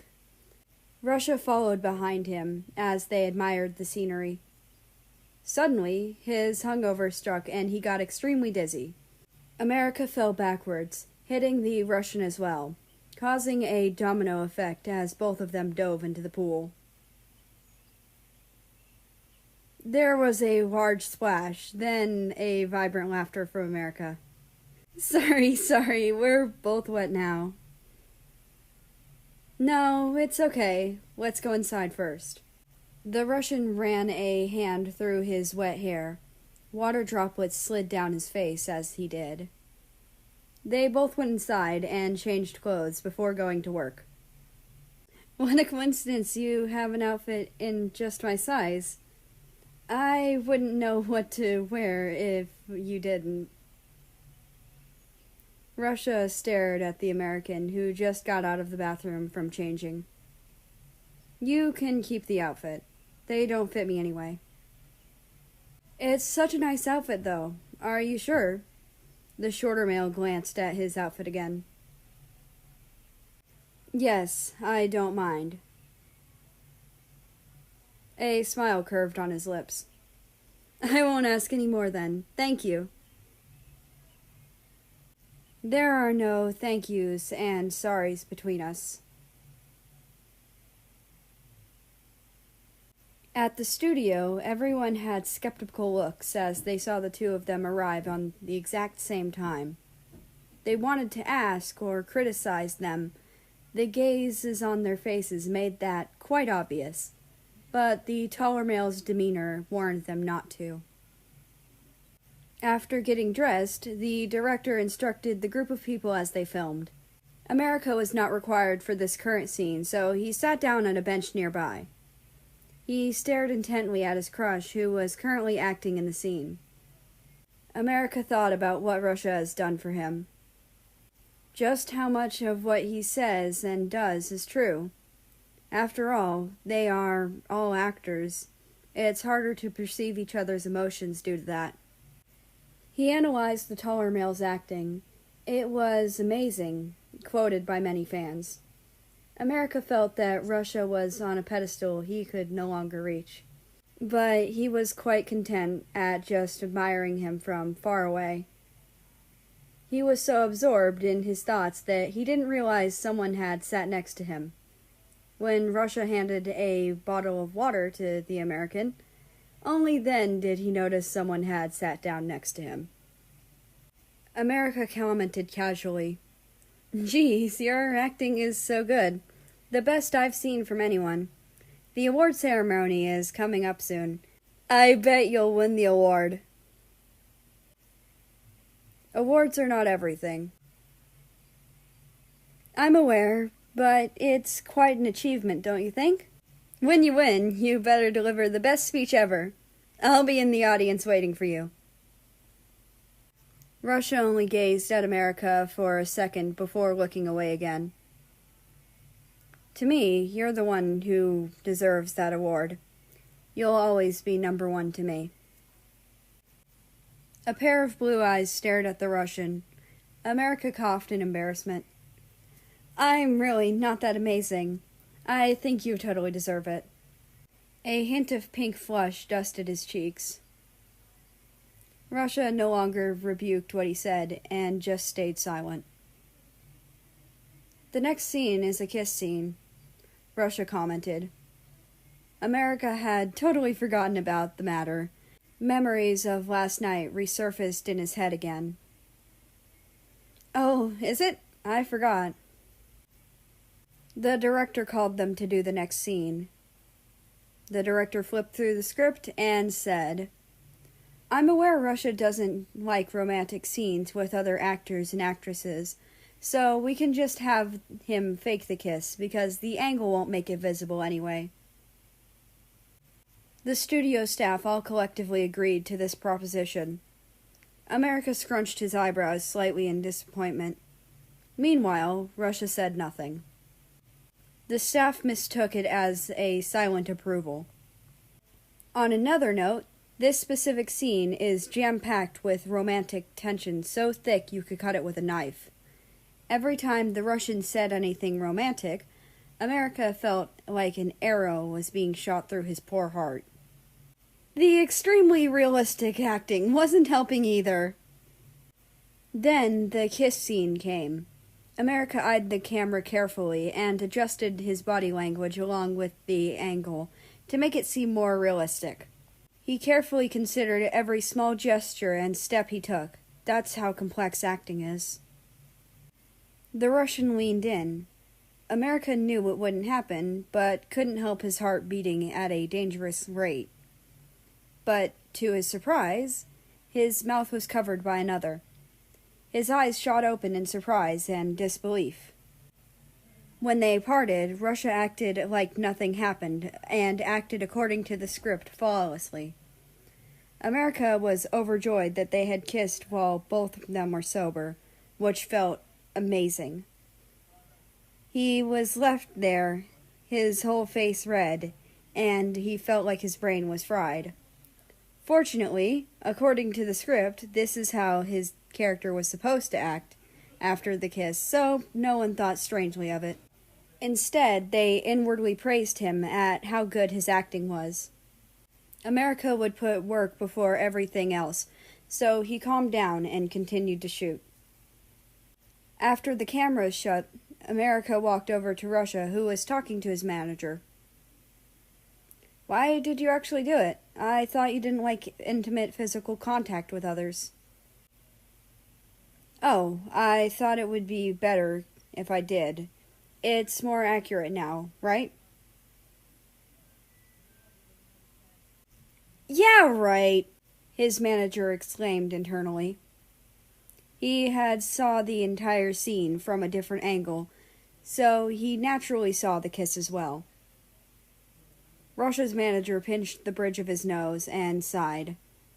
"I don't know who knows Russia better than I do, and even I feel like something isn't right. I really need to teach this boy to come up with better excuses." America didn't ask any more questions. He trusted Russia a lot. This time was not an exception. But deep down, he hoped the reason to why Russia did that was different compared to what he said. Chapter 27. Unforeseen Situation. The movie released, and it was a big hit. Part of the viewers were curious about America's acting after he left. Even when some people boycotted the movie because America was in it, it still became the #1 movie as of now. Russia and America's acting were amazing, as quoted by fans. No matter how much they wanted to deny it, they had to admit America's acting was extremely good. Okay, even though I hate America, I have to admit, his acting is really good. Even if it's good, I'm not watching the movie. Well, that's your loss then. Two of the best talents and looks in the industry are the main characters. It's double eye candy. Fuck off. Stop defending that American shithead. He doesn't deserve to start his career again after what he did. Two of the most handsome men are the main characters. It's a combination we never knew we needed. I totally shipped their characters together. Their romantic acting was top-notch as well. That's a ship that'll never happen. Get your head out of the gutter. I said their characters, not the actors themselves, but I have to admit, it's hard not to imagine the characters on the actors. The director was grateful for the cast helping out this movie be where it is now, so he invited the entire cast over for dinner at a fancy restaurant. America didn't want to go, but he felt it would be rude not to, so in the end, he did. Russia offered a ride, but America declined, not wanting to trouble the other male more. America stood by the entrance of the restaurant, waiting for Russia to arrive. He didn't want to enter alone. He didn't want all eyes to be on him. He laughed at his foolishness. I really can't do anything without Russia anymore, huh? The American felt pathetic, but he didn't want to admit he was scared of the negative attention. Then a taller male walked up to him. America raised his head a little. A bright smile lit up his face. Hey, Russia! I was waiting for you. You look really nice today. America was taken aback for a second because the male in front of him looked so strikingly handsome in his eyes. Let's go in. They walked together. The whole restaurant was rented out for today, just for their dinner, so it was completely empty other than one giant table. The director noticed them and spoke. If it isn't the two main characters, cheers to the new #1 hit movie. He raised up his wine glass. Russia just nodded and pulled America over to the two empty seats. The actor next to America looked at him with a complicated expression, then moved his chair further away from the American. America didn't mind anymore. He pretended he didn't see, but he couldn't help but feel a bit awkward amidst everyone chatting. They were all chatting loudly and cheerfully before he arrived. Now they were deathly silent. The only noise was glass clinking. They even stopped eating their meals and just sat there doing nothing, as if waiting for something. America couldn't take the pressure anymore. I'm gonna take a walk. I'll be back in a bit. Russia hurriedly grabbed his sleeve. You're not gonna eat? I'll go with you then. No, it's okay. Take your time. Don't worry, I'll be back before it's over. America flashed a smile. It looked so genuine. So genuine it was creepy. The Russian didn't say anything else, and America had already left. The people around Russia sighed in relief, speaking up. Thank God he's gone. I was too scared to speak in the same room as him. They stopped speaking when they saw Russia's terrifyingly cold expression. It was like he wanted to decapitate a person right there. No one dared to speak of the matter again, and just continued to eat their food. Russia wanted to go find him, but he wanted to believe what America said, that he'll be back in a bit. So he didn't. But it was nearing the end of the celebration, and the American hadn't come back yet. The Russian was so anxious. I don't want you to leave me again, was all he thought. In the end, he got up and went to go search for the American. The second he exited the restaurant, what he saw alarmed him. It was a trail of blood. He followed it to the back of the restaurant and saw America sitting on the ground. He had a few cuts and bruises, but what was most alarming was the pool of blood underneath his thigh. What happened to you? Russia rushed over. America noticed him and tried to cover up the blood, but failed. Well, it's a long story. I'm taking you to the hospital. Don't. I don't want the media's attention right now. Russia stared at him straight in the eyes. What happened? A small hint of hopelessness was in his voice. He felt useless that he couldn't help America right now. America acted like it was some funny accident. It was a long story. Basically, I was taking a walk around the area, but then some people kidnapped me for, money. Well, to leak some pictures of me to the internet for money. They weren't strong people, so I managed to break out of the ropes, and I used some of the fighting techniques I learned from my movies on them. The problem was that one of them had a gun, so I was fighting to get past him. He shot me in the thigh, but after that I disarmed him and managed to escape. That's all. Sounds like an action movie, doesn't it? America chuckled nervously, despite the throbbing pain in his thigh. The Russian's expression seemed pensive. Then he lifted his eyes. Please don't pretend like it's nothing. His expression was a mix of an ice-cold hostile glare and a gentle caring gaze. After that, the smile on America's face disappeared instantly. Was my acting really that bad that you could tell? No, your acting is the best. I'm going to get help.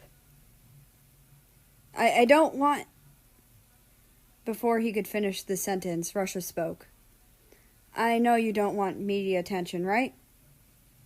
America stared blankly for a few seconds. Yeah, he said with a small smile, but this time it was genuine. I'll take you to my friend's clinic. They won't announce anything, don't worry. Okay, I trust you, he replied. Russia then carried him to his car. The American snaked his hands around his neck. Well, at least this situation has given me a little bit of a blessing.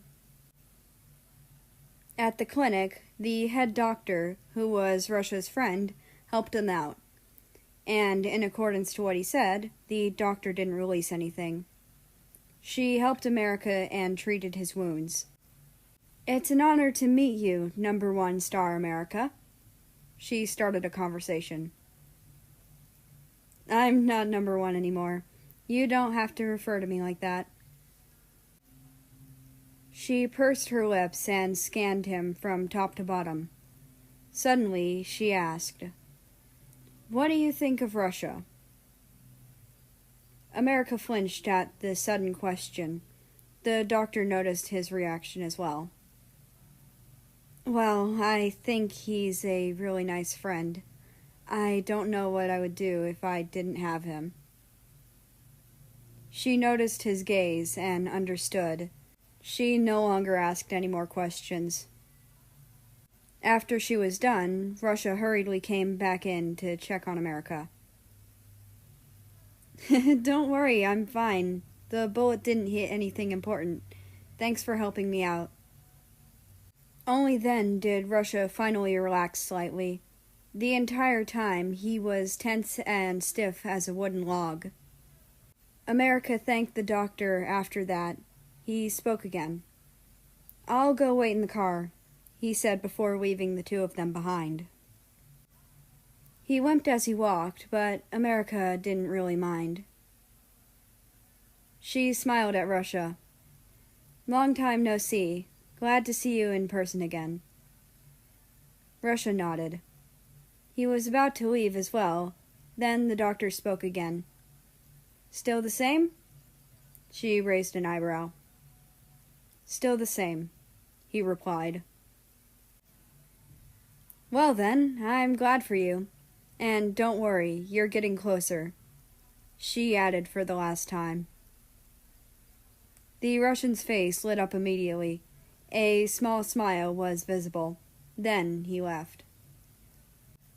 America stood next to the car and waved as Russia walked closer. The taller male spoke. Come to the award ceremony, okay? The American found his request a bit odd, but didn't think much of it. Okay, I definitely will go since you asked me to. Chapter 28. Confession. I'm reporting live from the event venue. We just saw a world-class sports player, Brazil, enter the venue. It seems Japan is currently entering as well, a reporter exclaimed with great excitement. He clung to his microphone tighter. This event was a 1 in 1,000 opportunity to be able to get this close to world stars. Two actors got out of the same car. When they stepped out, all cameras turned to them. The blinding lights flashed continuously as they walked into the building. The reporter seemed overjoyed at this. Look, it's the two stars of the newest hit movie, Russia and America.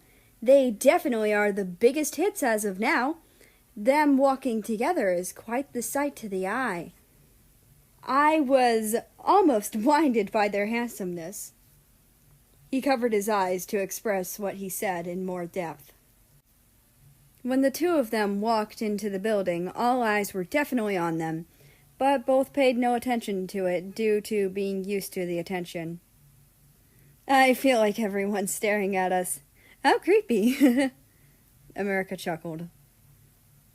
He then raised an eyebrow and added, You're wearing a new suit. What's the special occasion? He then proceeded to knock on the taller male's chest a few times, as if spontaneous. Russia smirked. I have to look good when I receive the award, don't I? America paused for a second before replying in a smug manner. Look who learned to be arrogant.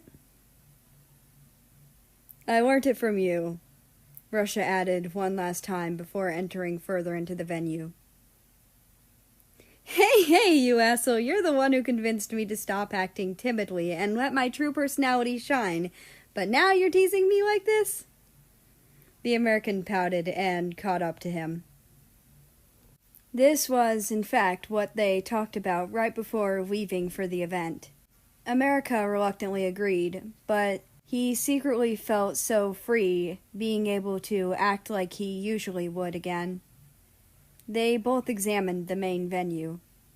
The main venue was huge. It was similar to the venue for operas. Are there assigned seats? Not that I know of, Russia responded nonchalantly, secretly analyzing which seat would be best for them to just interact without being disturbed.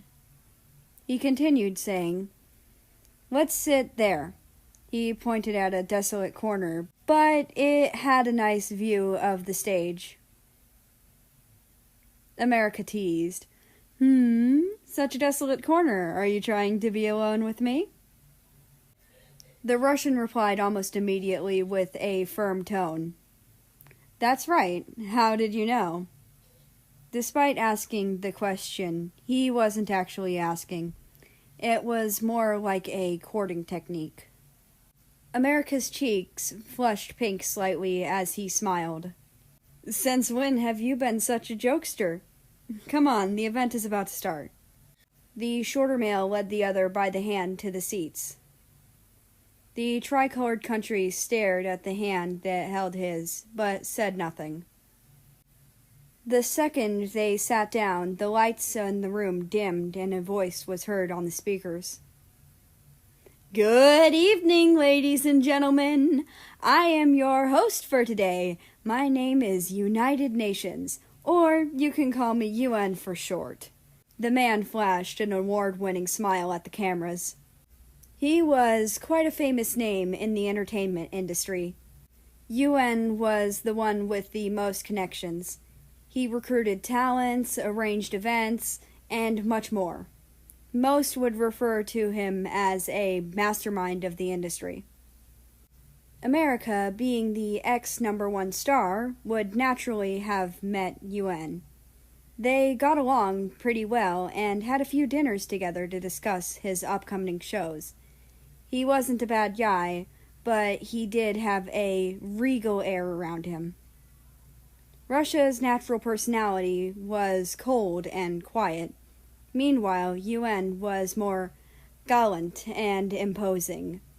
But either way, both of them are just as intimidating. UN flipped open the small cue card in his hands. I won't waste any of your time. Shall we start with the awarding ceremony? Well, even if no one answered, he would still start with it anyway. He called up many famous figures and awarded them their rightful awards. They all stood on that very same stage and smiled to the cameras, then delivering their speeches of thanks. America remembered the countless times he had been called up to the stage. Every time he was overjoyed. He didn't expect to win anything today, but at least he hoped his friends would win something today. I'll try harder next year, he thought to himself. And the winner for Best Actress is... America's ears instantly blurred. All he could do was watch as the same lady that walked up to the stage with a smile, those same emerald green eyes staring at him from atop the stage. America didn't want to listen to her speech. He just sighed in regret. But in all honesty, he didn't hold much hatred for her. Sure, he disliked her, but dislike was all he felt. He didn't feel enough fury to ruin her career, because he knew that the both of them had worked hard for the achievements they got until now. The American turned to Russia. His face was scary and the air was chilly. The Russian stared at the stage and glowered. His gaze was sharp as blades and cold as ice. "Hey, lighten up. What are you looking so gloomy for?" America snaked his arm around Russia's and smirked. "It's nothing." Then the break period started. This was the period where people could get drinks and talk to one another for a short amount of time. The two of them walked to the drink table and took a sip before placing it down on the table. A few friends came up to talk to them. "Hey, Russia! Hey, America!" Poland waved at them. "Congrats, Poland, on getting an award." America congratulated sincerely. The taller male just nodded along. "Thank you. I should get back to Germany. He's probably waiting for me." "Okay, goodbye then." America picked up Russia's drink and held it in his hands. "That's my drink," Russia informed the American. "I know. What were you thinking, America joked. Russia's face flushed bright red. He covered his mouth with the back of his hand and said nothing. America placed the drink back down. He wanted to tease some more, but right at that moment, the lights dimmed once more. They sat back down. Yuan appeared on the stage and continued his awarding ceremony until the last category came up. Now, last but not least, the #1 star overall in the entertainment industry goes to Russia! Congratulations! Come up to the stage to get your award. The sound of applause vibrated within the room. This one was the loudest of all, but Russia only paid attention to the applause right next to him. Congrats! I knew you could do it. The taller male's eyes seemed to soften for a moment. Ripples of gentleness were visible in his eyes. He looked like he was about to tear up. When Russia got up on stage and took his award, he stood in front of the microphone to say his speech. I'd like to thank everyone who has been by my side from the start till now. Thank you for leading me to this point in my life. Everyone knew Russia. He was quiet and cold, so everyone expected his speech to end here. Every time he got an award, his speech would always end here. But on the contrary to everyone's expectations, he actually continued. I'd also like to thank a very special someone for inspiring me to start my acting in the first place. They are and will be the only person I'll ever love romantically in my entire life. When we met, we were young, and they got me out of a rough time and fueled my passion for acting. I've admired them from afar ever since I was young, and I really love their works with all my heart. I think they're amazing. I don't think I would ever be here today without them. I believe they're watching right now, so I'd like to say thank you so much, and I'll tell you my feelings in front of you once the time is right. That is all. Thank you.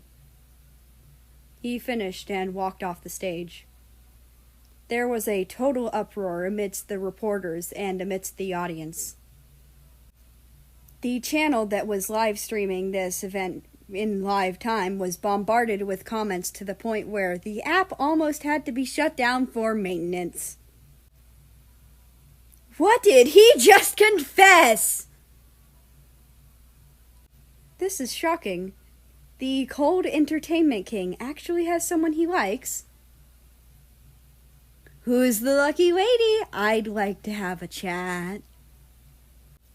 That was so bold of him to say that in front of everyone in the largest event of the entertainment industry. That was such a sweet story between the two of them. I want to meet this person ASAP!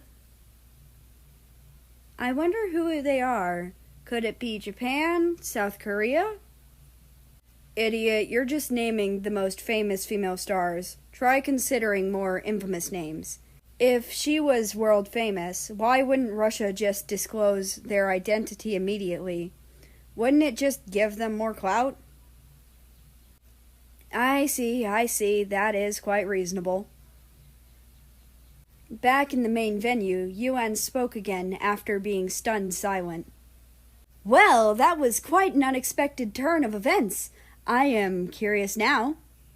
Yuan chuckled, but moved on soon after. America was in a small state of panic. Thoughts flooded in his head. Russia said he knew this person ever since they were young. Meanwhile, we only met once he'd started his career. So the person he spoke of isn't... America stopped his train of thought, but then continued anyway. In any case, I'm very disheartened, but I do hope they find happiness together. It's quite the story they have. America's expression was gloomy. He couldn't hide the gloominess in his heart. I wish that person was me. Chapter 29, Lively Reunion. It was a rainy night. Water droplets trickled down the window. The quiet tapping of rain filled the silent room. The Russian sat on the couch and scrolled through his phone. All the trending topics were him, and just him due to the commotion he caused earlier today. I wonder how he feels about this situation. His phone suddenly rang again. A message popped up. Don't forget about dinner today. Everyone's gonna gather together. You better not be late. The Russian smiled warmly before replying. I won't. Russia finished the glass of vodka, then got up to leave. He didn't want to be late. He wasn't drunk, so he figured it was fine to drive on his own. Soon he arrived at a brick house. It was fairly large and quite old already, but the place was still very lively. The loud chatters and vibrant laughs could be heard from a mile away. He took out an umbrella from the back seat and walked towards the building. Russia traced his fingers on the dark brick walls until he got to the front door.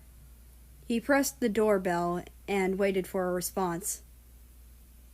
A lady opened the door. She had an apron on and thick circular glasses.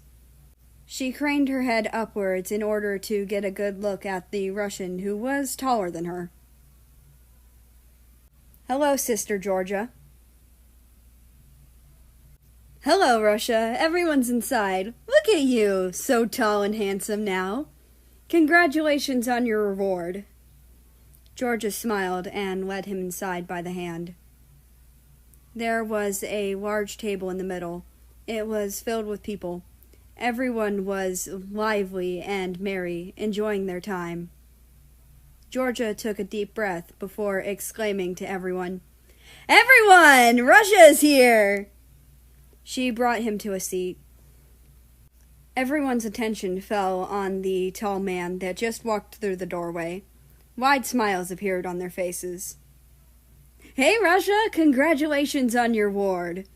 A young man congratulated him. Thank you, Belarus.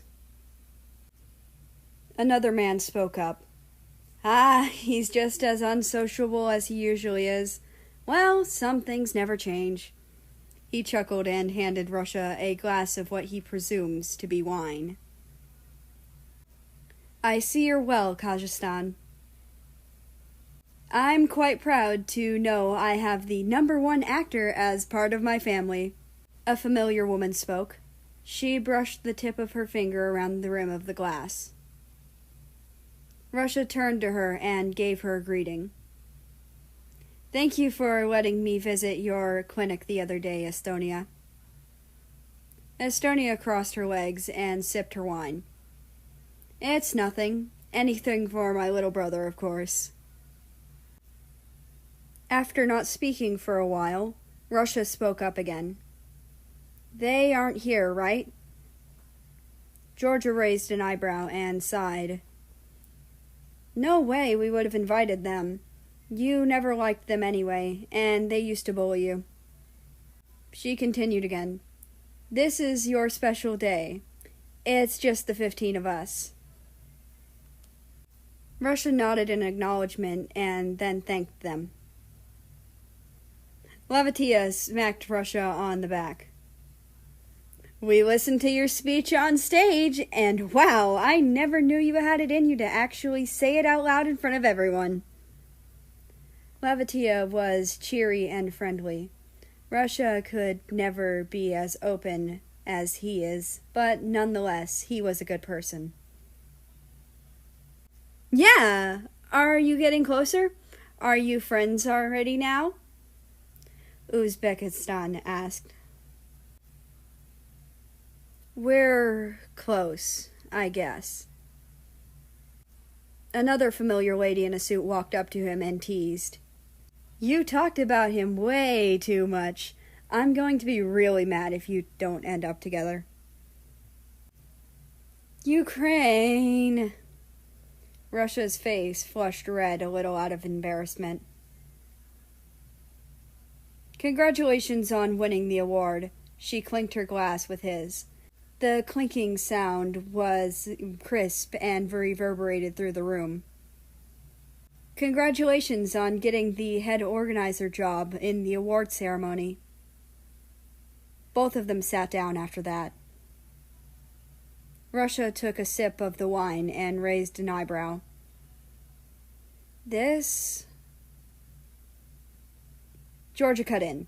Ah, yes, China came by earlier and dropped off these for us. He was in a rush, so I didn't manage to thank him. Can you send him my thanks when you see him? Okay, also, China has a filming around this time today. Ah, so that's why he was in a rush. Well, I'm happy he took some time to send us these, even if he's busy. Georgia continued. Well, anyways, let's enjoy the meal. We shouldn't keep you here too long, since you have a tight schedule for a few days. And so they enjoyed their meals. Russia was indeed quite busy for the next few days. Everyone else had their own lives to live as well. They all left one by one. Now it was only Russia and Georgia left. Russia, you've grown a lot. You're busier nowadays. It's quite sad that you won't be able to meet your family for long periods of time. You know, you don't have to show up to celebrations like our birthdays or Christmas if you're busy. Russia turned to her before speaking. Even though we are not all blood related, you are still my family. She was stunned for a moment before smiling. I guess so. By the way, my manager found out who I was talking about in my speech. Was I too obvious? Russia asked nonchalantly and innocently. Georgia was too stunned for words, shocked, speechless. Was he even trying to hide it? Why didn't you mention their name during your speech? Georgia asked curiously. Russia was quiet for a while before replying. I don't want to burden him. I know a lot of hateful attention is directed towards him right now. I just don't want to add to his stress. I'm going to help him clear his name. I'm sure of it, Russia said determinedly. Despite his calm expression, since Georgia spent her entire life with him, she could tell. Then I wish you luck. Russia left just as his phone rang with a text message. It was from America. The Russian gripped his umbrella tighter as the rain poured down. It's raining quite heavily. Don't forget to bring an umbrella if you go outside. A warm smile appeared on the Russian's face. Chapter 30. One Truth.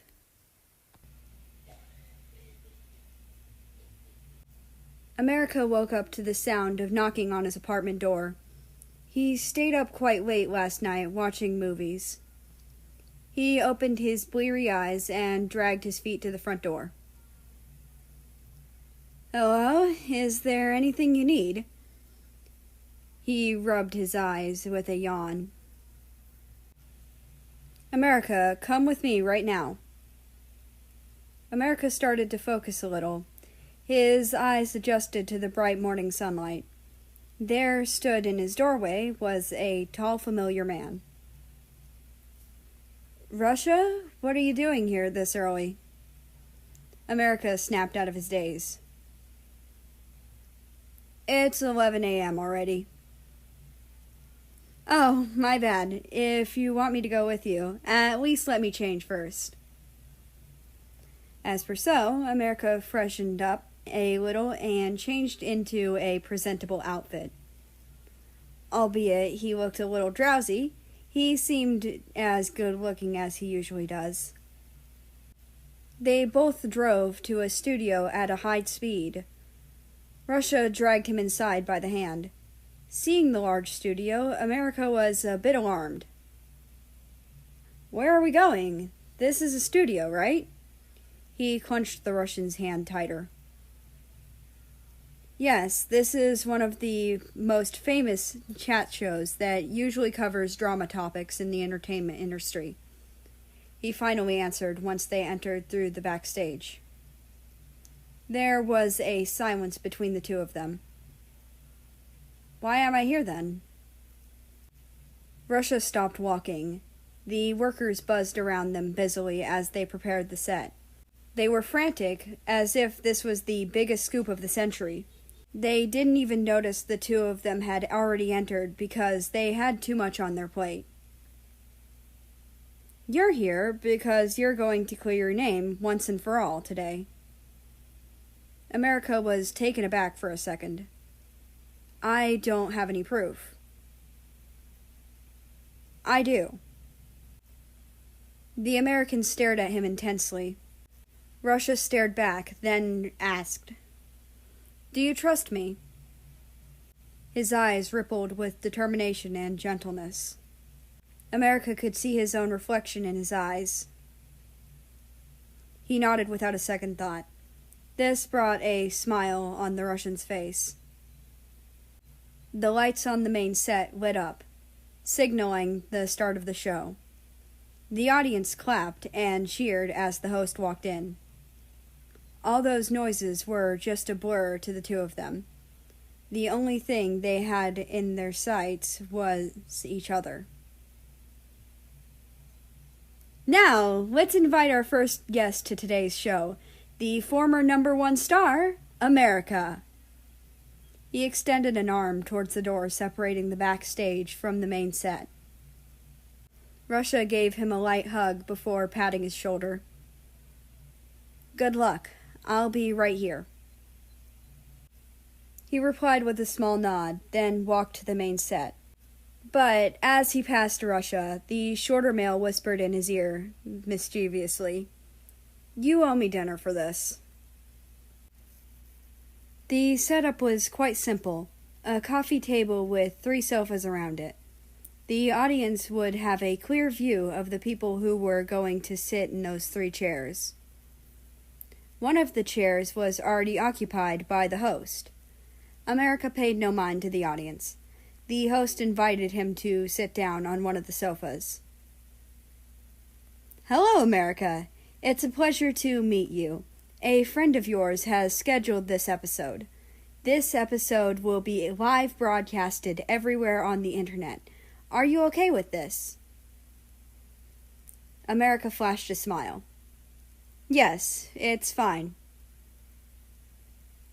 The host continued. "Then I would like to invite our second guest to the stage." A lady with emerald green eyes walked up to them and sat in the last remaining sofa. The air between them was heavy and uncomfortable. Both gazed at each other with not much emotion. She crossed her legs and flashed a smile as well. "Thank you for having me here today." A Chinese man sat in his living room watching the broadcast at this very moment. He ran a hand through his hair and grinned. "It seems Russia has been quite busy lately." China got a call from Japan. "Hello?" He answered unhurriedly as he sipped his Chinese tea. "Imamite emasu ka?" That is Japanese for, "Are you watching it right now?" 我在看. 让我们看看这是怎么回事. That is Chinese for, "I am watching it. Let's see how this goes." Dear audience, we have a huge scoop today. Some footage has been submitted as a counterproof to counter accusations made about America in the scandal a few years ago. There were many murmurs of excitement from the crowd. "What do you think about this?" The host directed the question at the green-eyed lady. She merely sighed. "We'll see what kind of proof we've been provided." The host started the footage on the big screen. It was a clear shot of their argument at the cafe on that day. The audience couldn't hear what they were arguing about, but by the looks of it, everyone already knew. The green-eyed lady walked away and turned a corner, disappearing out of America's line of sight. There was someone waiting for her. The person got out of the car. It was America's manager. America's eyebrows furrowed a little at this discovery. His manager seemed to be working together with the green-eyed lady to frame him. This was clear already to everyone in the audience, and everyone watching the live broadcast. A detail America noticed was that it seemed that the green-eyed lady was nervous in the footage. At this very moment, thousands upon thousands of posts were uploaded on the internet about it. Everyone was shocked. Everyone was guilty. They had condemned an innocent actor of something he didn't do. They drove him away for 2 years and said many hurtful words. Then the clip ended. This footage was provided by a family's car footage due to them parking their car in the area at the time. This area is known for being very low-key and not having any CCTV cameras. A friend of America's managed to find that family and asked for the footage. His friend then submitted it to us and requested an episode on this. The host explained. A huge wave of emotions crashed in America's heart. Relief, joy, pain, sadness, all of that. He didn't know how to feel. After so many years of hate, he finally proved himself innocent. America, what do you have to say about this footage? Was it accurate to what happened on that day? According to my memories, yes. America seemed nonchalant on the outside. People noticed this. They were surprised he was still calm in a situation like this. The host then added, "As according to the footage, we've brought his manager here as well, since she seems to be behind this as well." America's manager walked into this main set as well. She stood next to the sofa where the green-eyed lady sat. It seems it is over for us. His manager sighed. America was fairly furious, but kept a calm pretense in front of the cameras. Why did you do it? She replied without a second thought. Do you know how hard it is to manage a troublemaking actor like you? You're never obedient. The amount of times I had to deal with shit you start up is immeasurable. I'm sick and tired of you. Why didn't you just quit? America narrowed his eyes. Did you really think I could just quit? Let me tell you, the entertainment industry is quite a scary space. My contract with you was far from over. They would never let me quit anyway. So making you quit was the only option. You may think it's hard for you as an actor, but us workers behind the scenes have it harder. They treat us even more unfairly than they do you. She furrowed her brows and grit her teeth. You think I have it easier? I think everyone in the industry has to deal with the same shit. I don't think we should be comparing which position is more fair, because none of them are. America retorted. His tone was still as calm and nonchalant as ever. His manager found no rebuke to his statement, so she stayed silent. America's gaze landed on the green-eyed lady. Then what about you? The green-eyed lady lifted her eyelashes. There is nothing to it. I just thought of you as a hindrance to my spot as number one. She was cut off by America's manager. Don't worry, I won't. The green-eyed lady blinked a few times in disbelief, then said truthfully, I was being blackmailed. I'm sorry. I really wanted to stay on good terms with you. She lowered her head and said nothing else in her defense, merely an apology. She didn't know what else to say, nor did she want to make any excuses. America could read her gestures and expression. She was telling the truth. He thought in his head, This is quite the drama, isn't it? With an internal sigh. America's manager walked up to him and said something in a hushed tone to him. This is my loss. Take care of yourself, and good luck with him. At the end of the show, the entire internet was a mess. Everyone made posts while blaming each other left and right. Some fans were genuinely happy they could support him again because they really liked what he did. Backstage was empty already. Russia was the only one there. As soon as America saw him, he ran back up to him and tackled him into a hug. Thank you so much. The rims of his eyes were a bit wet. This was also the case with Russia. He seemed like he was going to burst into tears, right there, right now. Both of them held it in and just smiled in each other's embrace. Russia then replied, Anything for you. Chapter 31. True Feelings.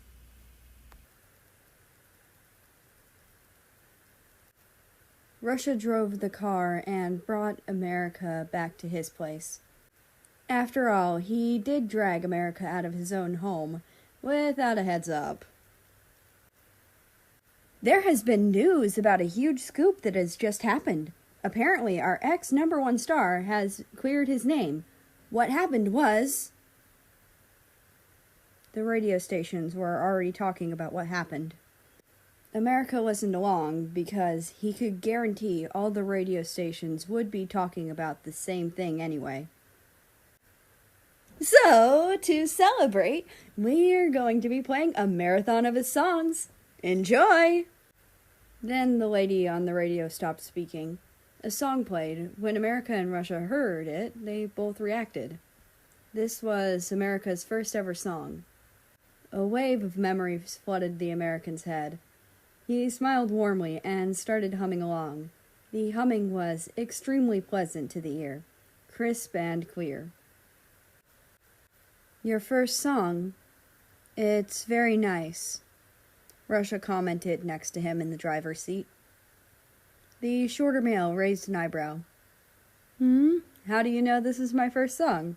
I don't think I ever told you," he said in a teasing tone. Russia flinched and fumbled the steering wheel, almost driving off track. "Whoa, don't get us in an accident, or else the news will be reporting 2 huge scoops instead of 1.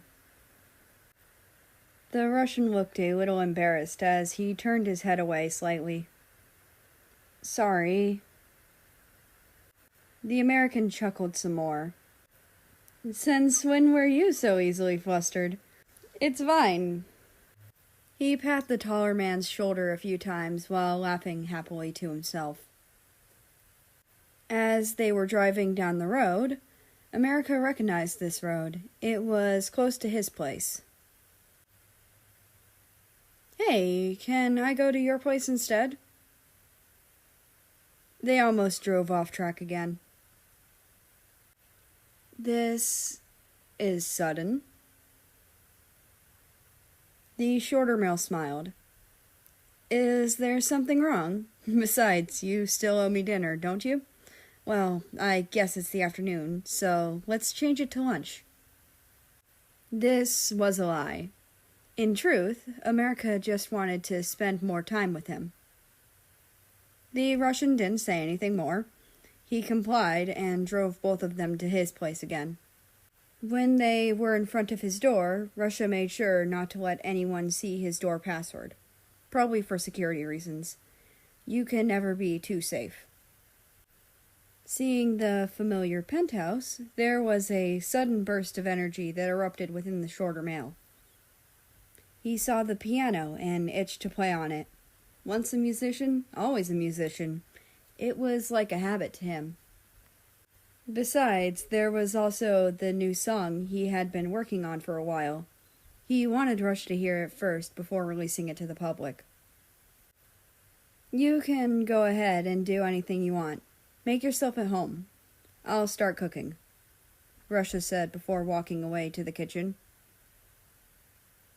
America exclaimed from across the room, "I'll help you out later." He sat down in front of the piano. The keys seemed to fit his fingers perfectly. America traced the notes lightly, pressing on a few, which produced a pleasing melody. But when he pressed a specific note, he could tell it was a bit off. Amateurs would usually not be able to differentiate this note difference, but America could, and it bothered him a lot. He decided to try and fix it himself. The American's eyes wandered to the bookshelf in the living room. This piano was a high-quality model he had yet to try, so he didn't know how to fix it. America scanned through the bookshelf, trying to find the manual for the piano, and finally he found a dust-covered book on the top shelf. It was the manual he needed. The book was unfortunately lodged quite badly in. He pulled with some effort before getting it free. The bookshelf swayed, and the box on top of the bookshelf tumbled down. "Ouch! Shit, I made a mess. I should probably clean this up. I hope he didn't hear that," America said as he bent down to throw whatever had fallen out of the box back in the box. But what America saw in the box made his movements pause for a moment. He glanced at the thing that he had picked up, then paused as well. A few minutes passed by, and Russia came back into the living room. "I heard a noise. Did something happen?" His eyes darted around the room.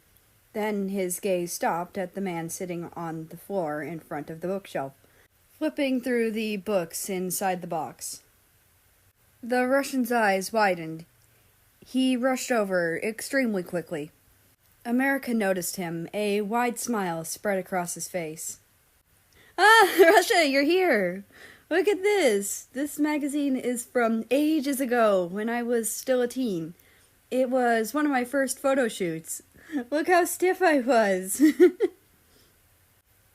Russia kneeled down on the floor next to him, at a loss of what to do. His face grew increasingly redder by the moment. Of course, America noticed this, since it was so obvious. Russia desperately tried to swiftly throw things that had fallen out of the box back in it. Ah, look, you have so many of my magazines and CDs. A lot of posters and other collectible stuff. The whole box is full of it. I wonder if the other boxes on top are full of it as well. The Russian could not utter a word. He choked on the words before they could escape his mouth. A lot of these sold out years ago, years before we even met at that party. America turned his head towards the flustered Russian. The shorter male inched closer. Russia tried to raise his hands to cover his face, but America firmly grabbed both of them before he could. The person you mentioned at the award ceremony, I do wonder who they could be. America smirked and teased the person in front of him. Russia tried to say something, but nothing would come out. His face only turned redder and redder. His eyes swirled with confusion, but he also felt his face was excruciatingly warm. The Russian averted his gaze out of embarrassment. America continued, the grin on his face not fading one bit. Tell me, when was the first time we actually met? Chapter 32. One Promise. It was warm and sunny outside. Playful laughter filled the air. The brick house was fairly large. It didn't look quite old, but yet not new either. Staff members had their plates full with setting up a movie set. There were always members rushing in and out of the building. The director of the movie was having a discussion with a young lady in the dining room. Miss Georgia, thank you for letting us use your building for the movie set. It's not a problem. I'm sure the kids are quite happy to see a movie being made in front of their eyes. She chuckled and glanced at the living room. Georgia saw a young boy walk up to her. She could tell he was young. He wasn't as tall as she was yet, but she could tell he would grow to be quite tall and handsome in the future. Georgia lowered her head to speak to him. Hello there, you must be the main actor for this scene. Pleasure to meet you. I'm Georgia. The young boy stared at her, then smiled. His complexion was cheerful and vibrant. Hello, I'm America. Nice to meet you too. America, one of the staff members is looking for you.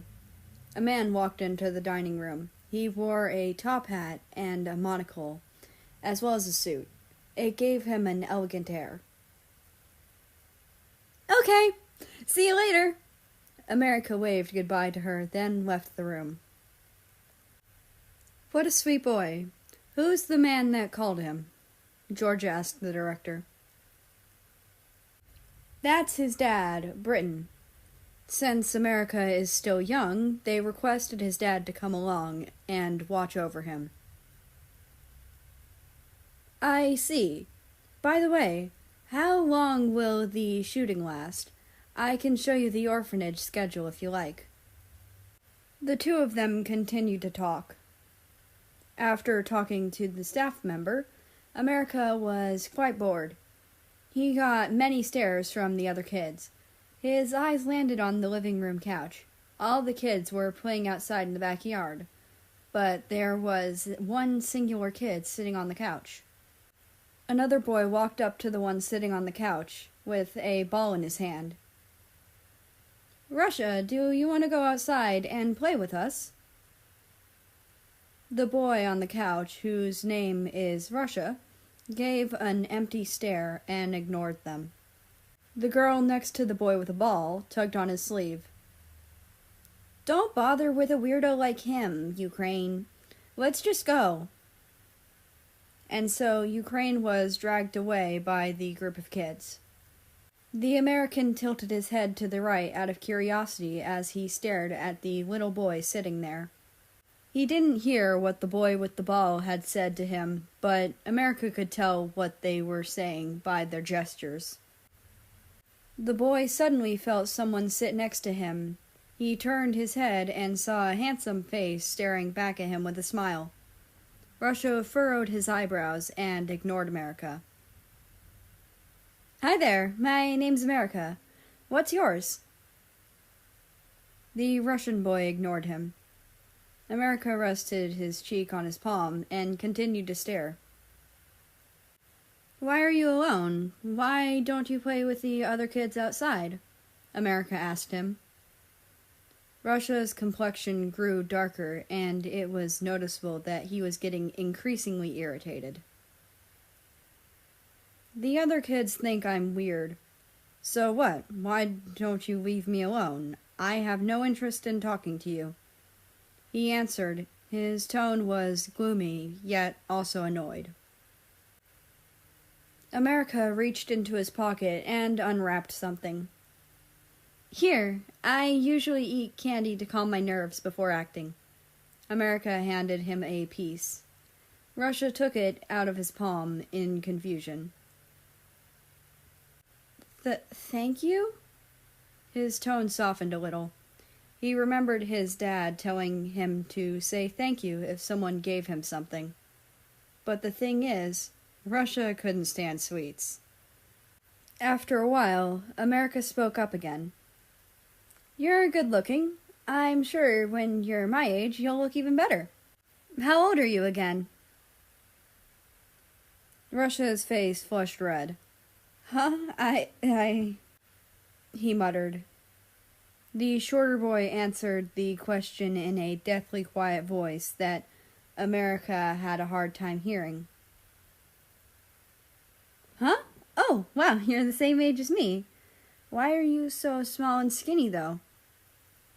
Russia grew annoyed again, but before he could answer, America spoke again. "You have to eat more.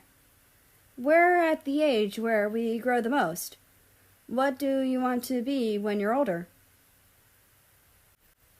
"I wanted to be an actor, but I don't know anymore. Why does it matter to you?" Russia answered in a neutral tone. A moment of silence passed between them. "Hey, why are you so gloomy? I think you're a pretty cool person." "You do?" "Yeah." "Then you have horrible judgment skills," Russia retorted and turned his head away. "That's mean," the American boy pouted. But little did he know that the Russian was smiling a little. Just a little. The American boy pointed at Russia's hat. "What's that?" Russia frowned. "None of your business." America chuckled. "Okay, you can tell me next time. I'll go then. I'll talk to you again tomorrow, okay?" The cheerful boy waved goodbye and ran up to the other child actors that were going to act with him. The Russian analyzed them from afar. They were all talkative, so they all laughed and chatted away, full of energy. Russia also saw America laughing. He felt a little irritated, but ignored it. On that day, America was hoping that Russia would watch him as he acted, but he could not find the short boy. Meanwhile, Russia was just holed up in his room. He wasn't interested in watching America act. The next day, when the whole crew arrived at the orphanage, the first thing America looked for was the same short boy from yesterday. And indeed, he was found sitting on the same couch. "Here!" America extended his arm towards Russia to give him something. Russia looked down at America's hand with an annoyed expression, thinking it would be sweets again, until he saw what America had in his hand. It was a flower, a rose. It had a fresh scent. It's a rose! It's my favorite flower. Do you like it? Russia picked up the flower from America's hand. His cheeks were a bit pink. He stared at the rose for a few minutes. Thanks. America was fine with just a thanks. A wide grin curved on his lips. For some reason, the shorter boy liked to see America smile. Even he had no idea why. When America asked him things, this time he would answer, because he didn't want America to leave to talk to the other actors. But again, for today, Russia didn't watch America act. The next day, America immediately sat next to Russia. The boy seemed quite restless and even bashful. Here. The shorter boy handed America a flower, while his head was turned away out of embarrassment. The American boy was quite surprised that Russia would give him a flower. It was white and yellow and small. This is chamomile, my favorite flower. Wow, it's so pretty. Thank you. Russia was satisfied after seeing the other boy's happy face. Today is my last day acting here. We're going to move sets tomorrow. Can you watch me act just for today? He was a bit alarmed when America said that he was moving sets tomorrow. He turned his head to face the other boy, then reluctantly agreed. I'll be expecting to see you then. I have to go now. See you later. Okay, Russia muttered, a little saddened. America left and walked up to his actor friends again, one of which is a boy slightly taller than he is. Since when did you get so close to Russia? Oh, that's his name? Wait, China, how do you know his name? America chuckled after finally finding out his name. China shrugged. He's my friend. My parents are close friends with Georgia, so we come to visit the orphanage sometimes. China continued. He's very quiet and never talks to anyone. That's probably because of what happened with his dad. America raised an eyebrow in curiosity. What happened with his dad? Well, he was abandoned by his dad at a young age without a reason, and the only thing his dad left behind was that hat. I see. No wonder he didn't answer my question then, America thought. China narrowed his eyes into a line. Well, enough of that. We should get ready before the director gets mad at us. Come on. As they were about to start acting, America scanned the room and saw a boy peeking out of the hallway. It was Russia. Knowing that he was watching, America smiled. Russia watched as he acted and was amazed. I want to act as well, was what he thought. When it ended, Russia walked up to America, who was standing by a corner, alone. You were really amazing. I really like your acting. He continued to ramble about how amazing it was. He was absolutely awestruck and amazed. He was cheerful when saying all of that. It was a new atmosphere, and America enjoyed the cheerful Russia. I'm still a small actor. I haven't gained many fans, so I appreciate your support. He chuckled. Russia flushed in embarrassment. If I started acting, Can we meet again someday in the future? Of course, I promise. The Russian boy felt like crying, but held it in so he didn't embarrass himself more. He was really happy to be able to gain someone's attention after he had been abandoned. It really meant a lot to him, and now he had the motivation to chase after his dreams of being an actor again. Thank you. I'll work hard. Then I'll find you, he muttered with a smile. Chapter 33. I Love You. Huh, that's how we met. America raised his eyebrows in surprise. The Russian nodded slowly. His entire face was still tomato red.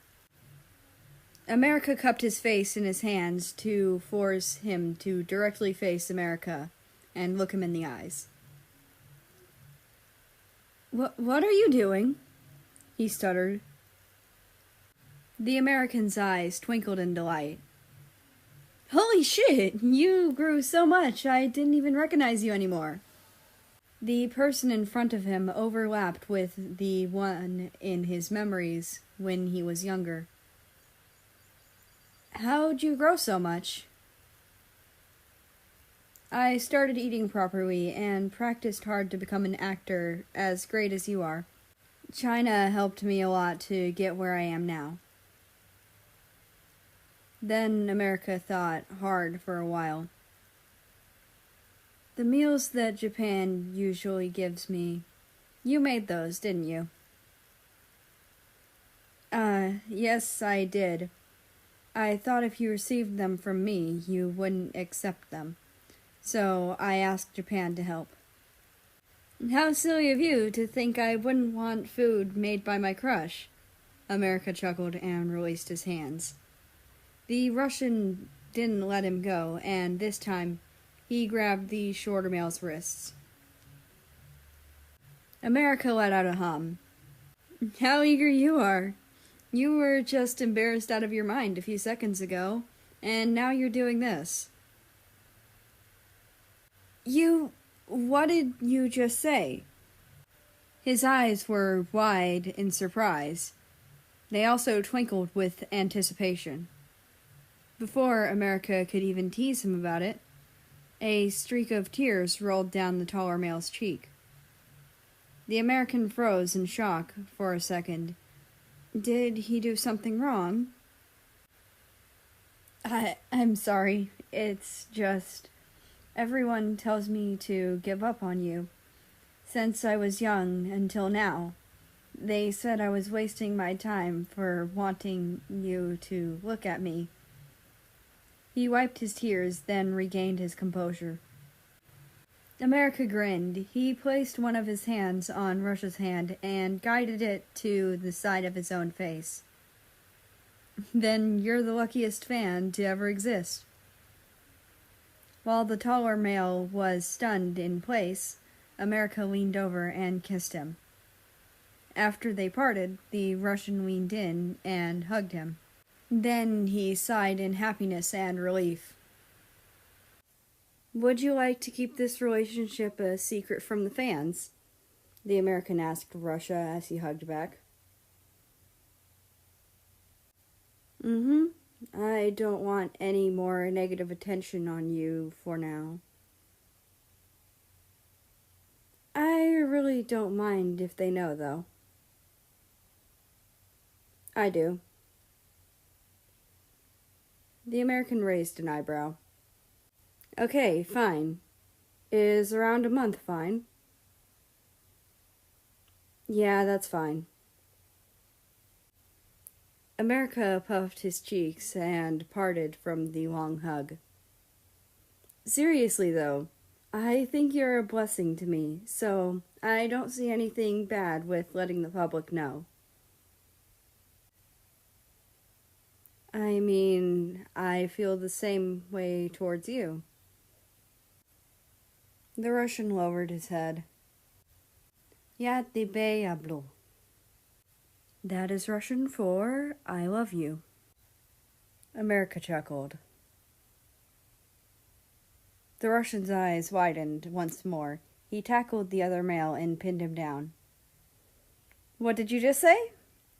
His eyes shone eagerly. Good things should only be said once, he replied with a sly smile. Then the American lowered his gaze. I do feel bad for not recognizing you, even after I promised you something like that. I can't imagine how you must have felt when I reintroduced myself to you as if we'd never met. Russia raised an eyebrow, already composed rather than bashful. Are you really saying that as I'm pinning you down? This time America chuckled, and it was his turn to feel a little embarrassed, as his face flushed a light red. He continued again. Everything worked out in the end, right? Isn't that what matters the most? I guess so. The American's gaze trailed over to a vase in the living room. It was positioned in the best place in the room, with adequate sunlight. A singular rose stood there inside the vase. It wasn't withering. Is that? America stared at the rose. The Russian had also turned his head to look at it. Yeah, it is. I'm surprised it hasn't wilted yet. Roses have a lifespan of 35 years, as long as you care for it properly. The rose is my source of motivation when I feel like giving up. The American chuckled in delight again. It's my first time being this precious to someone. Then he continued again. Don't you want to ask where your chamomile is, or whether it's still alive or not? It doesn't matter. I'm just happy you remember about it. The Russian still pinned him, and from under him, America could see his warm smile that seemed to light up the room. He felt it was similar to the smile on that day in the orphanage all those years ago. Well, it's embarrassing to say, but I don't have good plant caring skills, so I made it into a bookmark instead. That's fine as well. I've been meaning to ask you, what did the younger you think of me back then? A sly smile appeared on his face again. Well, I don't like talking about when I was younger, but back then, at first, I thought of you as annoying, but I don't know. You were my first friend, and eventually I fell in love, that's all. The Russian sat back up properly. America also sat back up and ran a hand through his hair. How could you think of me as annoying? I'm offended, the American joked. Sorry. Hey, don't apologize, I was joking. America had the feeling he'd apologize again, so he cut in before the Russian could say anything. How about we have lunch first, and we can spend time after that? Russia nodded. Okay. A moment of silence passed. Hey, can I stay overnight here? Russia smiled warmly. Sure. Chapter 34. Meeting the Family. The sun was setting, enveloping the city in a beautiful violet glow. The American got out of the car wearing sunglasses and a mask to prevent from being recognized. Well, it would be useless pretty soon. I'll pick you up later, okay? The Russian peered his head out of the car window. Great, I won't take too long. Don't get jealous, okay? The American chuckled as he bent over to look at his boyfriend face to face. The Russian held his face and planted a kiss on his forehead. America beamed in glee. "See you later." He waved and almost ran away. America was quite excited because today was a reunion with his old classmates from school. Back when he was a child actor, he did both acting and school. Britain and France, his parents, wanted him to have at least some form of friends instead of focusing his entire life on acting all alone. It had already been a few days after America's name got cleared. The response was quite fast and direct. Now everything was almost back to normal. Instead of fans avoiding him, now they're back to wanting photos and autographs of him. He walked into the restaurant and found his old classmates on one long table. They were already merrily reminiscing. America walked up to them. He surprised the person he was standing behind. She turned her head and complained, "Geez, America, don't scare me like that." "Not my fault you get easily scared, Japan," America replied as he pulled his mask down and pushed up his glasses, revealing a handsome face. The others at the table started murmuring loudly, then a lot of them exclaimed greetings. "Hey, America! There's our favorite actor." The American plopped down in the seat next to Japan. "How's your new movie coming along?" he asked as he sipped his glass of water. "It's going along quite well, actually. I heard South is going to compose the soundtrack for the movie. UN is also directly sponsoring the project." "Listening to you two talk about your works makes me jealous and honored to have such famous actors as former classmates." A classmate sighed. A lot of his classmates were trying to start conversations with the two of them since they were famous. I guess it is a bit unbelievable to have really well-known classmates. "America, do you think we can take a picture together? So I can boast to my other friends about it." A female classmate laughed. America hummed. "Sure, let's do it now. I want to spend the rest of my time here actually having fun." And so they took the picture and sat back down. When the two of them came back from the photo, everyone was already playing drinking games. A classic for every reunion. "Come join in, America. We're gonna make you spill some secrets." Japan gestured him over. The other customers at the restaurant were already staring at their table and whispering. After all, Japan and America were there. "Damn, they are so lucky to have those two as former classmates," another table commented. "Don't you think they look better in person? Absolutely stunning," a waitress exclaimed to her coworker. "Japan, between you two, who's the better actor? Take a shot if you prefer not to answer." The American raised an eyebrow. Japan did as well in sync. "I don't know. What do you think?" she jeered jokingly. "Well, maybe both of you are just as good," a classmate commented. They moved on to every classmate to ask them each a question. Most of it was about their lives now, what their jobs were, families, relationships, etc. Then it was America's turn. We already know about how your career is going. Let's see. Are you in a relationship or interested in anyone currently?"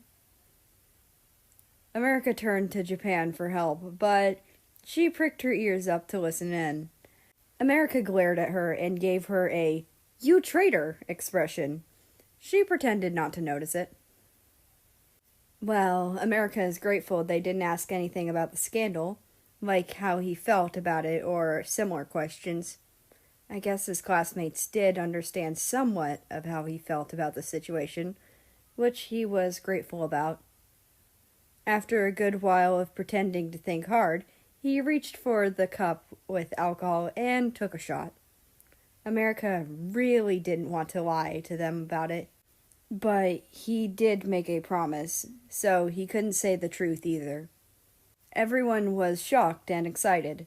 They bombarded him with questions. What? Does she look good? Send us a picture. What awards has she won? When did you guys meet?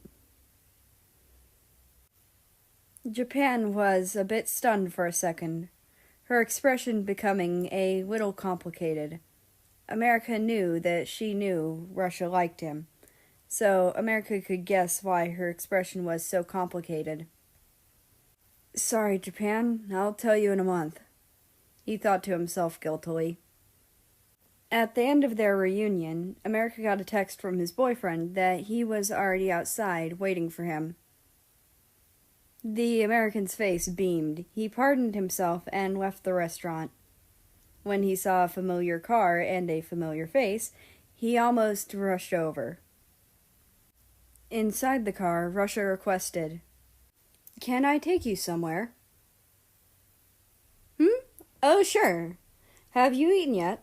I bought something for you inside the restaurant earlier. America handed over the bagged food. The Russian's eyes softened. Thanks, I'll eat it when we get back. They drove somewhere. America didn't know where, but he waited patiently. They pulled over in front of a fairly large brick building. Isn't this the orphanage? America got out along with Russia. I'm taking you to meet my family. They don't know you're coming. I didn't prepare anything to give them, though. The shorter male pouted and fiddled with his fingers. Don't worry, they won't expect anything. Everyone inside was happily chatting together. That's when they hear a knock on the door and the door opening. Hey, Russia! Everyone is already here. Come in. Hey, lover boy. Congrats on your crush getting his name cleared. Belarus offhandedly commented. The others just chuckled along jokingly. Actually, I brought someone with me for today. His family could tell he was a little nervous since they grew up with him. They're some of the few people able to detect Russia's emotions. He moved away a little from the door. Then someone popped out. Hello there. I hope you don't mind me joining in, the American cheerily said with all smiles. America was especially cheery after hearing what Belarus said. Estonia, who was drinking a bottle of Vanatelin beer, choked on her drink and almost dropped her bottle on Kazakhstan. Georgia, for some reason, slapped her hand onto Belarus's mouth, as if by doing this, America would forget what Belarus said. Oh, hello, America. Remember me? It's Ukraine. Yes, ignore what my brother Belarus said. He's pretty, drunk. Ukraine struggled to come up with an excuse. Everyone else was shocked silent because they thought they had just accidentally exposed Russia right there. Don't worry about it. We're already dating, so it doesn't matter if I know. America chuckled, finding this scene funny. Oh, well then, that's really... Wait, what did you say? Ukraine sighed in relief, only to be shocked once again. Now it was the family's turn to bombard them with questions. But what they felt the most was relief. Thank God, all of what he did wasn't wasted. Because out of everyone in the world, It was his family that knew how determined Russia was. They all wanted a chance to chat with America, so while America had his hands busy talking to all of Russia's siblings, Russia sat at the dining table, just watching from afar and drinking something. Nativa elbowed America to ask him something. "Don't you think he's a bit creepy, though? Seems like a stalker, if you ask me." He slandered his brother while Russia was literally right there listening. Well, America didn't continue. Belarus exclaimed, "See, I told you! Even back when he was a kid, we told him he was being creepy, but what could we do?" America laughed awkwardly as they continued to chat. Georgia started a conversation with Russia. "How lucky you are. Congratulations." "Thanks." "He's a nice young man. I can see why you fell in love back then." Russia's face turned a little red out of shame. Georgia chuckled when she saw this and didn't say anything else. When the two of them finally left and got back in the car, Russia asked America, "What do you think?" "I think they're such nice siblings. You're really lucky to have such a nice family." The Russian smiled, but didn't reply as they drove off back to his apartment. Chapter 35. On that rainy day.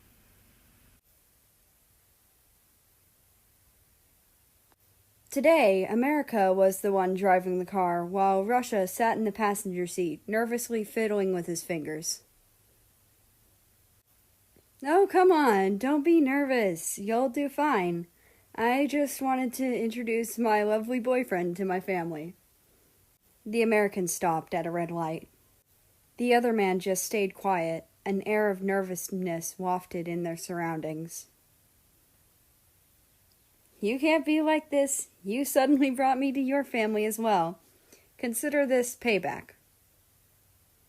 Russia lowered his head guiltily and continued to stare at his own shoes.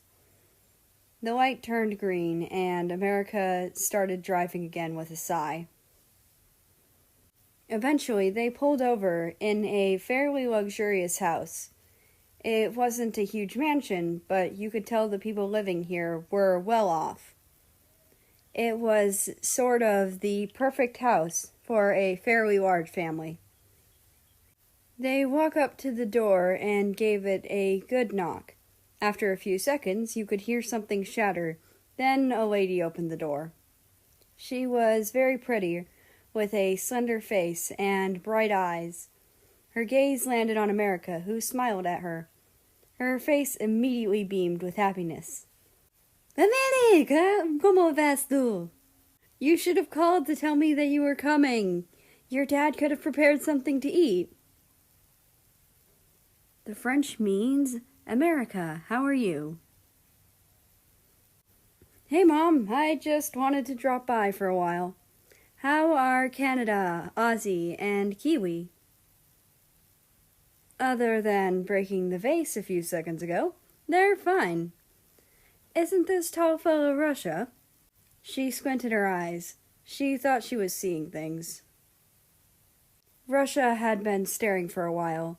He had never seen pictures of America's mom, and now that he has, he thought that both of them indeed have similar looks. America smiled even wider when she asked, Honestly, these past few days, America had the urge to proudly proclaim himself as Russia's boyfriend in front of everyone he knew. It was sort of like an achievement to him. "Well, I wanted to bring my boyfriend over to meet you guys. I've also been a bit homesick lately." He pointed at the taller male next to him. When France heard this, her eyes widened. Then a smile spread across her face. Oh mon Dieu, quel bel homme tu as mis en sac. That is French for, "Oh goodness, what a handsome man you bagged." C'est aussi celui qui m'a aidé à blanchir mon nom. That translates to, he is also the one who helped me clear my name. The American spoke in French because he knew the man next to him wouldn't understand what he said. Oh, so it's this person. The Russian stood there, confused, as the two of them conversed in French. France turned to Russia and introduced herself. Bonjour, I'm France, America's mother. Nice to meet you. Yes, it's nice to meet you too. He didn't continue to say anything else with his naturally quiet nature. Come in, we can have tea together. Both of them let themselves in. A little girl, not older than 10, ran into them. She craned her head upwards, and a smile immediately appeared on her face. Brother, welcome back! And who's this? She cocked her head to the side. Hey, Kiwi, this is Russia, my boyfriend. Say hi. She blinked a few times, then turned to Russia. Hello, I'm New Zealand, or just call me Kiwi. My brother talks about you sometimes when he's staying here. He said you were really talented and America smothered her mouth in embarrassment and laughed awkwardly. When America turned his head back to meet the Russian's gaze, all Russia did was raise an eyebrow. Hey, America, when did you get here? Another voice was heard from the staircase. Canada, hey, I just got here a few seconds ago. I really thought you'd stay single your entire life, since you're so focused on your job. He naturally heard the Americans' conversation with their little sister. Canada walked up to Russia and extended a hand. Nice to meet you. I'm Canada. Take care of my brother. He's very annoying. Hey, quit shitting on me. Language! Kiwi is right here. America covered his mouth. Right, sorry. They made their way to the kitchen where a man sat there with his legs crossed and a newspaper in hand. He had similar looks to America, so it wasn't hard to figure out who he was. Welcome back. And you too. I already heard from France. America chuckled happily. Britain scanned the taller male up and down before calling him over to sit with him. America went ahead and left the kitchen to meet with his siblings, since he hadn't seen them for a long time. You're the one who cleared his name? Russia swallowed nervously. Yes. Of course, he was a skilled actor, so none of his nervousness was visible. That's a relief. I still remember the day when he... well... Outside the house was a downpour. Britain was busy cooking while France was playing with Kiwi upstairs. Suddenly, there was knocking on the door. The knocks didn't seem angry or forced, but weak. I'll get the door. France hurried downstairs as she exclaimed. When she opened the door, what she saw was her son, America. It was on that very traumatic day. She couldn't tell if he was crying or not because of the rain, but she could see the fear, sadness, and everything on his face. What happened, my son? She wanted to comfort him. I didn't do it. Please believe me. I don't know where else to go. I don't know who else to go to. I'm scared. I'm sorry. His voice trembled as he spoke. He was drenched head to toe as he leaned in and hugged her. France didn't care that he was all drenched. She hugged back. Yes, I believe you, she said without hesitation. France hadn't opened her phone today and hadn't watched the TV either. She had no idea what was going on or what happened to her son. Britain eventually walked in on this scene, and he went up to comfort him as well. And when America asked him if Britain believed him, he as well said yes without hesitation. In fact, his entire family, they all supported him through this time and never doubted him. Thank you for helping him get through it. On that day, we really didn't know what to do, nor can we help his situation. Britain's gaze lingered as it averted to the kitchen window. Russia sighed and clenched his sleeve tighter. Thank you for trusting him without doubt. That was something I couldn't do before, and I messed up, the Russian managed to say. Britain stared at him, and then smiled. He's a bit of a handful. Take care of him. Russia's gaze landed at America playing with Kiwi and Ozzy in the living room. Okay. Chapter 36, To the Rescue.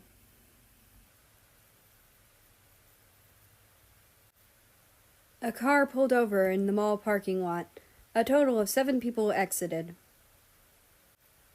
Let's have lunch while we're at it. Besides, we have to get groceries. You don't mind, do you, Russia?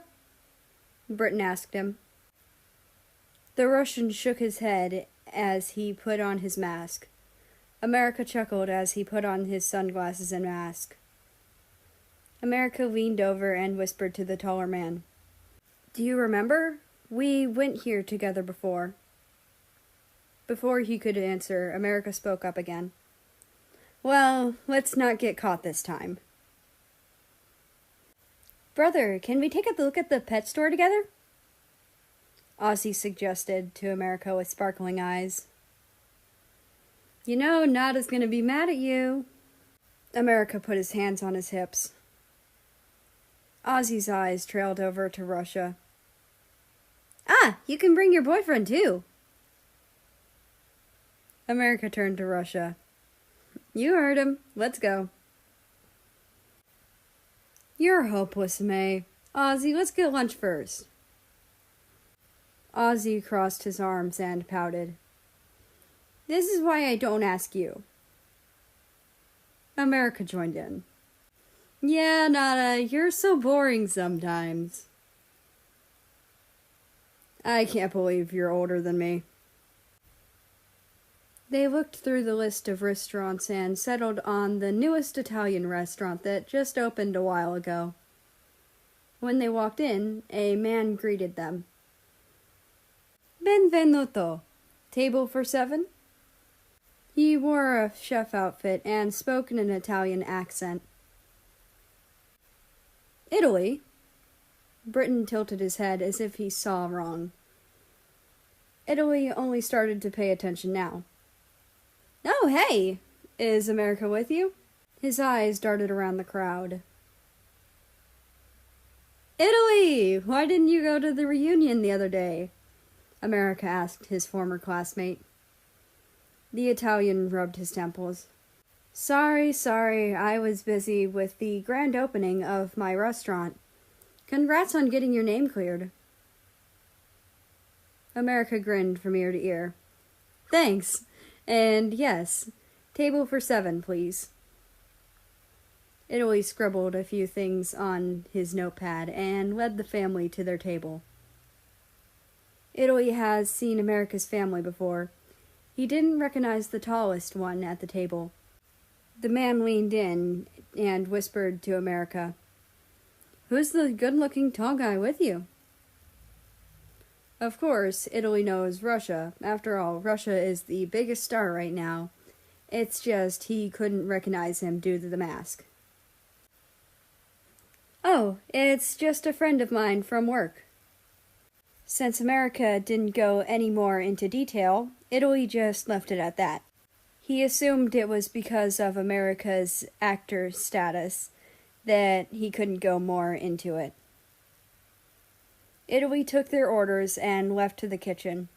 The family chatted happily with each other. Well, America was talking to Russia, Britain was talking to France, Canada was on his phone. Meanwhile, Kiwi and Aussie were watching Canada play a game on his phone. Eventually, after Canada died a few hundred times, he put his phone away. The second he did, a group of friends walked up to him. "Are you perhaps America? You look very similar." Canada sighed. "No, I'm not. Sorry," as he gave a stink eye to America, who was right in front of him. America pretended not to notice. The group of friends apologized and walked away. "Do people always say that to you?" America laughed in amusement. He and Canada looked the most similar to each other, since their ages were the closest in the entire family, and genes. "Yes. On my first day of uni, everyone crowded around me because of that. It was so awkward. Sometimes I wish I didn't look similar to you." He rubbed his own cheek with an irritated face. Before America could reply with a joke, their food came.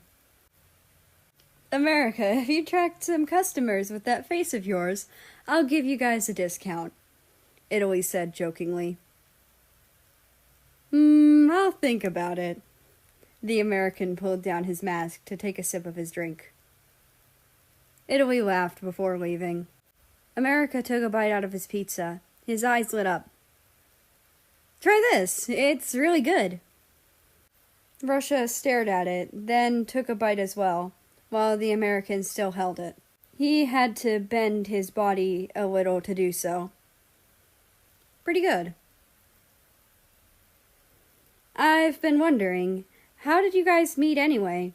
You two seem to have a really good relationship," France inquired with a curious expression. Russia stared at America through the corner of his eyes. The American stared back, then smiled. "Dad, do you remember the shooting for a movie I did at the orphanage when I was little?" "You mean the one where I accompanied you?" "Remember the one boy who I used to talk to there?" "Yeah, that one short boy. What's with him?" America didn't say anything else. The pieces clicked in Britain and everyone else's brain. He almost spat out his tea in surprise. The British man squinted his eyes while analyzing Russia. "What a large change, I must say. I didn't even recognize you. Did you start acting because of my son?"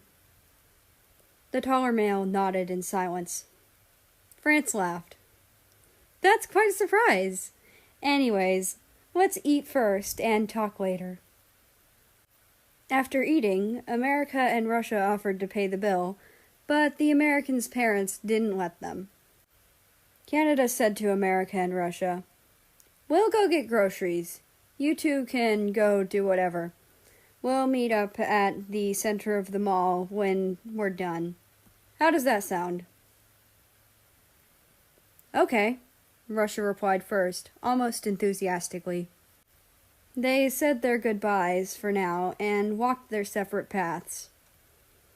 America took initiative to grab the Russian's hand and intertwine them. "So, where to now?" He smiled through the mask. Russia shrugged, so the two of them just walked through without a destination, stopping by at multiple stores to look for a while. While passing through, America noticed a Valentine's promotion. "Ah, right, Valentine's is soon. I should get him something." Then Russia stopped in his tracks in front of a claw machine. America's face beamed with excitement. "I remember this! We both really sucked back then, huh?" Russia took out a coin and played it for one round, successfully getting a doll on the first try. America was slightly flabbergasted. He gave the doll to the shorter male with a slightly reddened face.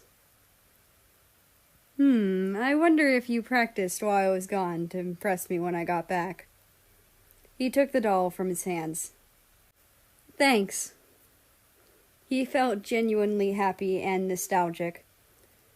The little dragon doll reminded him of Russia for some reason. After they walked through the entire mall, they decided to just wait at the center of the mall. Besides, they would probably already be done with groceries by now anyways.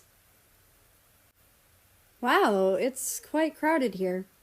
I wonder if there's an event, America commented. It's probably that. Russia pointed at a sign. It was a Valentine's Day event. Well, I guess it is quite close to Valentine's, so it's reasonable. America suddenly felt a tug at his shirt. He looked down to see Kiwi. Brother, look, someone has your merch. She pointed at a person and said that with a fairly loud voice because of the bustling crowd. Kiwi, now they're gonna look over, America said helplessly. The person heard what Kiwi said and turned around.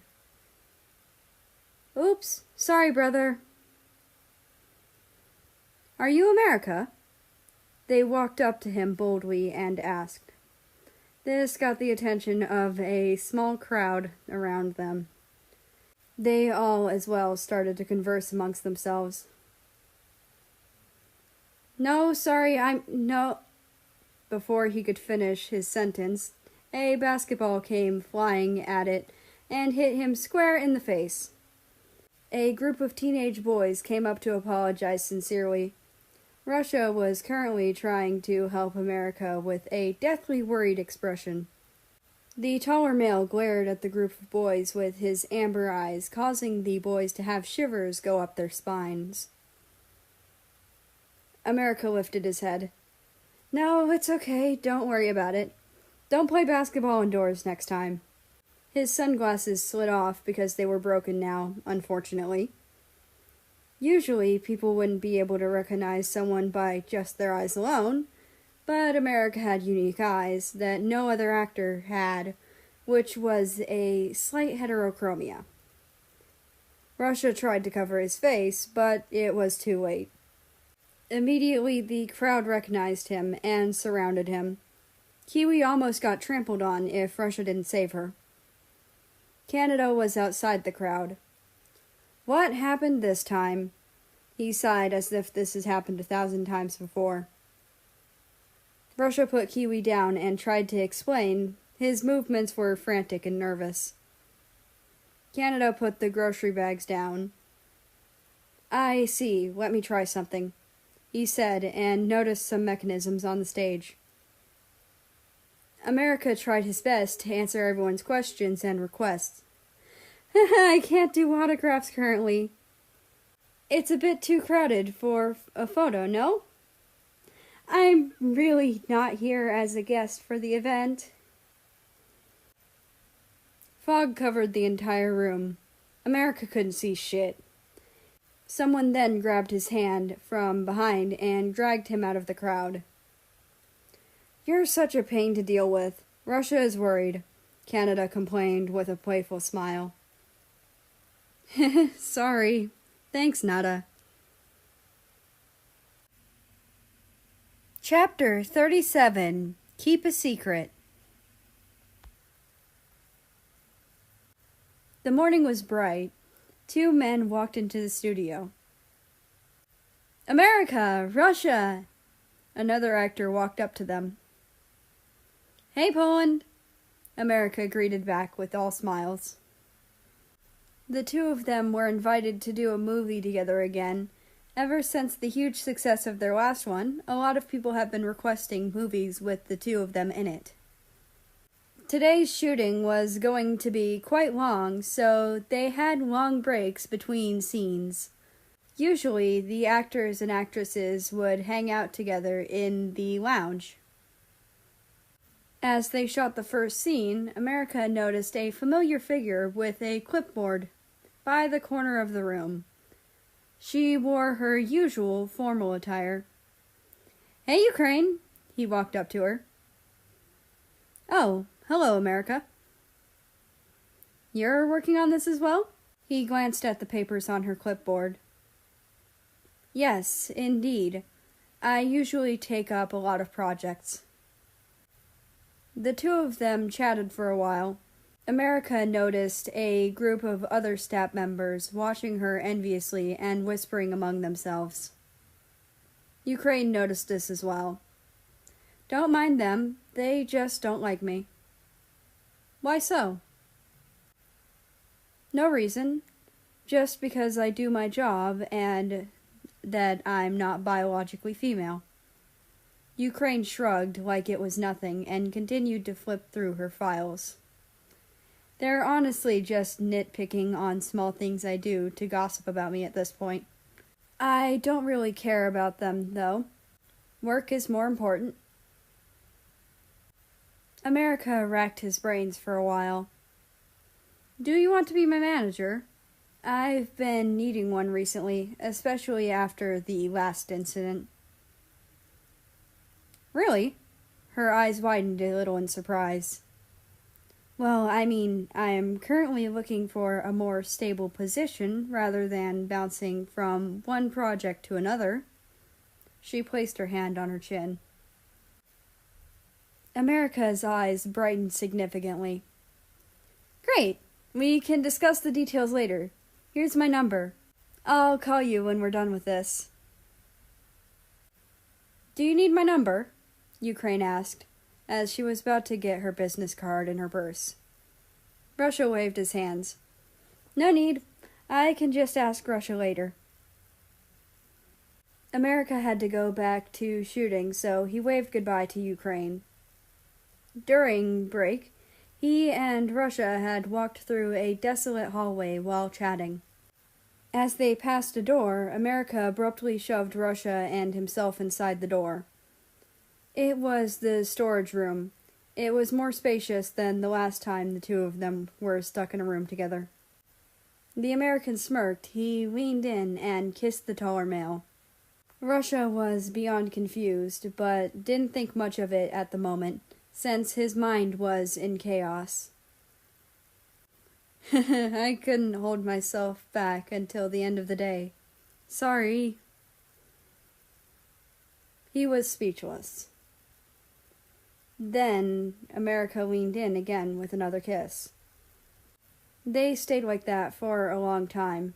Then they heard a group of people speak as they walked past.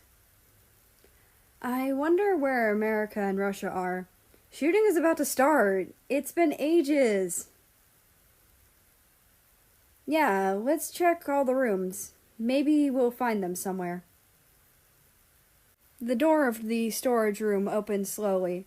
Russia's eyes widened slightly. His heart dropped, but he couldn't bring himself to shove America away. When the group entered, what they saw was America with tears sliding down his face in front of Russia. They were all shocked and ran up to him to comfort him. What happened here? Poland asked the two of them. The pieces in Russia's brain clicked. It's nothing, he said with a cold glare and stormed out angrily past the group. Ukraine, who was also in the group, was confused because she knew Russia would never hurt America in his life. Then she realized something. Her face turned beet red. She stormed out along with Russia.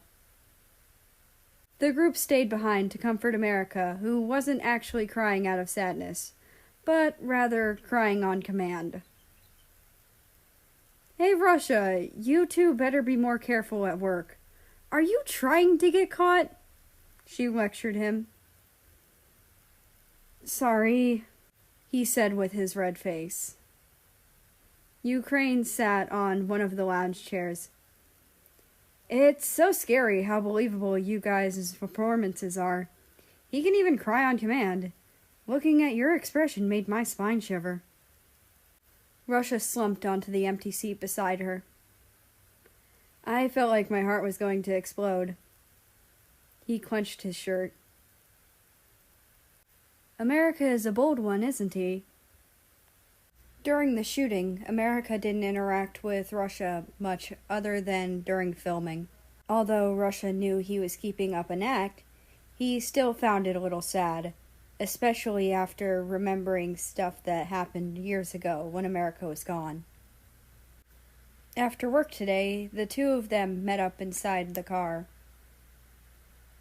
"Should we eat out today, or shall we go to your place?" America chatted happily.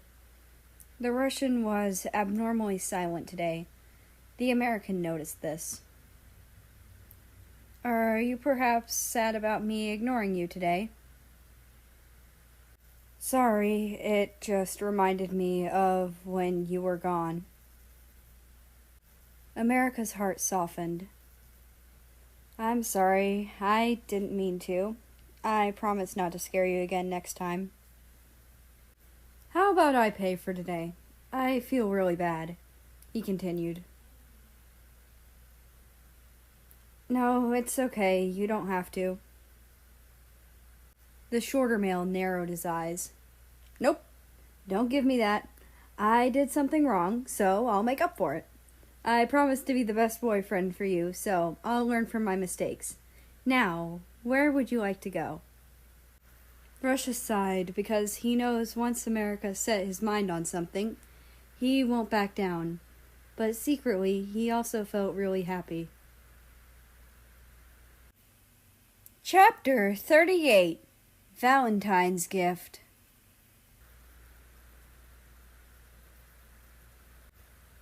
America sat on the couch. This time, he was in his own apartment. He didn't stay over like he usually does.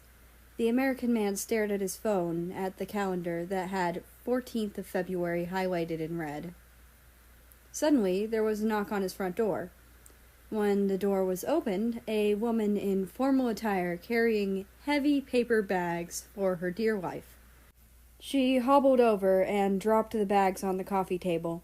Contents spilled out. It was a variety of Valentine's gifts. "From your friends and fans," she sighed and plopped down on the couch next to America in exhaustion. "Thanks for the hard work, Ukraine." "I am your manager now. It's no problem." She then began to sort out the gifts. "You can feel free to eat the edible ones from your friends. I don't recommend eating the ones from your fans.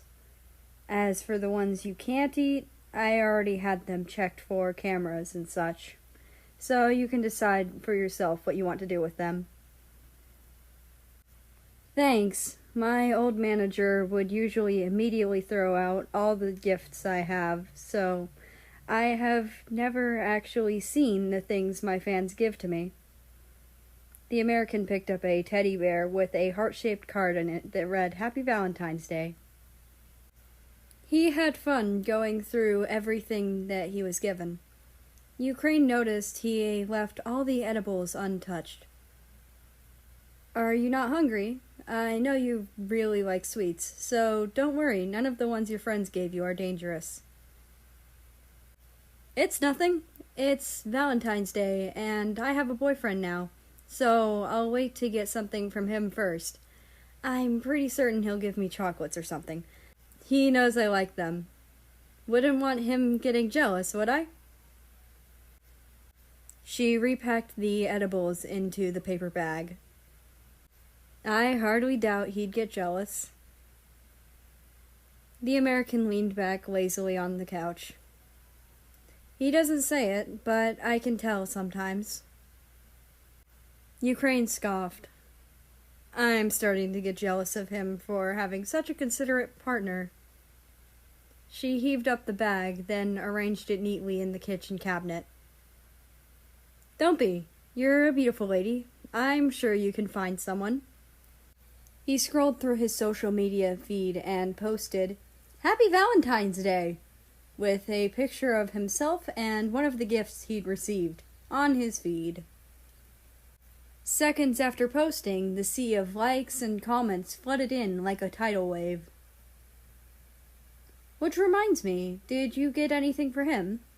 Ukraine dusted her hands off after finishing. "I'm glad you asked. Of course I did. How could I not?" I actually spent a few days brainstorming relentlessly, he chuckled playfully. It better not be anything sweet. My brother doesn't like that, and I don't expect him to inform you about it. But I'm also pretty sure he'd be happy with anything you give him. America raised an eyebrow. He never told me about this. I'll punish him accordingly later. But my gift isn't food-related, fortunately.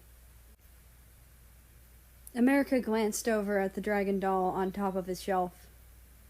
He lifted himself to his feet, feeling excited and giddy, wondering how Russia would react to his gift.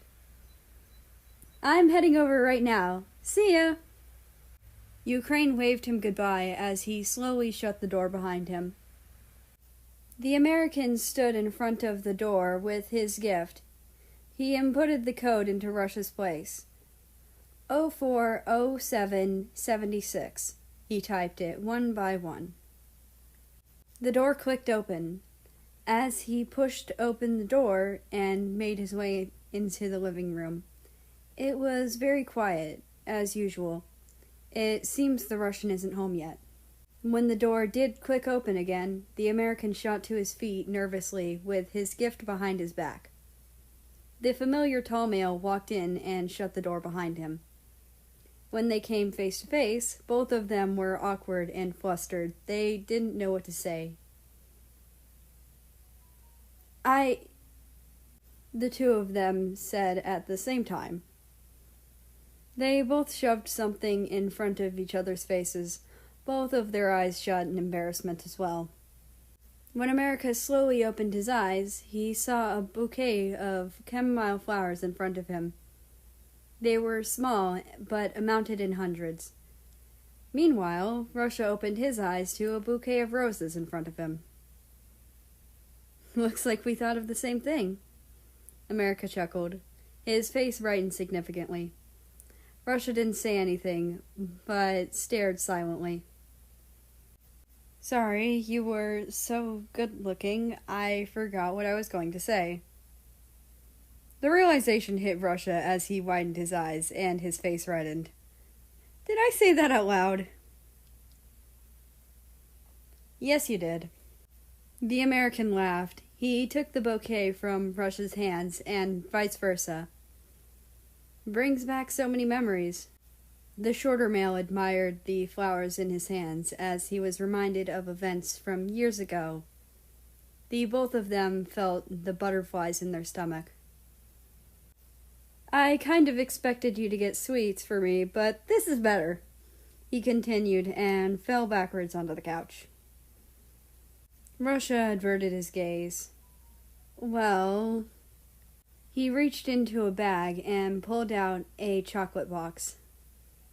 I did also get you this. America gave a grin. You do know me best. He took the chocolates and started eating them. By the way, it's almost a month. You know what that means. Russia nodded as he sat on the couch next to America.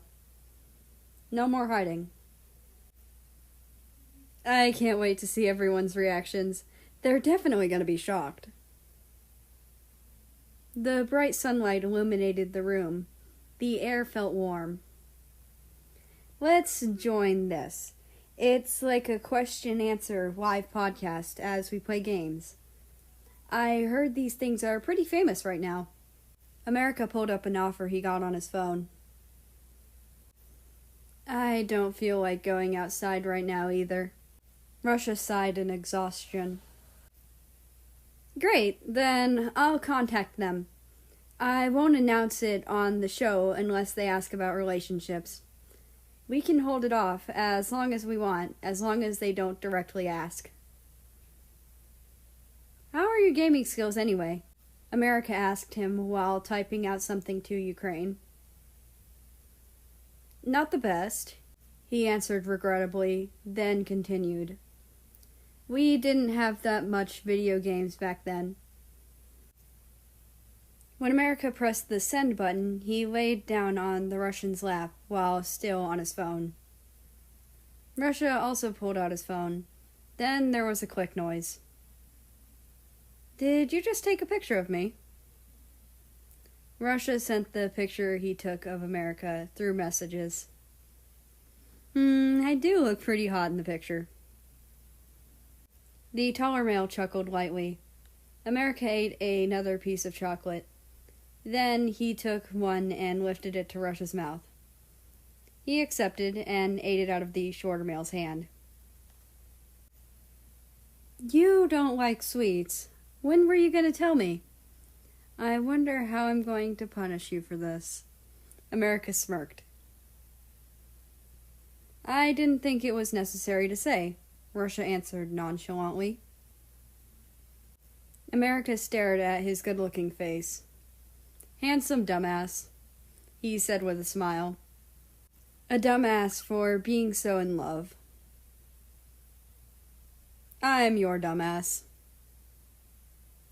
So, you're self-aware. Chapter 39. Secrets Out. The two of them were in the same place, but different rooms, so the audio didn't echo through their microphones. America got onto the call with the rest of the crew after he put his headphones on. Hi there, thanks for having me here, he greeted them cheerfully. The host and moderators greeted him back. The other participants did as well. Then another person joined. It was Russia. He didn't say any greetings, but everyone noticed when he joined. Okay, so we'll start going live in 5 minutes. Please have your cameras, audio, and game ready, the moderator informed them. All of them started turning on their cameras one by one. The second everyone did, America searched through the participants for Russia, and eventually found him. When they went live, a huge wave of viewers rushed along with a ton of chat messages. The moderators noticed, since they had 3 big stars in the entertainment industry joining them today, their views have increased a ton. A lot of them were people complimenting their looks. The host went ahead and introduced everyone and what game they were playing. How good are you at games, China, Russia, and America? The host asked them. America thought for a while. I'd say I'm decent. China. I'm good at games. Russia was silent. I don't play games. His voice was husky and a little embarrassed while he said this. The chat is asking why. Busy with work, the Russian said very simply. The host didn't press more into it after that. The host asked them to kindly start up their games and start playing as they chatted. America noticed Russia lacking behind from the group as they fought or did anything. He slowed down his pace, always walked next to Russia after that. When they fought, America would help him out a lot, directing him on what to do and where to go, as well as defending him when he could. Here, I'll give you some of the equipment I got. America sent it over to his boyfriend. There's no need, Russia tried to decline, but after they kept going back and forth, he decided to just accept it. The Russian noticed that he wasn't as good as everyone else. He also noticed the American helping him out a lot. He felt his face heating up, but made sure to suppress it in front of the camera. The viewers also noticed America helping him. They continuously pointed it out and made shipping jokes about the two of them. America, Russia, are you okay with these kinds of jokes? If not, I can ask the mods to filter out those kinds of messages. It's fine, Russia answered nonchalantly as he died again. He furrowed his brows when the message filled his screen. Then let's continue to talk about other things. Do any of you guys have plans for movies, or shoots, or anything? A smaller actress took initiative to speak first. I have a photo shoot tomorrow. Me and Russia have a movie planned together, America spoke next, getting the attention of Russia. Oh, are you two the main characters again? That is the plan, Russia spoke. A random actor laughed. People will start shipping you two even more. It's all over the internet nowadays. Don't you find it a bit annoying? America smirked. Russia had a feeling he knew it was coming. I'd like to let the fans do what they want, and besides, we're dating anyways, so I don't see a problem. Even though Russia knew what was coming, he couldn't help but hold his breath. Everyone in the call was silent. Are you joking? The host asked, just to be sure, because it didn't sound like one. America turned to the camera with a shit-eating grin on his face. Nope, dead serious. The second he said this, the views on the live stream skyrocketed after people immediately started posting about it. The mods felt like passing out right then and there. The flood of comments almost crashed the entire stream. It mostly featured comments like, "Holy shit, what? Are they serious right now? What did he say? Ship." So, during the award ceremony, it was America, and etc. The viewers also noticed Russia getting increasingly redder by the second, which made them realize that they really were not joking. They also noticed America with a smirk on his face, as if telling them, "I won, you lost, suck it, he's mine." They had never seen such an expression on Russia's face. He had always been so aloof and calm, as well as really good at hiding his expressions. The chat pointed it out, to the point where Russia just decided to shut off his camera because he couldn't control his emotions. Even though they confessed already, he still felt the butterflies in his stomach and the pounding of his heart whenever he was around the American. Everyone screenshotted China's expression of being shocked and speechless to the point where it was made an emote. The host was quite speechless at how America said such a thing nonchalantly. What are the odds of the two biggest stars of this time becoming a couple? After they all overcame their shock, they started to get excited and curious. So, how long have you been together? About a month. So, during the award ceremonies, when Russia gave his speech, was it directed towards you? A random actress asked. Yeah, I'm pretty sure. They bombarded America with more questions since Russia turned off his camera and muted his mic. They didn't know where he went. Eventually, the host decided to ask, "Where did Russia go? You think he left his place altogether?" "Nah, he's in the other room. He's still there. I don't know what he's doing, though." The chat almost crashed the stream again. After a while more, their time was up and everyone had to leave. Russia never came back to the stream. But when they were bidding goodbyes to the viewers, the Russian turned on his camera and waved, then left. When it ended, America slumped onto his chair, beads of sweat sliding down his face. In reality, America was quite nervous about revealing their secret, but he was glad he managed to get through without stammering. When he opened his phone, there was bombard of posts about it and articles too, surprisingly. People really do work fast. The American went to the other room. When he saw Russia sitting there, all nervous, America went up to him and sat on his lap, as he gave him a hug from the front. "Oh man, you're so mean. You left me alone to deal with all the questions. he said sarcastically. Sorry. America sighed. Next time, we're getting questions in real life, so you can't escape. Turning off your camera isn't your show to hide inside when you're flustered. Chapter 40, Special Song. The two of them were woken up early in the morning due to the doorbell ringing. America sat up dazedly and rubbed his eyes. I'll get the door. He turned his head. The Russian hummed in acknowledgement as if saying, okay.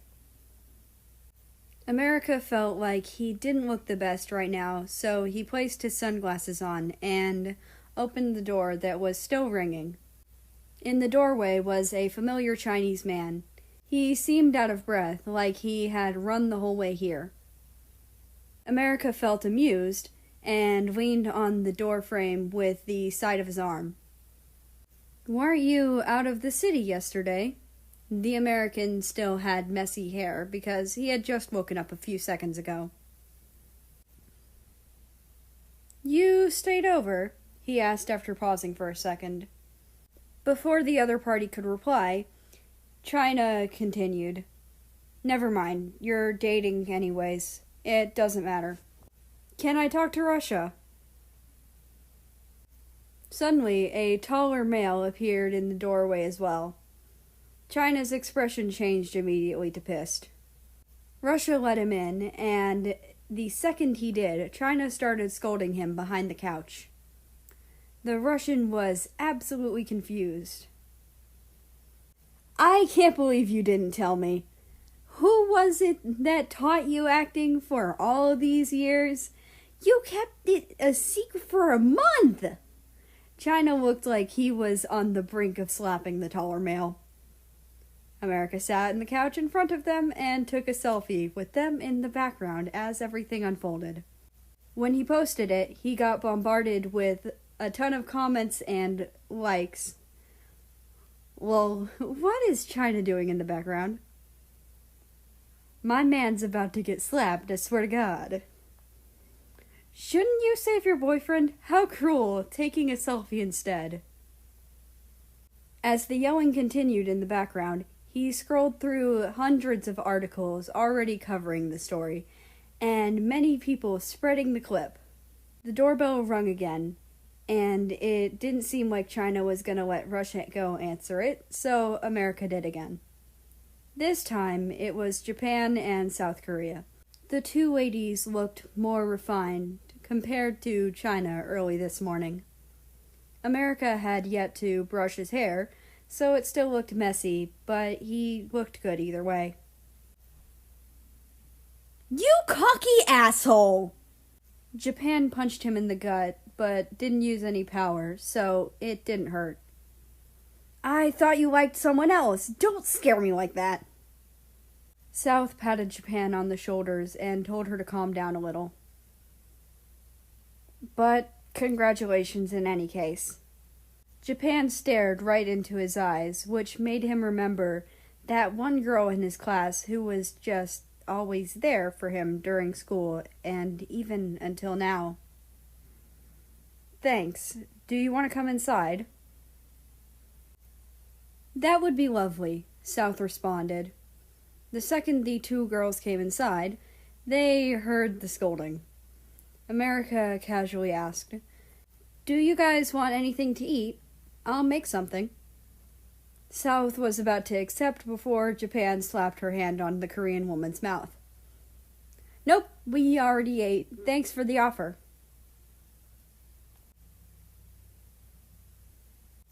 A few months had passed already, and it was June already.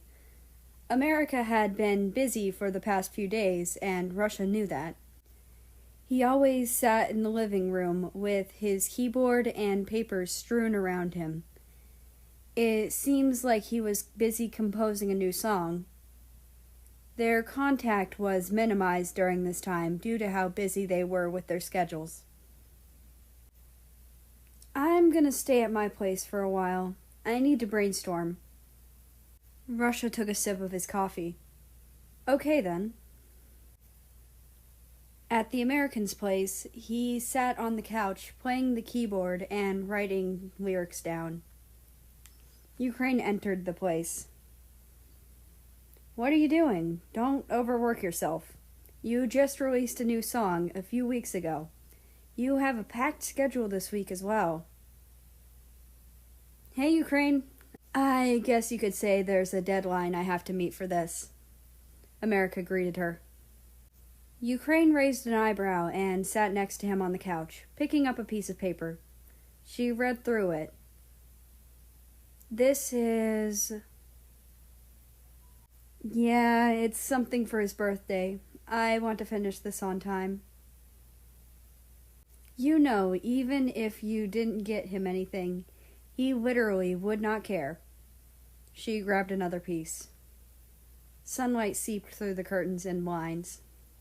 America yawned and cracked his knuckles back. Don't worry, I just wanted to do it. The Ukrainian woman snickered. You know, he called me this morning. He was concerned because you seemed to be avoiding him. America's expression softened and his face warmed up. I see. Then I should finish this as soon as I can. When he released it, it became a hit, shooting its way up to first place. It was a song that didn't seem directed at anyone, but everyone knew who it was directed to. Besides, fans remembered the Russian's birthday. On the way to America's photo shoot, he constantly checked his phone for the Russian's reaction, but he didn't say a single thing. Not even a good morning text message like he usually sends. America was getting confused, so he drove over immediately. Even then, he had to wait a few hours for him to come home. When did you come over? I had a busy day. Sorry. Russia's expression immediately softened when he saw the shorter male on the piano. Have you heard my new song? Not yet, he said a little guiltily. Listen to it then. While Russia listened to the song, his expression went through a roulette of emotions. At the end, he was red all over and was absolutely speechless. Any fan would be speechless after their idol made a song dedicated just for them. He turned to the man on the piano who was smiling at him smugly. Happy birthday. Chapter 41. Take 2. End. We should hurry. The ceremony is starting soon. The Russian man spoke from outside the wooden door. Inside the bathroom was America. He stared at himself in the mirror and slapped his cheeks to calm his nerves. A smile creeped up on his face. Okay, I'll be right out. A second later, the door swung open. America stood there with red cheeks from the slap. He was dressed in a fancy suit. So was Russia. You shouldn't slap yourself, the Russian commented with a worried expression. America only chuckled in reply. The two of them drove together to the award ceremony. Right as they pulled over, there was a crowd of reporters waiting for the next victim to terrorize. They all crowded around the two of them when they got out of the car. Security had to force them to take a step back so the two actors could actually walk inside.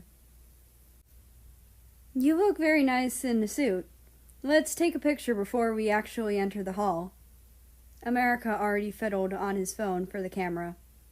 Russia doesn't usually refuse what he says, so he stood there with compliance. America added filters and stickers on the picture for fun as he laughed to himself as they entered the hall. The two of them both preferred desolated seats, so they picked the same seats they usually do, the isolated ones at the back. Usually I never get nervous during these events, but oddly enough today, I am. America said this as he fiddled with the ring on his finger. Maybe it's because it's the award ceremony after clearing your name. The American chuckled lightly. Yeah, maybe. Well, honestly, my competitor and obstacle from winning is you. He pointed at the man next to him. Do you want me to remove myself from the nominees? You really just do whatever to make me happy. Don't do that. I'd be happier if you won. Russia was silent for a while. Then he wrapped his fingers around the other male's fingers. Are you less nervous? Laughter was all the American could respond with. Yeah, I'm not nervous anymore. Hearing that, Russia was satisfied. The two of them chatted as they waited for the ceremony to start. A few of their friends came to greet them on their way to their seats. When it was time to start, the lights in the room dimmed, and a figure appeared on stage. The same familiar, elegant figure that had an imposing air to him. His voice emanated through the speakers. Hello, ladies and gentlemen, and honored guests. Welcome to the long-awaited award ceremony. I am your host, as usual, United Nations, or UN for short. He continued his speech. As you know, these past few years have been hectic, but the entertainment industry is still going strong. Now, I won't keep you waiting for too long, so let's get started with our categories. UN flipped through his cue cards that he held in his hand. A few of their friends had won awards for separate categories. When it was time for a break, the two of them went to the food table to get some drinks. Do either of you think you're going to win the overall award? Germany asked them at the drink station. He pushed his glasses upwards to adjust their position. Winning or not is fine to me. There are plenty of other potential winners, America replied nonchalantly. Then he whispered something to Germany. But I'm betting for me or Russia to win. Germany chuckled. The American knew Germany wasn't someone that gets offended by statements like those, nor does he care for awards. Good luck to the two of you, then. Germany excused himself when he saw Poland at the other side of the table, and left the chat with him. When the break was over, they returned to their seats. And we continue with the Best Actress Award. That goes to Japan. The Japanese lady was overjoyed and went to claim the award. The two of them clapped for her because she indeed deserved a good award after all of her hard work in her recent movies. UN continued with other awards, and finally the long-awaited one had come. The winner of the Best Overall Star goes to America! Please come up to take your award. America almost jumped in his seat. After all those hellish years, he had forgotten what it was like to win awards and enjoy what he did for a living. He turned to Russia to see that his expression was genuinely glad and proud of him. America stepped on the stage and stood in front of the mic to speak his speech as usual. Thanks so much for everyone who supported me until now. As you know, there were a few years where I wasn't really in the best place, but I'm glad all my friends and family were there to help me out. I sincerely thank everyone because they've given me a second take at doing the thing I love. Sorry I don't usually speak these kinds of cheesy things, so I'll just end it off here. America flashed the camera a smile. Somewhere along his speech, he noticed someone. It was the green-eyed lady. She stood at the doorway of the ceremony and clapped for him. When America ended his speech, she left the room without a trace. Throughout the entire speech, America stared at Russia, who was listening to every word he said on stage. Indeed, I thank you so much for loving me the way I am, with all my flaws, he thought as he ran back over to his seat where his partner was waiting for him. The end. Well, you've reached the end. And honestly, I can't believe you managed to put up with my voice for this long. Well, that being said, I promised I would do this. Oh, I wanna take two, I wanna break through, I wanna know the real thing about you. Oh, I wanna take two, I wanna break through, I wanna know the real thing about you. I made that promise to my friend, and I must fulfill it. Well, anyway, I don't know what I'm doing after this. So, we'll figure it out. I don't know at the time of recording this, but hopefully I'll know later.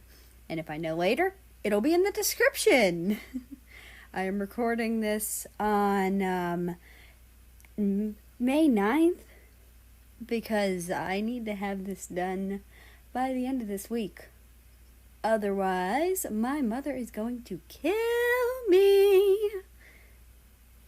But anyway, I hope you have a nice rest of your day, night, or whatever it is for you. Just enjoy your time. And I will see you tomorrow.